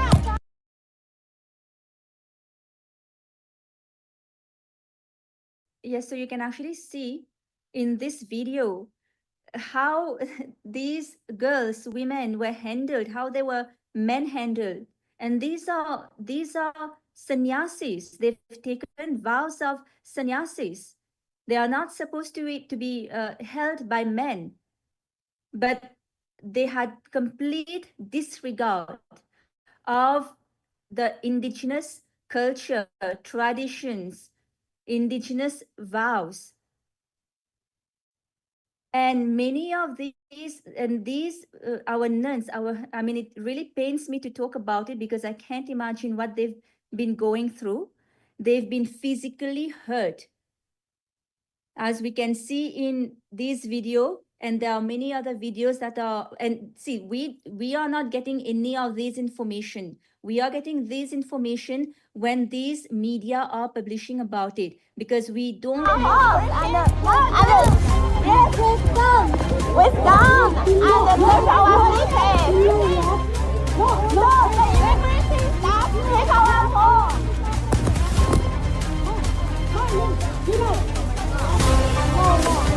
Bolivia immigration, this is Bolivia immigration. This is Bolivia immigration. They took our food, and they put the gas coming our room. There's no human rights in Bolivia. There's no human rights in Bolivia.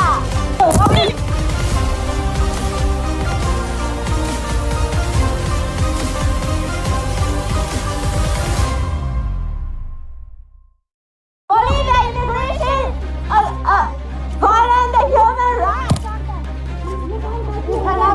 Hey, don't tell us. So these people put the gas come in our house, and yes, with gun, and take our cities. No, the immigration staff take our home.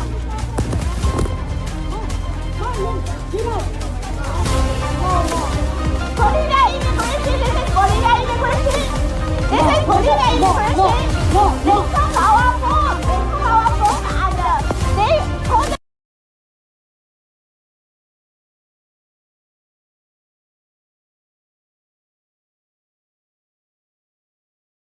So as you can see here, how these women, these nuns, how they were struggling, and how this mob, anti-Hindu, anti-indigenous, racist mob, just barged in and harming our nuns, innocent nuns, who only went there to serve the local people. That was their only goal. What is the need to treat them like this? It is so painful to see how they are being treated, what they have to go through.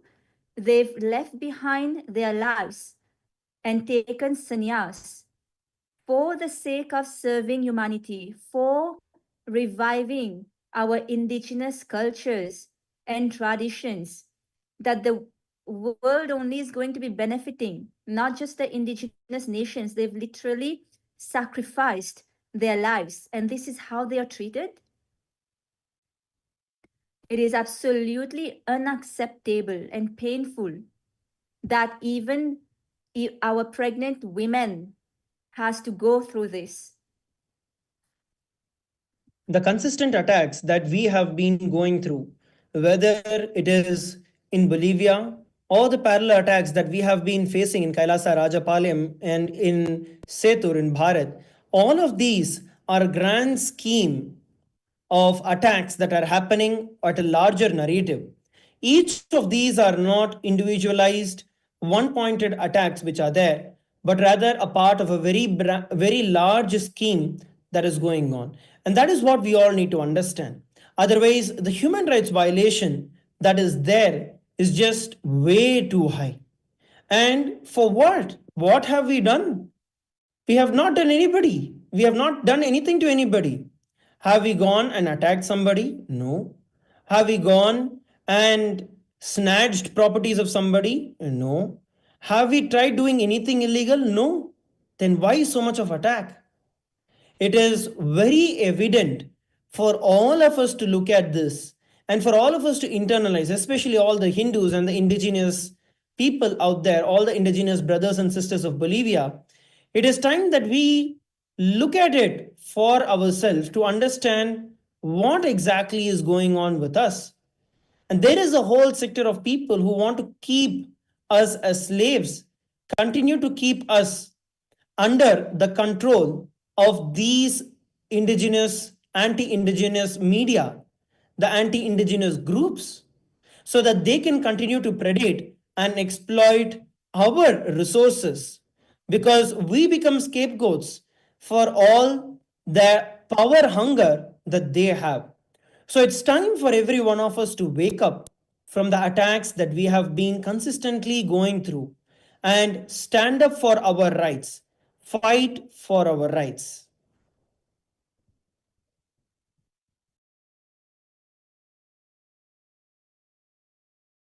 And it is equally very important that all of us here, all the viewers, share this persecution very actively. Again, reach out to all the local government officials, and even reach out to all these media channels and holding them accountable. Reach out and tell the world what persecution indigenous communities have been going on since centuries. Reach out and tell the world how Hindus also are indigenous people. Because let me tell you, there are narratives out there that claims that Hindus are not indigenous. Anti-Hindu racist people, elements, deep state elements are working very, very actively trying to delegitimize Hindus, Hinduism, its culture, its history. And there are a lot of narratives out there, and you will actually see so much of hate comments, so much of hate articles about Hinduism also, outright straight, abusive and lie. But they don't care about this. They will actually keep on telling the same lies, because when they keep on telling the same lies and we are not refuting them, that becomes the truth for the mass. Absolutely. Actually, I'm seeing many of the comments, very lot of comments coming in. Ma Durjati has posted saying, seeing the picture that we just showed shows clearly, looks like someone grabbed and scratched their very arm and very hard. And those are all nail scratches. And she's also able to recognize the voice of those Adinavasis who are screaming there. Absolutely. I know it's so painful, especially when we are seeing, as we know these people, right? They're our own sister monks. And suddenly we only have seen them being so happy, serving others and doing Swamiji. And all of a sudden we see them here literally screaming for their lives. It's too painful. Ramanujam Desikan in YouTube has posted video shows how women sannyasis or monks are mishandled and their voices show they're in danger and need immediate support from right authorities there. Clearly hearing voice, no human rights in Bolivia. That is exactly what's happening right now. And this is being propagated. This is being driven by certain deep state elements that are trying their level best to somehow eliminate us, eliminate the indigenous people, eliminate all of us, just so that we do not empower the indigenous people. They just want to eliminate Kailasa. They want to eliminate the United Ancient Nations from happening. But jokes on them, because UAN has already been established. And now, if we as Hindus stand together with solidarity, we can win. And we will win because Paramashiva is here with us. Swamiji, Paramashiva himself is here with us. The question is all about how many of you as Hindus are ready to wake up from the criminal negligence. It is not just you doing shares or taking this, spreading the truth, but about how many of you are ready to go and tell every single one of your friends, tell your family members, tell everyone that you know, this is what is happening. You had the power to stop this persecution right now. It is all about a decision from you. And the attacks that we are all looking at is what we have been historically facing. If we do not stand up, voice our rights out now, then the next generation will not have anything to call as Hinduism for themselves. It is because of the sacrifice of our ancestors, of all the Naga sadhus, the sannyasis who are there. Today, the whatever we know as Hinduism is there. And each and every one of us are having Hinduism today and enjoying it because of the sacrifices of the Supreme Pontiff of Hinduism. Otherwise, do you think you and me would be Hindus today? No. The answer would be absolute no. Even if I look back at my own life, I would not have been a Hindu. And it is so deeply ingrained that it is Hinduism the reason for all our failures. Now, it is time that all of us sacrifice and leave our lower identities, stand strong with the Supreme Pontiff of Hinduism, who has sacrificed his entire life just for this awakening of the mass, just for this awakening of each and every one of us. And it's our responsibility to make sure that we stand strong, we are bold, and we take the truth to the entire world. And despite any attacks, despite any persecution, coming together and standing strong for this one purpose. So, once again, be strong, share this with as many people as possible, and we will be exposing more and more of these lies and how the narratives are set so that the Hindus and the indigenous can continue to be brainwashed and kept under control as pawns under the control of the kings.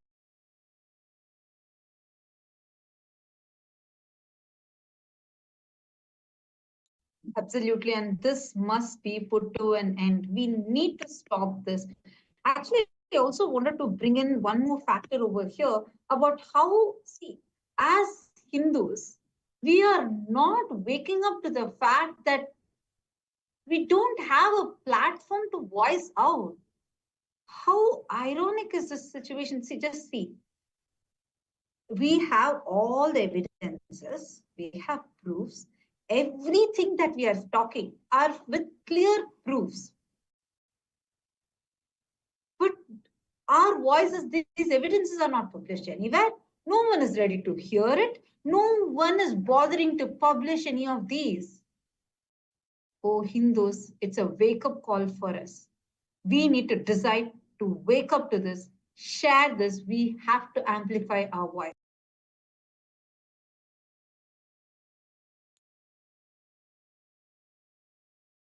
And for all the Bolivian media, all the media houses who are there, if you are really genuinely interested in giving the right information to the people, which is what is supposed to be your ethics, the journalistic ethics, then make sure that you get the information straight, that you set the record straight, that you hear out from our side what is the happenings, what are the facts from our side, what is our history, and give all the information together for the mass who is there. All the people of the Bolivian press, let's take a moment to appreciate the extraordinary spectacle that we have witnessed. Quite literally, a beautiful and a well efforted, coordinated media campaign that is labeling the indigenous Hindu survivors of the various genocide and persecution as fake and fictitious, and worse, calling us criminals.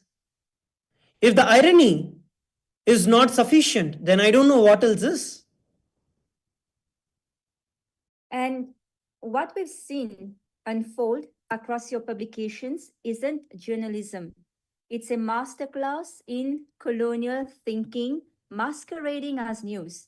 and you've really managed to recycle century-old stereotypes about mysterious Eastern cults and packaging them in modern terminology. And while positioning yourself as defenders of indigenous rights, the cognitive dissonance is so profound, it deserves its own field of study.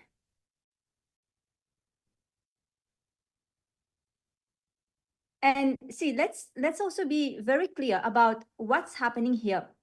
KAILASA represents the first sovereign homeland for the persecuted indigenous Hindus in modern history. Our very existence challenges the colonial narrative that indigenous peoples should remain forever displaced, forever seeking recognition from their colonizers. And our crime, it seems, is refusing to play the role assigned to us, that of perpetual victims awaiting salvation from Western institutions.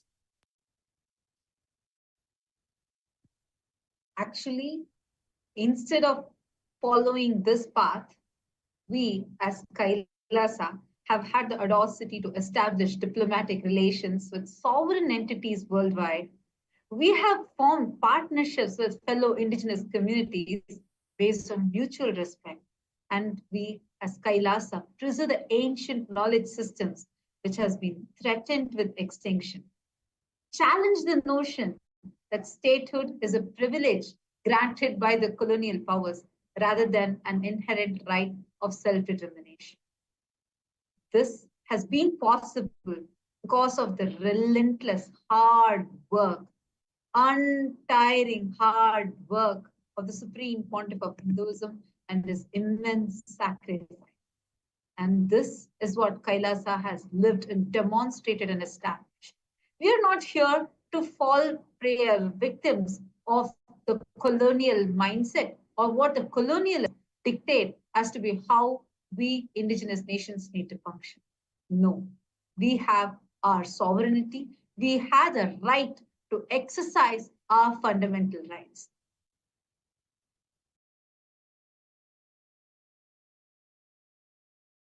And see, for this, we find ourselves subjected to a barrage of recycled falsehoods, deliberately decontextualizing the agreements and disproving the allegations, all presented without the basic journalistic courtesy of seeking comment from the subjects of your reporting.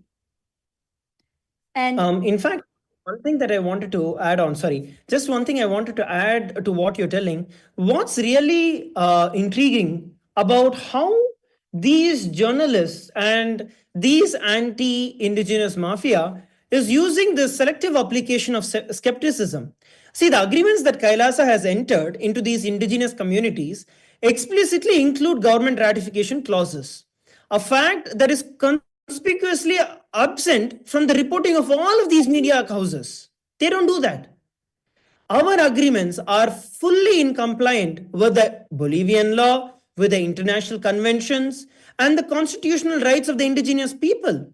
But yet, when you look at how these guys are projecting it, how the anti-Hindu media is projecting, how the Hindu-phobic media is projecting, how the anti-indigenous media is projecting, they are shown as if they are nefarious plots and a very clear targeted attack trying to extract exploit the indigenous communities which are there. While on the contrary, you see the extractive industries, they happily run a riot on the indigenous territories and continue with their operations with little to no scrutiny at all. This is the fact that we are looking at. This is the reality that we are looking at today. Exactly. When multinational corporations, when they lease land from the indigenous communities, they call it as development, where we very clearly see how the exploitation of nature happens. And they call it as what? Development. But when Kailasa does it, and that also with explicit environmental conservation goals, we have not bought any land. We are only partnering with them with clear conservation environmental conservation goals. and to protect Amazon and cultural preservation clauses. Suddenly, they come up from nowhere claiming neo-colonialism. The double standard isn't just evident, it's the entire foundation of your narrative.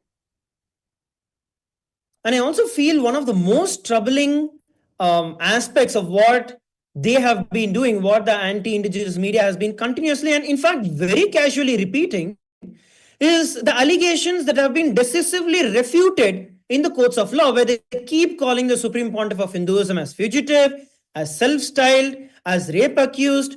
Come on, all of this has been refuted very clearly. 4 separate US federal and state courts have not only exonerated the Supreme Pontiff of Hinduism, but they have imposed substantial penalties on these false accusers, over 7 million US dollars, all put together. But all these judicial findings have just come very conveniently omitted from the reporting of any of these media houses. And rather twisted, they're replaced with the sensationalist accusations just to dehumanize and delegitimize the entire indigenous community and people out there. And this isn't just sloppy journalism, it's a direct violation of Bolivian law. Your constitution explicitly protects religious freedom and indigenous cultural expressions, and specifically law number 45 prohibits discrimination based on religion and cultural identity. So by publishing demonstrably false claims designed to incite prejudice against a religious minority, these media outlets have crossed the line from biased reporting into potentially criminal conduct. The pattern here is very, very clear. You can just see it through. When indigenous people assert our rights in ways that challenge this colonial power structure, then immediately we face demonization. Now, this is the pattern that time and again that the colonialists have proven. Kailasa's crime is not violating any law. It is our submit to that narrative that indigenous people must forever seek permission from the colonialists to exist. Because we are not submitting ourselves to that, we are being targeted and attacked. And let us offer a novel suggestion here to the Bolivian media. Perhaps let the indigenous people know, let them decide what is best for indigenous people, because they know what is best for indigenous peoples. These racist anti-indigenous media, they don't know. They have colonial mindset. And perhaps agreements between indigenous communities don't require their colonial interpretation to be legitimate. Perhaps, and this may be truly revolutionary, that you could actually contact the subject of your reporting before publishing demonstrably false allegations about them. And here the Hindu civilization has survived countless attempts at erasure for millennia. We've endured genocides that claimed hundreds of millions of lives. We've watched our sacred texts burned, our temples destroyed. It is still ongoing. In all the countries, you will see still Hindu temples are getting destroyed. There's no respect for Hindu temples. And our people have been dispersed across continents. We've basically become homeless. Hindus are displaced, homeless, indigenous people, because we've lost all our lands. And yet here we stand, not merely surviving, but reviving our ancient traditions, establishing a sovereign homeland for our persecuted communities. Also, Masi, when we look at all of this that is going on, what we are looking at, for all its sound and fury, the kind of hangama that they are doing, this is just the latest chapter in a story of persecution that we all know too well. It is very well documented in the entire history. Persecution for the last over 700 plus years has been documented so well. What we are looking at here is nothing new to us Hindus. This is not going to deter us from our mission of the revival of the indigenous traditions and preserving our ancient culture. We will stand for these rights. We will support everyone on these rights. It is not going to stop us from forming partnership with other fellow indigenous people, with other indigenous communities. No, it will not. Based on mutual respect and shared goals, we will continue to establish partnerships. We will continue to enter into cooperation agreements to support. And one thing that I want all you anti-indigenous media and all anti-Hindu, Hindu-phobic, Hindu-mystic media to understand, you will not be able to silence our voices as we assert our fundamental rights to exist. And you cannot do anything about it. And to all those media channels out there who value truth above sensation, here we would like to extend an invitation. You can contact us. We have actually clearly stated the facts throughout this live video. And we are ready. You can speak with our representatives, visit our communities, go witness firsthand the humanitarian services, the environmental work that we are doing as Kailasa, what the humanitarian services the Supreme Pontiff of Hinduism is doing worldwide. True journalism seeks understanding, not merely confirmation of pre-existing biases. Understand, the Supreme Court of Bolivia has recognized that the right to information consists of the power that every person has to see, receive, and impart information, and the correlative obligation of those who generate information to produce it with responsibility and ethical clarity. All we are asking for you, just live up to this. This is enshrined in your own constitution. So any one of you, all those media outlets there, if you value truth over your sensations and you trying to get more TRP for your channel, if you're interested in true journalism and stop being prostitutes, then here you can come and get the right information. We are ready to provide. We have already provided. We are ready to provide. Or you are going to face serious legal consequences. And I think as we are coming towards the conclusion of today's live and where we are exposing the truths, as we are coming towards the closure of this response, I think I want to remind all the major media sources once again that more than 40 major international media houses from over 14 countries, including major organizations, well-known names such as the Washington Post, have already recognized their error in publishing similar disinformation, and they have removed all such defamatory articles and content about Kailasa. And they have issued apologies in recognizing their error. This only shows what they truly are, where they are ready to see where they are missing and correct their errors.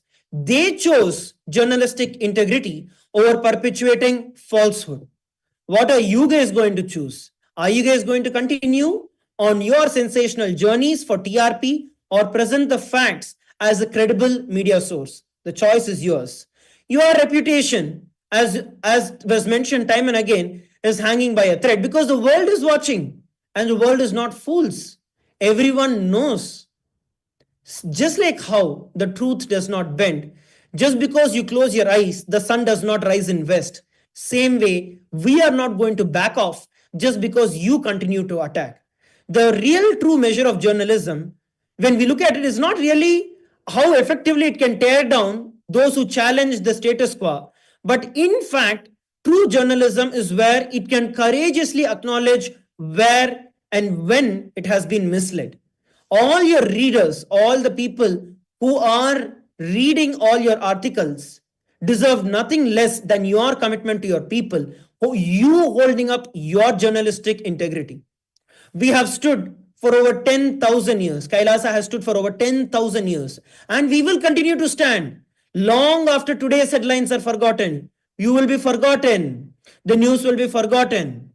The question is whether your publications are going to be remembered for perpetuating colonial narratives or for having the integrity to correct them.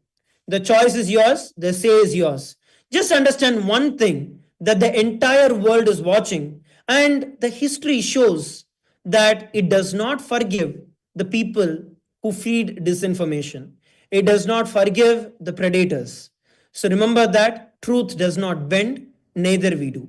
We thank each and every one of the viewers, every one of the well-wishers of Kailasa, all the Raj Sabha members, the Chit Sabha members, the citizens of Kailasa, every single one of you for joining in, tuning in live for today's session, for today's segment, where we exposed the grand narratives, the true real narratives of these anti-indigenous media who have been perpetrating false negative informations and ideologies against the indigenous communities and Kailasa.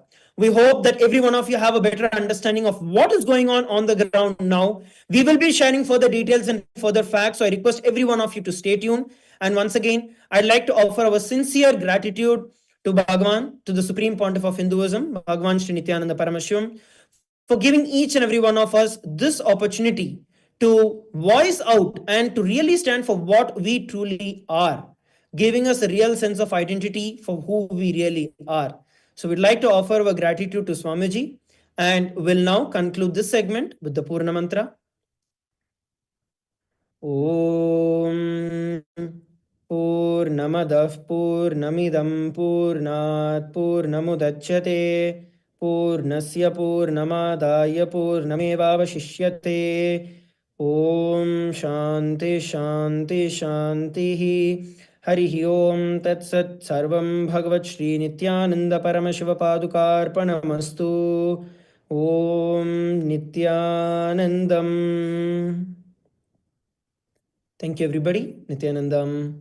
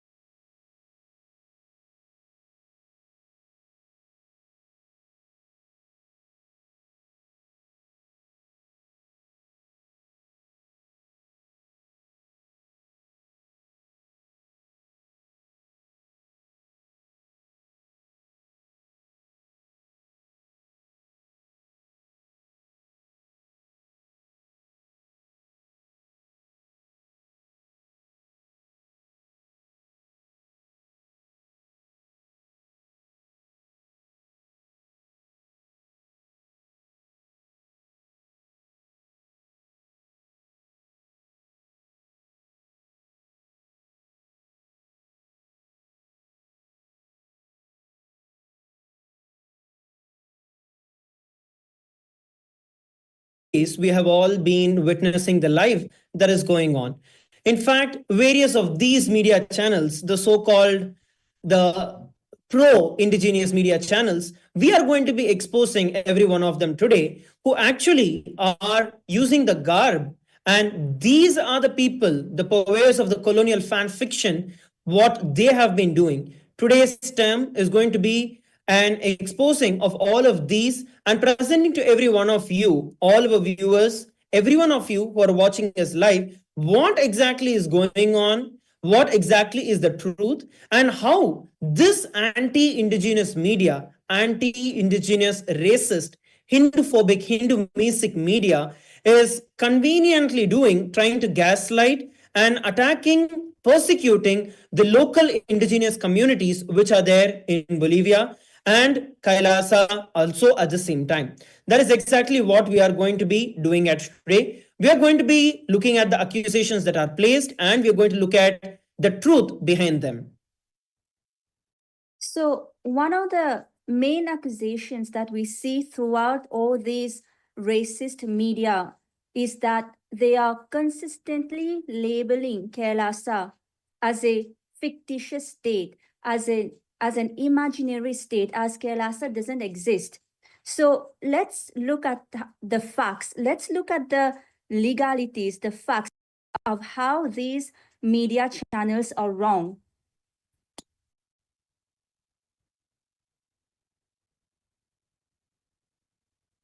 So if we look at the very basic international law, Fictitious. How can they claim something? No, it's a curious label given for a civilization that's older than most of the nations. But then Columbus once called the Americas as imaginary too. This seems like history is just repeating itself. Kailasa is a real sovereign nation, and we have the juridical statehood under the international law.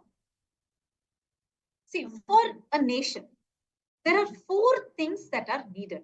Let us understand this logically. This is for everyone, all the viewers that are watching here with us as well. The diplomatic recognition under international law is not contingent on universal acceptance.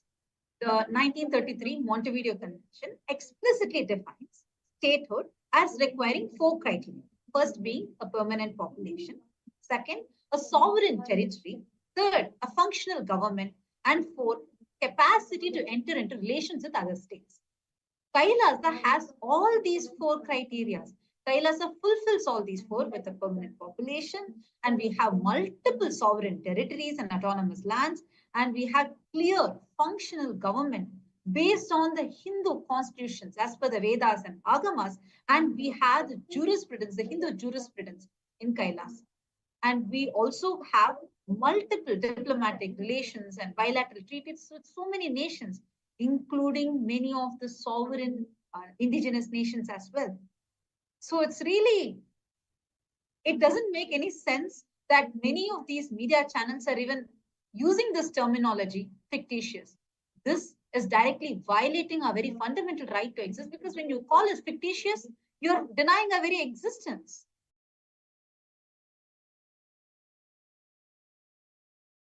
And see, there's another law that regulates this, and that is there's another article in the Montevideo Convention on the rights of and duties of the states, and it says that I'm going to quote the article number 3.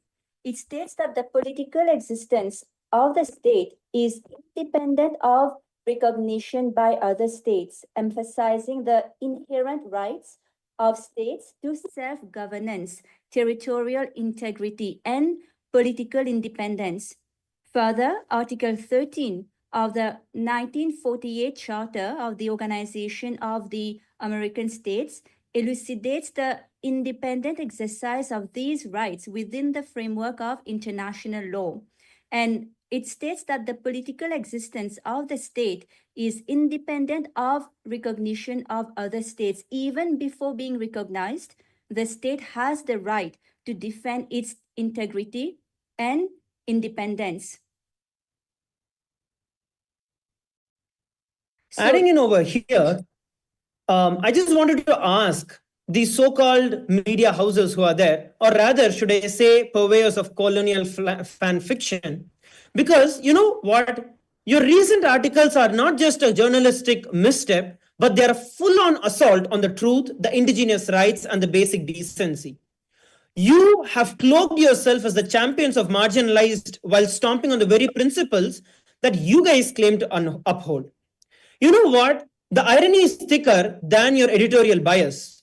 Here, you are the people who are arguing that indigenous communities should not have autonomy to choose their own diplomatic partners and trying to claim that Kailasa is fictitious. Self-determination is where we have the indigenous nations have autonomy to do what they feel as right and to uphold their integrity.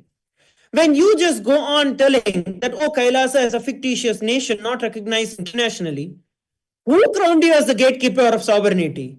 The UN itself, in its charter, tells very clearly that it does not recognize states, it admits members. Taiwan, Kosovo, Palestine. You've heard any of them? They all exist without a UN gold star. Kailasa has it all. We have the permanent population, we have the defined territory, a functioning government, and diplomatic nations worldwide. And as mentioned earlier, we are rooted in the ancient Hindu tradition with an unbroken succession tracking all the way back to this Vedic and Agamic kingdoms that are there. Sorry if that's too complex for your word count, but as per the international norms, as per the Montevideo Convention on the rights and duties of state, let's lay it out. We meet every single criteria. This isn't about recognition. It's about your attempt to delegitimize all the indigenous rights. But we are still standing, and we are not going to bend down or back off just because you're trying to delegitimize us.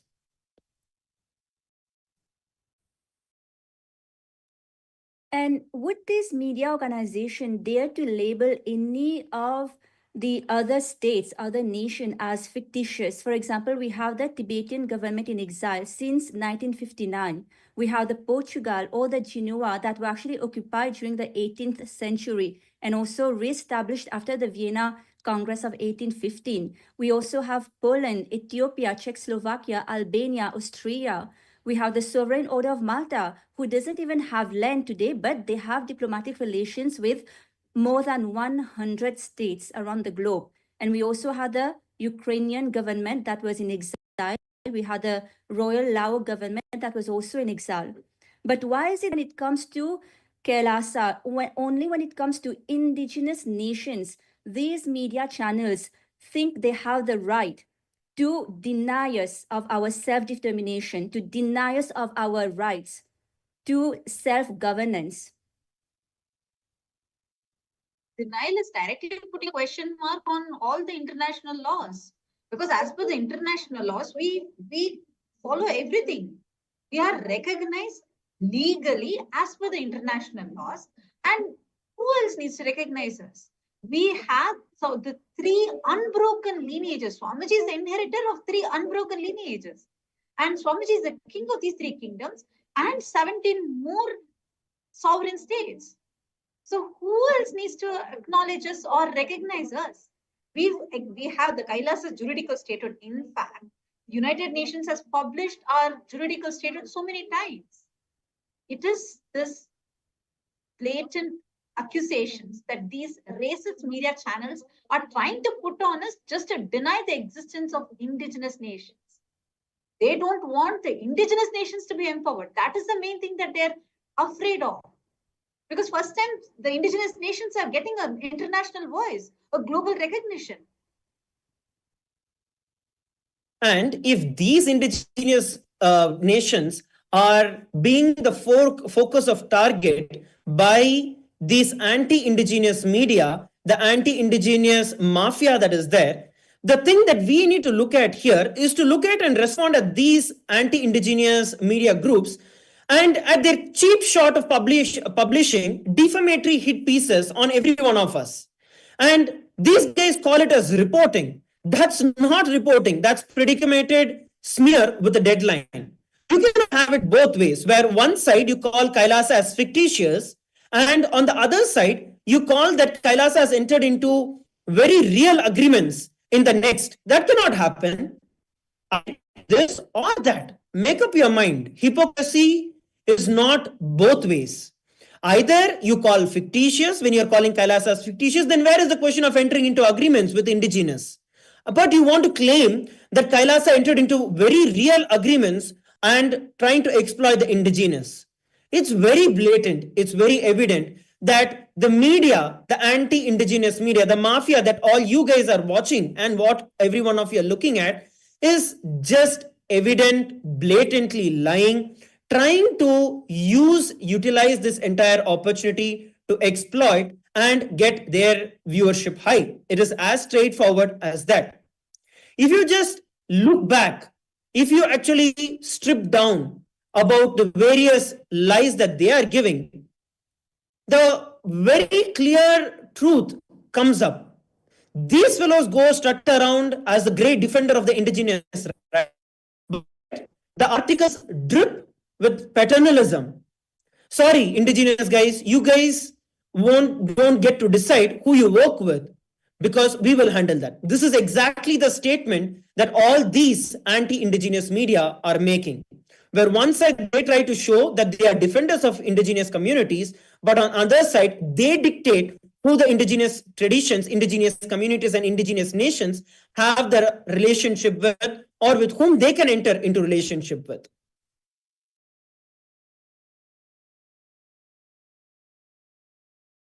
And not only that, these media channels, they've completely ignored these international laws on which Kailasa and actually all these indigenous ancient nations are grounded on. For example, you know, the doctrine of continuity, the sovereign rights. There's so many laws, international laws, that on which Kailasa has legitimacy to be a state as any other state. And these media channels, what right do they have?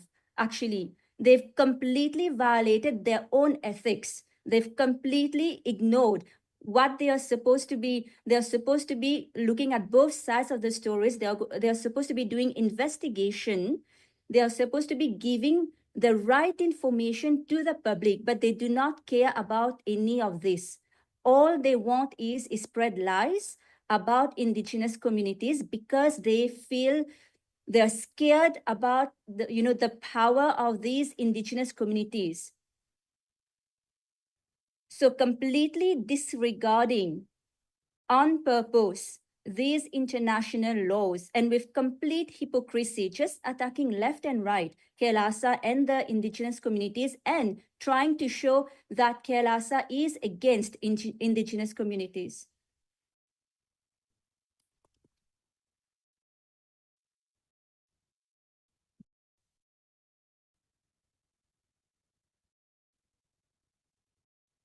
And on the to this same thing that we are looking at, if we look at journalism, right? Journalism is where it has standard ethics, it has certain infrastructure, certain guidelines based on which it is supposed to go through. But if we look at the failures of journalism, that is by these anti-indigenous media, we can present over 101 facts. Take it whether it's the truth or accuracy is completely gone to dumps, because these guys have conveniently forgotten to mention Kailasa's diplomatic relations with multiple nations and the fact that the Supreme Pontiff of Hinduism was exonerated by the US courts after baseless charges. Facts don't bend to your narratives, all you indigenous media. Same way, as per the indigenous and the information ethics, the journalism ethics, independence is one of the very important components. The anti-indigenous, anti-Hindu bias is so blatant that it might as well be a co-author. Now, when we look at who pulls these strings, it should be colonial nostalgia or corporate cash. These anti-indigenous media have got nothing to do, have literally got nothing to do with truth or with accuracy or presenting the facts in any way. It is a very well clear disinformation campaign that is explicitly used to delegitimize the indigenous nations and to gaslight the indigenous nations who are there in Bolivia of their own rights and their own self-determination, the very powers that are vested in them through the Bolivian constitution.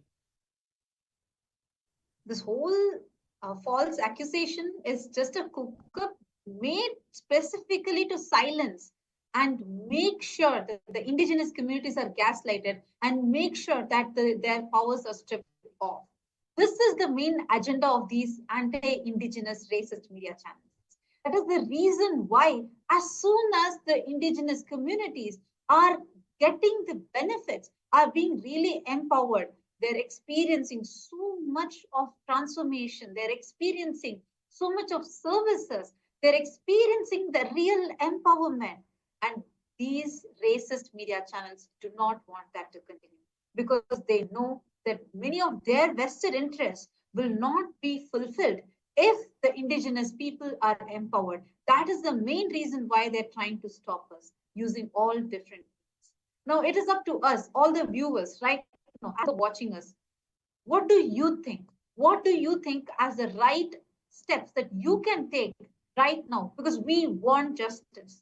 Hindus need justice. Hindus' lives matter. The indigenous lives matter. And we need to stand strong. What do you think are the steps that you can take? And what is your opinion or take on what these racist media channels are telling? How do you want to respond to it? I request all of you to take a moment and go to the comment section and post it here in the comment section.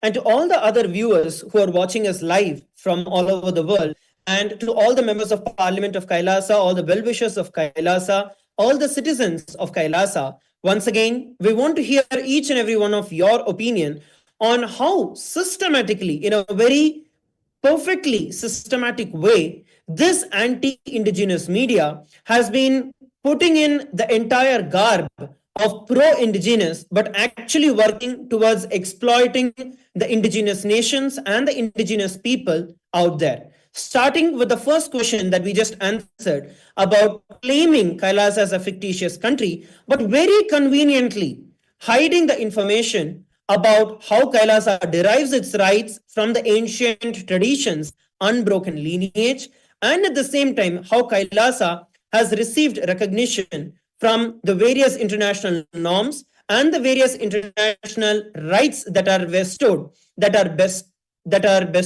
to Kailasa due to its unbroken lineage. And at the same time, trying to have a mockery and trying to delegitimize the indigenous people and the indigenous nation by telling, oh, they don't know all of these things. You guys have tricked them. So you're trying to delegitimize and trying to show that the indigenous people are fools. That's exactly what the anti-indigenous media has been doing. This is not just an attack on Kailasa. I want all the viewers who are watching us to understand, and all our brothers and sisters of the indigenous nation in Bolivia and all over the world, this is not an attack on Kailasa, and do not back off. If you back off, if any of us back off, the anti-indigenous media is only going to take more and more advantage of it and exploit us even more. Do not back off. Stand for what is your right. We will win because the truth is on our side. Just by gaslighting, the truth cannot be hidden. Let's stand strong. Let's all voice out our opinions, and the victory is ours. And these anti-indigenous racist media, they are also propagating the lies that Kailasa has engaged in illegal transactions, that the agreements that Kailasa has signed with these indigenous nations are illegal, and that we are doing illegal transactions for financial gains. Now, that is rich. We didn't buy anything. We are doing everything as per the local laws, as per international laws. And these were conservation partnership. And these are not land grabs. Indigenous communities retain full sovereignty. We provide resources, support. Contrast that with the corporate sharks circling their territories. Bet they're your real buddies. Because our agreements align with the Bolivian law and the ILO Convention 169. which mandates respect for indigenous land rights. You would know that if you dug on your own past headlines. This is not profiteering. What we are doing is preservation. And what is your excuse for twisting it? Here you are answerable to us. And let us all the viewers, we need to raise these questions to these racist media channels.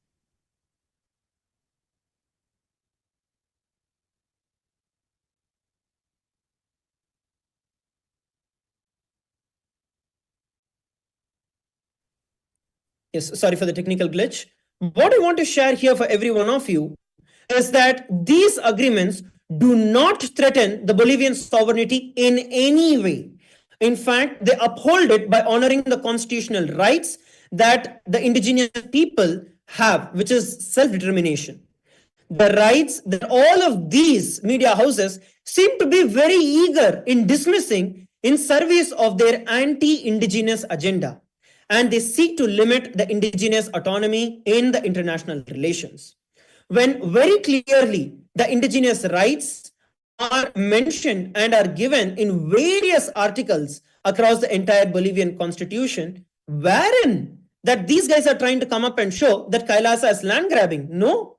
If we were interested in the land grabbing, do you think that we are going to be entering into so many agreements that is directly in the direct accordance with the Bolivian law? No. Anti-Hindu, anti-indigenous media houses, let's name it out. Whether it is Abasqa, whether it is El Mundo, whether it's Opinion, Infobe, Bruhula, all of these media houses which are there try to claim their pro-indigenous stance, but at the same time show how blatantly they are against the indigenous sovereignty, the indigenous rights, and the indigenous autonomy. And let's be clear about it. This isn't an attack on the treaty itself, but it is on the fundamental rights guaranteed to indigenous nations under the Bolivian constitution. The treaty is legally valid because Bolivian's constitution explicitly uphold the right to self-determination for the indigenous nations. And this is a powerful declaration of unity and a collective commitment to exercise their inherent rights. But now, these anti-indigenous lobbies like Awasca, El Mundo, Opinion, Infobe, Brujula, and so on, they are shamelessly attempting to strip these nations, these indigenous nations, of their hard-won constitutional rights, a right they have already been robbed of for many, many generations. And after enduring so many generations of systematic injustice and exploitation, they are once again being targeted to deny them of their ancestral and hereditary rights. Absolutely. And not just that, I want to also reiterate on a very important point. This claim that the anti-indigenous racist medias are making is grossly mischaracterizing the very nature of our agreements. See, Kailasa's agreements with this indigenous communities such as Bore, Kai Baba, or Eseja are environmental leases focused on conservation and sustainability. These are not territorial takeovers. We have never and we will never ever violate the sovereignty of any nation, including Bolivia or Ecuador. And this is explicitly reflected in our agreements, which is included clearly. The crucial clause that we need to say here is where we have clearly stated that the transfer of payment shall be effectuated upon the completion of the following legal requirements. And we also clearly stated how the ratification of the treaty by the government of Bolivia, only then all these are applicable. So we are completely in alignment with the Bolivian laws and Bolivian legislations, and we are completely in accordance to the law. So it is these press journals that need to answer us. Why are they spreading such twisted lies? Did you do your fact check before you start spreading those lies? I think El Mundo, you need to answer here as to why, what is the truth versus what you have presented is completely the opposite. Similarly, at the same time, Kailasa has never stated And the truth is, Kailasa never even sought to purchase, quote unquote, or own, quote unquote, indigenous lands. Let's be very clear about here. Kailasa did not seek to purchase or own the indigenous lands as you falsely claim in your articles. What we have entered into is lease agreements that are in collaborative conservation partnerships. Please understand, these are conservatory partnerships and are very clear and explicitly respect the indigenous ownership and their autonomy. Be very clear. And even if you actually look at those articles and those treaties, the agreements that you falsely claim that you have received from various sources, and how you try to show that you guys are doing some pro-indigenous stuff, even if you just opened your eyes and looked at all of that, you would have understood very clearly that the agreement is for supporting of environmental protection, for sustainable management, for the preservation of indigenous knowledge systems, humanitarian aid, development assistance, cultural exchange, promotion of indigenous rights. Where in that article, where in the agreement have we spoken about owning? Never. Where in the article has it been mentioned about purchasing? Never. These are not transactions. You guys, you false fake media, anti-indigenous media, Hindu-phobic and Hindu-mesic media, you try to clearly and convolute it by calling this as transactions. But no, these are not transactions. These are partnerships that benefit the indigenous communities while preserving their autonomy and land rights. Because you will lose your power if they start voicing out for what their rights are. You have been deliberately covering the entire truth up the way that you want and putting it out to the public. But be very clear. Historically, when we look at it, unlike the extractive industries such as the mining or the agriculture, Kailasa's approach has only been to support the indigenous communities and their own development, their own vision, and helping them preserve their cultural and environmental heritage. I challenge all the fake medias, the anti-indigenous medias who are there. Get us one reference where Kailasa has tried to take over land, has exploited land, has converted the indigenous. You will find no reports, no facts about anything other than just anti-indigenous media who is trying to exploit the indigenous around the world. Actually, this is very clearly proven by the very narratives that these media channels are carrying itself. Let's see. Actually, this is a very technical thing that we can very clearly observe the pattern, how the indigenous nations were persecuted historically. You will see how these aggressors, the racist mental aggressors who want to eliminate the indigenous communities, they try to brainwash those people who look like the indigenous people, but they are not the indigenous people. So they start brainwashing them, westernizing them, and use them to exploit the indigenous communities. This is how historically they have exploited and destroyed many of the indigenous nations. Now you can see this played out very clearly.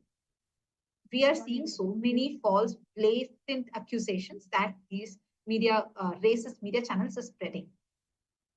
Do you see even one indigenous person actually coming and talking? No. The indigenous people about whom they claim as if they're protecting, as if they are trying to defend, not a single one of them are even being called to express what is their opinion about Kailasa, because these people know, these racists know that if they make even one of the indigenous members speak up, they know clearly that they are only going to support Kailasa because they've been benefited by Kailasa.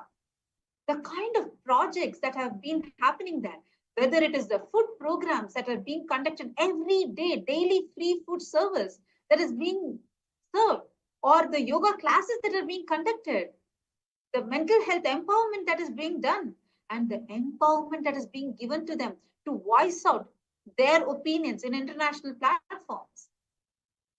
This is what these racist mental media channels are trying to somehow silence.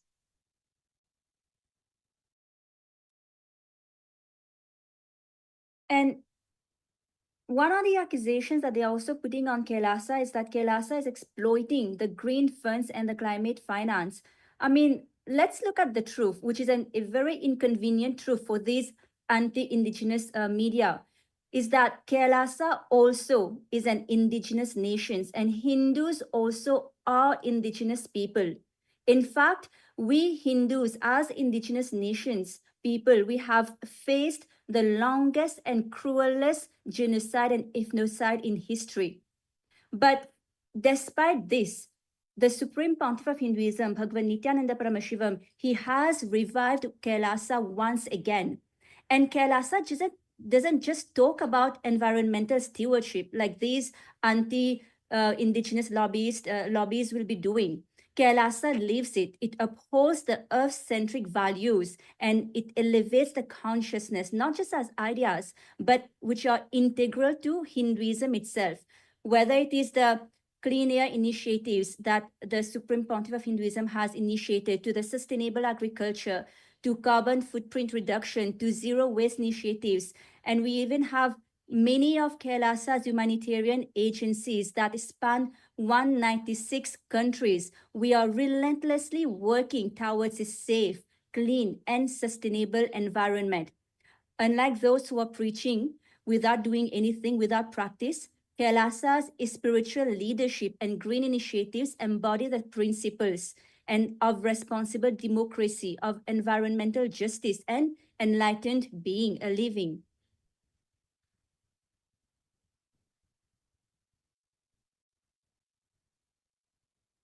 Absolutely. Actually, I'm seeing a lot of comments also coming in.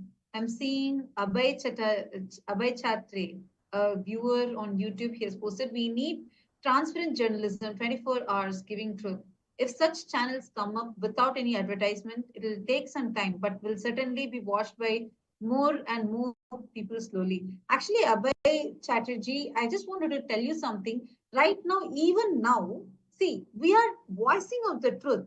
But this is where we need all of your support. We need to amplify our voices. This truth needs to reach out to more people. We are telling the truth, but someone needs to help reach this out. Unfortunately, all the persecution, see, understand the current situation. The indigenous people, especially, we have years of persecution. And we are also the victims of double Holocaust, double killing, where you, first of all, you were persecuted, you are victims of Holocaust, and now you're being denied that the very Holocaust even happened. Unfortunately, we all are victims of this double killing. That is the reason why right now, see which Hindus are here. How many Hindus are here voicing out for this? We need to take this up right now. Take this up.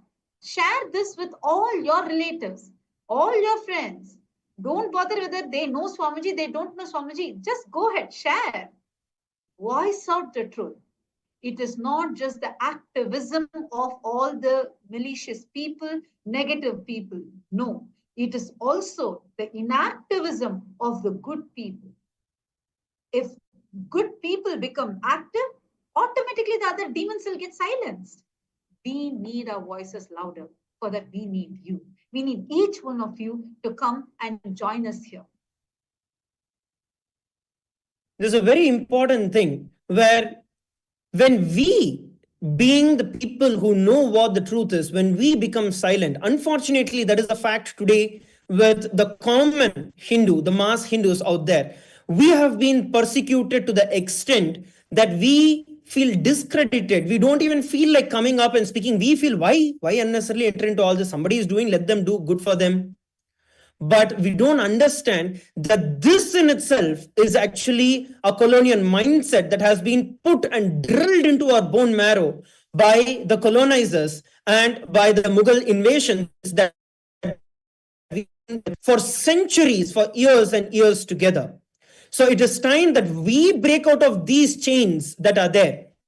In beautiful reference that is there, where, for example, when a rope is burned, the rope, even after it is burnt, just the outer frame of the rope is there, but it does not hold the integrity. It does not have the strength. But what happens is the people who are tied, for example, an animal, if a bull is actually tied with a rope and the rope is burnt, the bull will still think that the rope is still there as is. It won't understand that the strength is gone. We are in the very same clutches now. We as Hindus might have lost the so-called persecution or the external attacks on us compared to what happened during the Mughal invasion or during the colonizing. But mentally, we are still in that very same mode. So unless we decide to break out of this mode, we saw what is our rights, actively spread what is the truth, it is never going to come out. So once again, Abhaya and all the other well-wishers for posting your comments, the one request that I have is let us all stand together in this persecution against the indigenous communities and the indigenous people. And there's a comment from Vince of York also that is saying, who is saying, I'm sharing to my Western friends. Yes, thank you so much, Vince of York. It is very, very important that this persecution of indigenous people reaches out to all people globally, not just to the indigenous people, not just to Hindus. It is very important, and we highly encourage everybody here on this platform to please share with everybody you know. And share to all the groups, the social media groups, please do that, because why should we keep remaining silent? See, the reason we are getting persecuted so much is because Hindus have kept silent for generations and generations. We've started becoming okay with the persecution that we are facing, be it in our day-to-day life. See, the persecution doesn't have to be, you getting illegally detained. If you look very closely in your day-to-day life, can you wear a bindi when you go to work? No, you will be judged. You will not be able to wear a bindi. So it is extremely important that we reclaim our culture. There's nothing wrong in our culture. We Hindus, we've started believing that there's something wrong in our religion, in our culture, because that is what has been ingrained in us by colonizers, by invaders. We've suffered generations and generations of torture, absolute torture. But now is the time. Now when the avatar is on planet Earth, now is the time to reclaim back your identity. So please reach out even to Westerners, not just to Hindus. It is very important even for Westerners to know what we Hindus, what indigenous people have been going through, because nobody talks about it. We know about the Hindu Holocaust. The entire world knows about the Hindu Holocaust. But how many knows about the Hindu Holocaust? Not even Hindus know about it. So what are you going to do about it to take responsibility for it? Actually, just one fact I wanted to highlight.